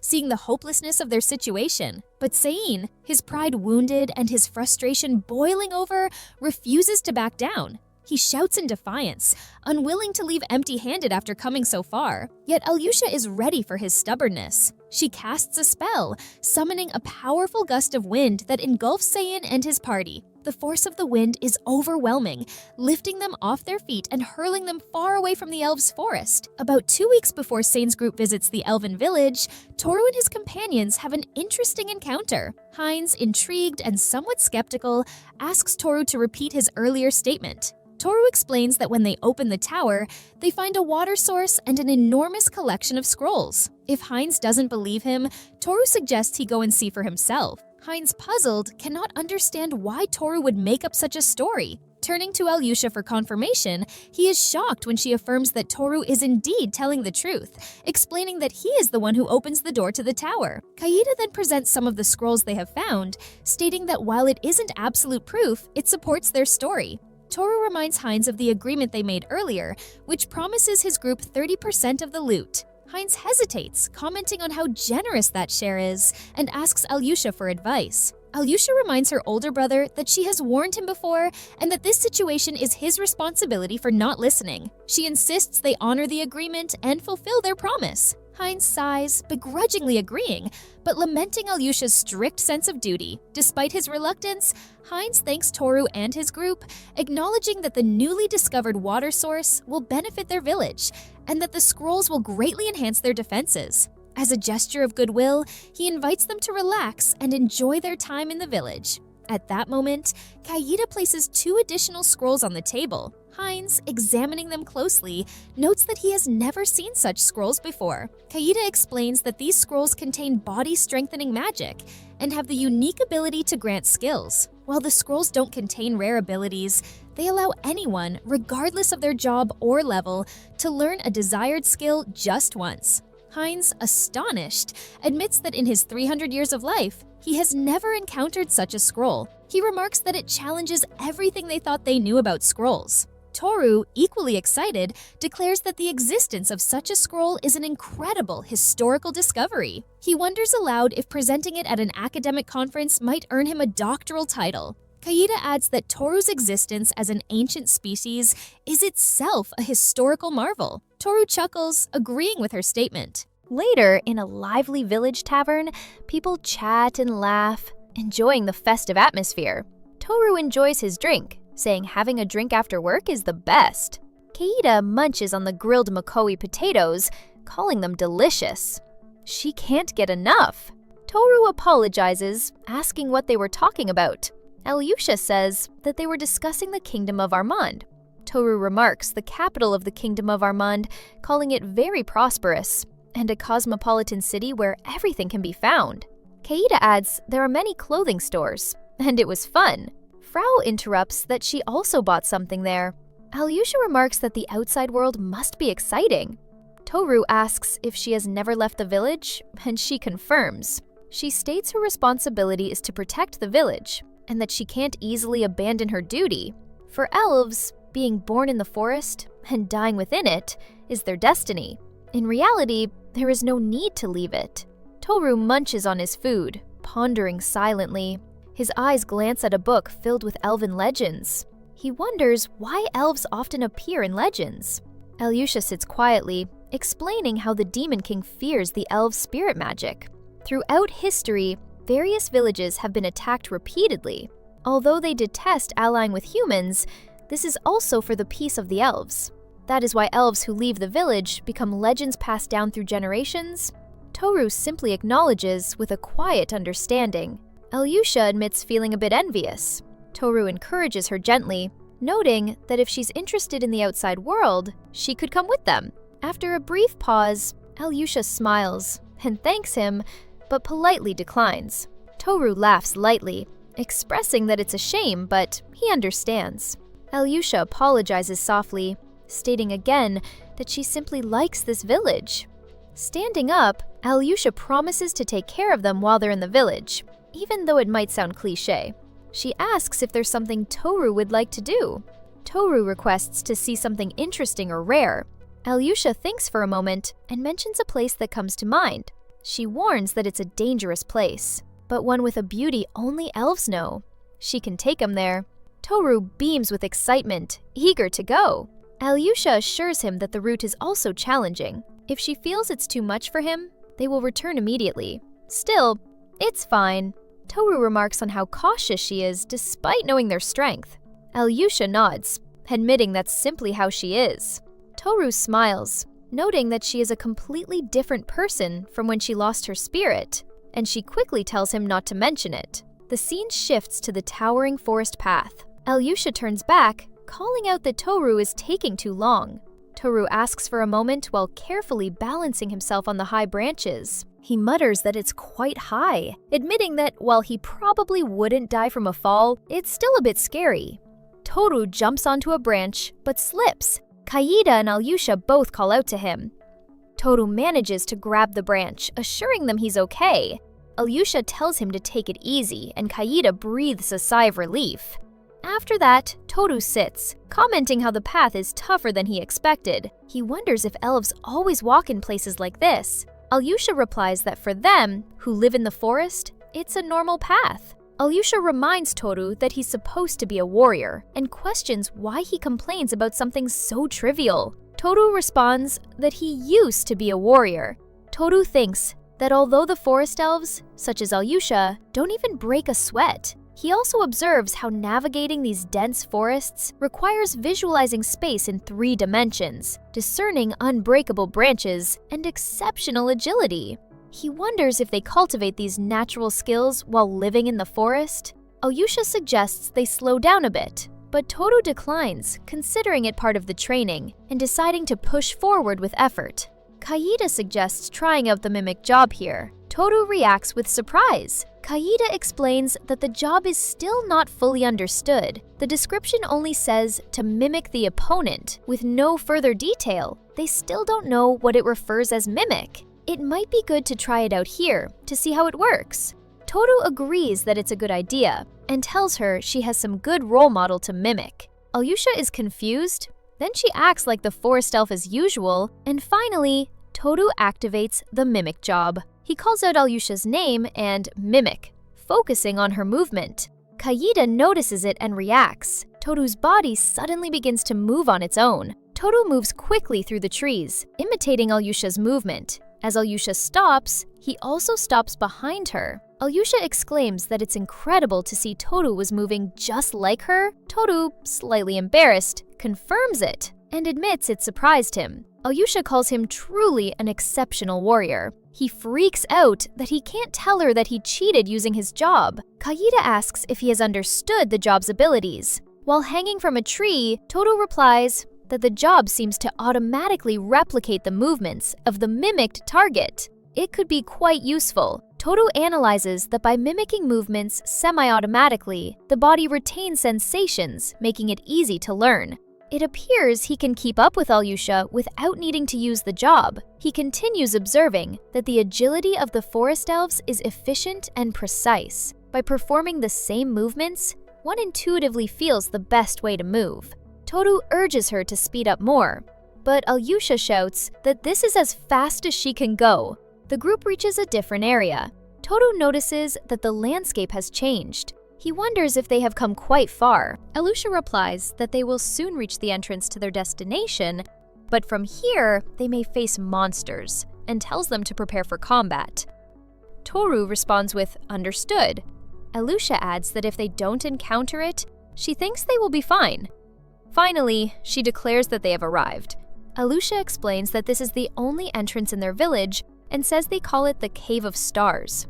And next time, they will explore the dungeon. Toru observes aloud that this is the secret land of the elves, the place known as the Star Cave. He notices that the entrance is in a seemingly unreachable spot and wonders how they're supposed to get in. Alyosha responds that it's simple, if one knows how, and then demonstrates by running vertically along the rock face. The others watch in astonishment, with Kaida blurting out in disbelief about running up a wall. Alyosha reaches the dungeon's gate safely and casually says, "That's how it's done," motioning for them to follow. Toru questions whether it's really that easy. He explains that this difficulty is likely why only elves can find the place and suggests they look for a safer method. Kaida agrees. Toru then calls on Rosuke for assistance. Rosuke quickly uses his skill to latch onto the rock, helping them ascend. With a powerful swing, he pulls them up, prompting surprised exclamations from the group at the sudden motion. They touch down gently, landing just before the dungeon's gate. Alyosha comments on how convenient that was and asks about the snake-like creature assisting them. She learns that it is also one of Toru's servants. Toru notes how useful and capable it is in combat. Noticing Panda's jealous expression, Toru pats her and reassures her that she's doing great too. As they continue deeper into the cavern, Kaida complains that her fur is wet and itchy. Toru agrees that the place feels humid, while Alyosha explains that such dampness is typical for caves. Meanwhile, Frau remarks that she feels quite comfortable, prompting Toru to wonder aloud whether fairies have a higher body temperature than humans. Until Alyosha suddenly halts the group. She announces they've reached the first checkpoint and warns everyone to stay alert. The area is now inhabited by aquatic monsters, she explains, before stating that she'll scout ahead and instructing the others to follow after. They begin crossing the area by leaping from one stone outcropping to another. Suddenly, creatures burst from the water, large fang toads that leap toward them with surprising speed. Alyosha explains that as long as they stay alert and avoid the water, they'll be safe. However, as more toads appear, she urges everyone to move quickly. A fight erupts as the toads strike from every direction. Toru shouts a warning about monsters dropping from above, urging everyone to stay alert. Unfazed, Frau declares that she can handle them alone and leaps forward with swift, practiced precision. As the battle intensifies, Toru announces that they'll handle the threats from above, but Frau confidently insists that the situation is under control and urges them to leave it to her. Meanwhile, Kaida unleashes her crystal thunder skill, freezing the water into jagged spears that pierce through and take down multiple toads at once. Toru checks on Kaida, asking if she's hurt. She calmly replies that she's fine, noting that the enemy's attack patterns are easy to read. Alyosha warns the group not to focus solely on the visible enemies, pointing out that more creatures are emerging. Suddenly, a massive tentacled entity rises up behind her. Toru urgently shouts a warning. She turns and asks, startled, what that thing is. Toru wonders if he'll make it in time. Thanks to his training along the way, he's able to visualize the shortest path. He dashes forward across the jagged stones, pushing himself to the limit, urging his body to move faster. He charges with incredible speed, weaving between the flailing tentacles.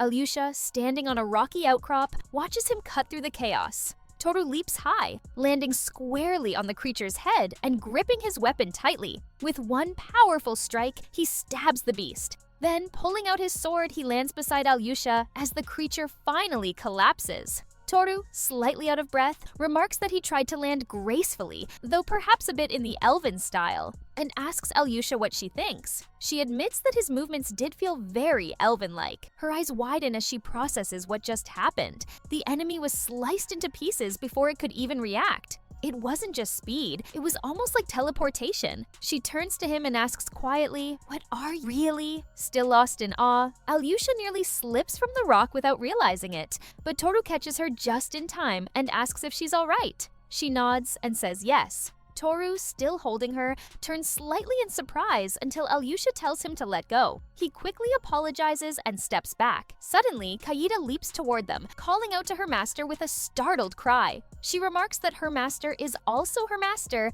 though Toru admits he still doesn't fully understand what that means. Feeling left out, Frau pouts and insists that her master should pet her too. Alyosha folds her arms and tells everyone to keep moving. Toru asks if that creature is related to the octopus Alyosha mentioned earlier. She replies that the last time she came here, there were no creatures like that. Alyosha explains it likely wandered in from the underground sewers, and notes that this area is often used by other elves, so it's fortunate they managed to deal with it here. Toru wonders if that thing might have been something entirely different. Meanwhile, Frau comments on how beautiful something looks and wonders if it might be a gem. Toru notices the object ahead, glowing with an emerald green light, and speculates whether it could be a shining crystal. Kaida explains that a shining crystal reacts to magic and is considered a rare mineral. There could be magical creatures lurking nearby. Alyosha praises Kaida, impressed by how much she knows. She then suggests turning off the light orb and looking up. As they do,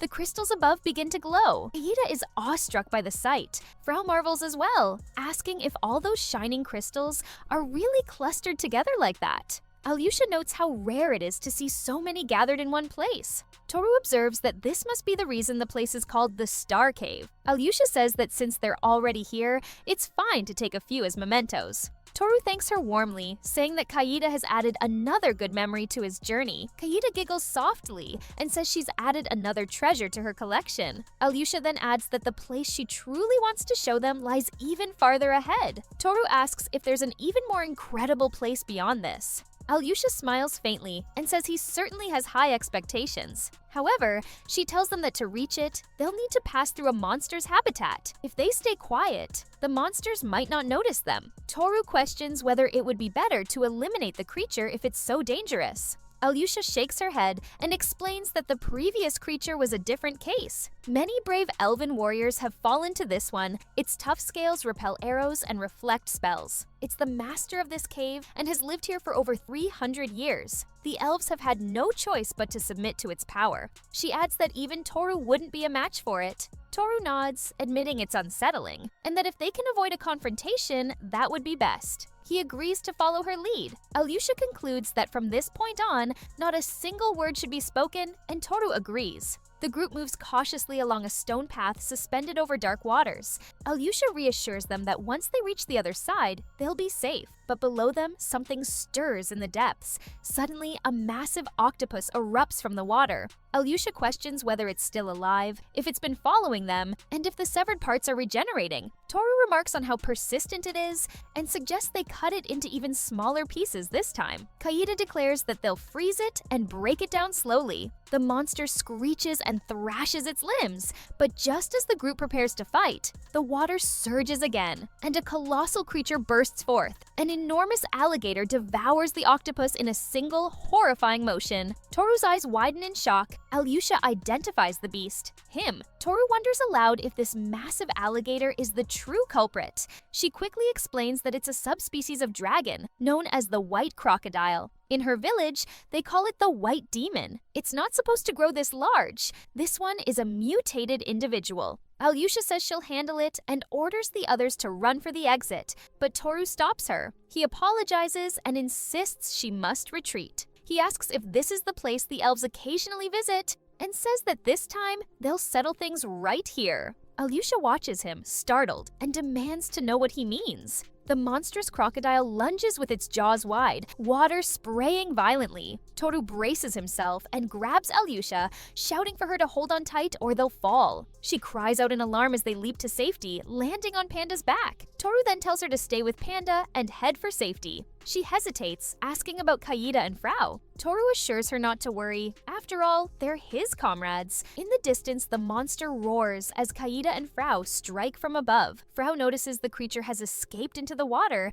and observes that it doesn't seem to have taken much damage. Kaida agrees, saying it's troublesome when they dive. Though it's a bit rough, it's time to force it to the surface. She raises her hands and unleashes her spell, declaring Total Freeze, Ice Age. As the battlefield is transformed into a frozen landscape, Frau watches and remarks that might have been a little excessive. Meanwhile, Alyosha comments that both of them are incredibly strong. Toru grins and says, "Told you it'd be fine." But just then, Toru senses something off and shouts to Kaida to watch below her. Suddenly, the massive creature bursts upward through the ice. Kaida steadies herself and remarks how incredible it is that it seems to have resistance to ice. Alyosha notes that the fact magic didn't defeat it might mean they should have escaped instead. Suddenly, Toru jumps in front of the crocodile. Alyosha, worried, calls out his name. He steps forward and tells Kaida, "Now it's my turn." She responds with a firm, "Understood." Toru locks eyes with the monstrous beast, noting that this one looks like it'll put up a good fight. Let's finish off this alligator.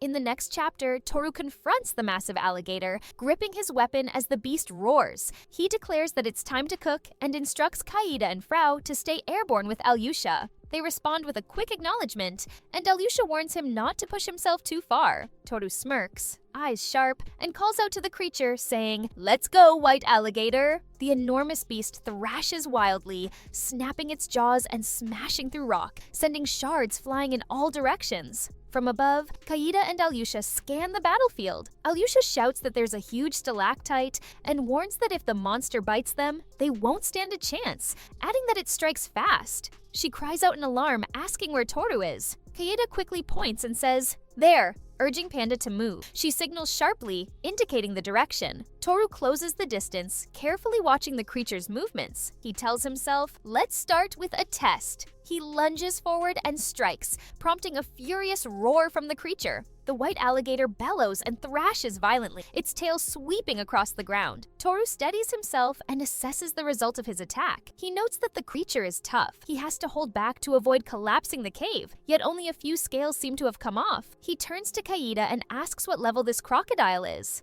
She replies that she'll check. The information soon comes through. It's a subspecies dragon, white alligator, level 134. It has level 8 physical strengthening and level 10 ice resistance. Toru responds coolly, saying that if they beat a level 100 or higher, they're bound to gain some solid experience. Alyosha gasps in shock at the level and asks why they're all acting so calm. Kaida offers her some herbal tea to help her relax, while Frau adds that there are cookies too. Alyosha protests, insisting this is not the time for tea. Kaida calmly remarks that if it's in the 100 range, it shouldn't be a problem. Frau agrees, adding that she could probably take it down on her own. Alyosha watches them in disbelief, wondering aloud how the two of them can be so relaxed when they were so serious just moments ago. She finds herself questioning just how strong Toru really is. Toru watches the alligator intently, wondering aloud how he should cook it. The massive beast roars as it raises a foot. He quickly picks up on its movement and realizes it's preparing a full-power stomp attack. He leaps forward, thinking that rather than avoiding him, the alligator seems intent on crushing him. The beast swings its massive tail across the ground, sending debris flying. Observing its movement, Toru declares he's going for the tail, then charges in and cleanly severs it. Kaida and Alyosha watch in stunned silence. Alyosha notices that Toru sliced off the tail as if it were nothing. Toru, surprised, comments that the tail doesn't seem that tough. He then mocks the alligator, noting its gestures suggest it's about to flee. Alyosha admits that even the white alligator is no match for that kind of strength. Kaida remarks that Toru is going all out. Frau adds that her master never lets his guard down, even against weaker opponents. He usually studies their movements before striking. Kaida agrees, saying that when he deems it necessary, he can end a fight with a single blow. In her thoughts, Alyosha praises him, wondering how many humans with such power could remain humble. Toru is taken aback to see the alligator still managing to bear up. He quickly warns Kaida to take cover, sensing that something big is coming. Kaida acknowledges the warning. Suddenly, the white alligator opens its mouth and unleashes a wide-range ice breath. Kaida shouts at Alyosha not to step outside the shield, while Toru stands firm as the icy blast spreads across the battlefield. Kaida deactivates the shield while Alyosha watches with concern and asks if Toru is okay. She calls out his name in shock as she sees him freezing. Despite Toru's strength, she feels pessimistic, doubting whether he can pull through. Meanwhile, Frau casually asks Kaida for some tea, and Kaida hands her a cup. Alyosha questions why more tea is needed, to which Frau replies that it got cold, and Kaida adds that with this, there's no need to worry. Toru breaks free from the ice and steadies himself. Alyosha calls out, asking if he's alive. Toru replies that he is, apologizing as he does. He adds that this isn't the first time something like this has happened, reminding Kaida of a past event. Toru then mocks the alligator, saying that if that was its trump card, then now it's his turn. Glancing up at the ceiling, he considers the risk. If he goes all out, the cave might collapse. He examines the creature's tough scales, noting they could be valuable for armor, and decides he wants to collect them without causing excessive damage.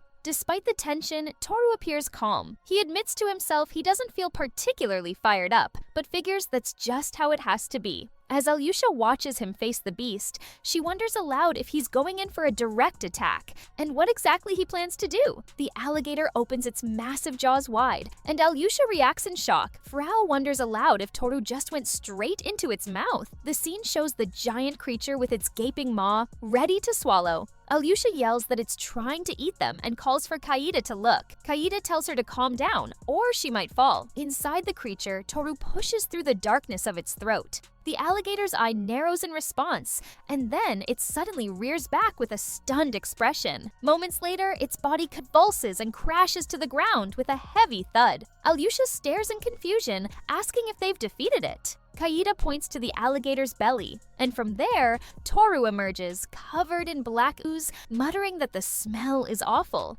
Kaida rushes to him and asks if he's all right. Toru replies that he's fine, though the stench is unbearable. He also tells her to put something into the magic storage. Alyosha, still processing what happened, wonders if Toru entered the creature and dealt a fatal blow from the inside, commenting that it's insane. Kaida proceeds to store the alligator in the magic storage. Toru then turns to Alyosha and asks if there's anywhere nearby to wash up. He really wants to get clean. Alyosha replies that there's actually an underground lake she's been meaning to show him, and they can wash up there. They walk together and eventually arrive at a new chamber. Alyosha gestures ahead and announces, "Here it is! It's the holy place of our village." Toru says that the lake shines with an emerald hue. Kaida adds that it's a fantastic sight. Alyosha explains that the landscape took thousands of years to form and remarks on how magnificent the power of nature is. She assures them that the lake is completely free of monsters, making it perfectly safe for swimming. Toru, in disbelief, asks if it's really that safe. Alyosha adds that the view beneath the surface is just as breathtaking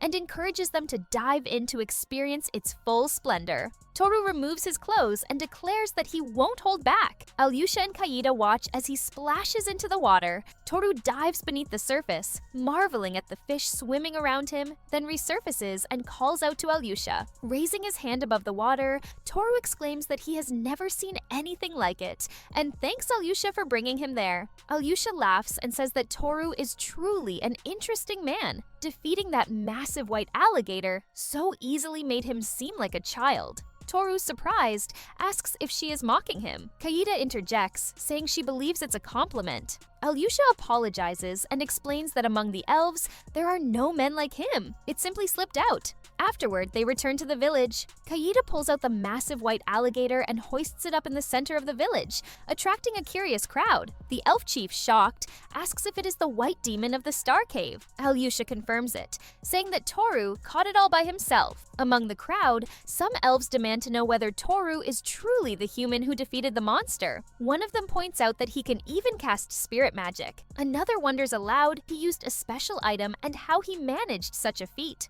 Toru calmly explains that he entered through the creature's mouth and cut it from the inside. However, his words shock the crowd, and their mood shifts to anger. They begin mocking him, claiming that humans are liars, and expressing outrage that he dared to enter their sacred place. Annoyed, Frau mutters that elves are such an arrogant race. Suddenly, someone steps forward and says that if he were still his old self, he wouldn't have believed it either. He urges everyone to stop embarrassing themselves. The crowd goes silent. It's the elf chief. The elves are taken aback by his intervention. Alyosha supports Toru, reminding them that she was the one who invited Toru and his group to their sacred place. She acknowledges that it may be difficult to believe, but confirms that Toru defeated the white alligator by himself. She also reminds them that he was the one who opened the ancient tower, which had remained sealed for thousands of years. Toru, feeling embarrassed, thinks to himself that everything is becoming far more complicated than he intended. He only wanted to see the tower from the outside and leave. Just then, an elf gently grabs his sleeve and asks if he truly defeated the white demon. She explains that her husband was killed by the beast 50 years ago, and she thanks Toru for avenging him. Toru blushes, unsure how to respond. Other elves begin speaking up. Some say their father or their best friend was also killed by the creature. The elf chief nods solemnly, saying they have fought for generations to rid their sacred land of the monster. Dozens of warriors have fallen, yet Toru has succeeded where all others failed. He urges them to show gratitude, not insults. The mood shifts. Elves crowd around Toru, their hostility fading. One pleads for forgiveness for their earlier disrespect, while another thanks him enthusiastically. Toru waves it off with a cheerful smile, insisting that it doesn't bother him at all. Meanwhile, Frau still fumes, muttering that elves are really so troublesome. But Kaida smiles and says she's glad the misunderstanding has finally been cleared up. As the mood softens, the village chief formally thanks Toru once again and asks if there is anything he desires in return for his deeds. Toru pauses for a moment, then remarks that he's already visited the local sites and feels quite satisfied, though his vague response leaves the chief curious. Toru then asks if he can keep half of the fangs and scales from the white alligator they defeated. The elf chief sees no issue with this. Since Toru was the one who brought down the creature, even within their sacred grounds, it seems only fair that he keep part of the prize. The rest, the chief explains, will be used to craft weapons for the village. Surprised by Toru's modesty, the chief comments that most humans are far greedier. Toru laughs and adds one more request. He asks that the Manhwa Brigade be recognized as friends of the elves. Alyosha is taken aback, but assures him that they already see the Manhwa Brigade as friends. The chief reflects on how he never expected his stubborn sister to open her heart to a man. He wonders if this might mean something deeper, especially after the celebration they held just a few days ago following the tower's discovery. With a broad smile, the village chief proposes throwing a welcome party for the Manhwa Brigade and asks the gathered crowd if anyone objects. The elves respond with cheers and enthusiastic agreement, shouting that they have no objections. Alyosha, Kaida, Frau, and Toru rejoice at the news. Toru exclaims that they did it, while Frau declares that tonight they'll drink. As plans for the celebration unfold, Toru announces that the main dish will be a whole roasted white alligator. Alyosha, excited, vows to eat as much as he can, promising to keep going until he can't anymore. Frau raises an eyebrow and says that with the size of that thing, she doubts they can roast the whole thing. Kaida laughs and suggests they cook a bit more, but warns everyone, don't overeat!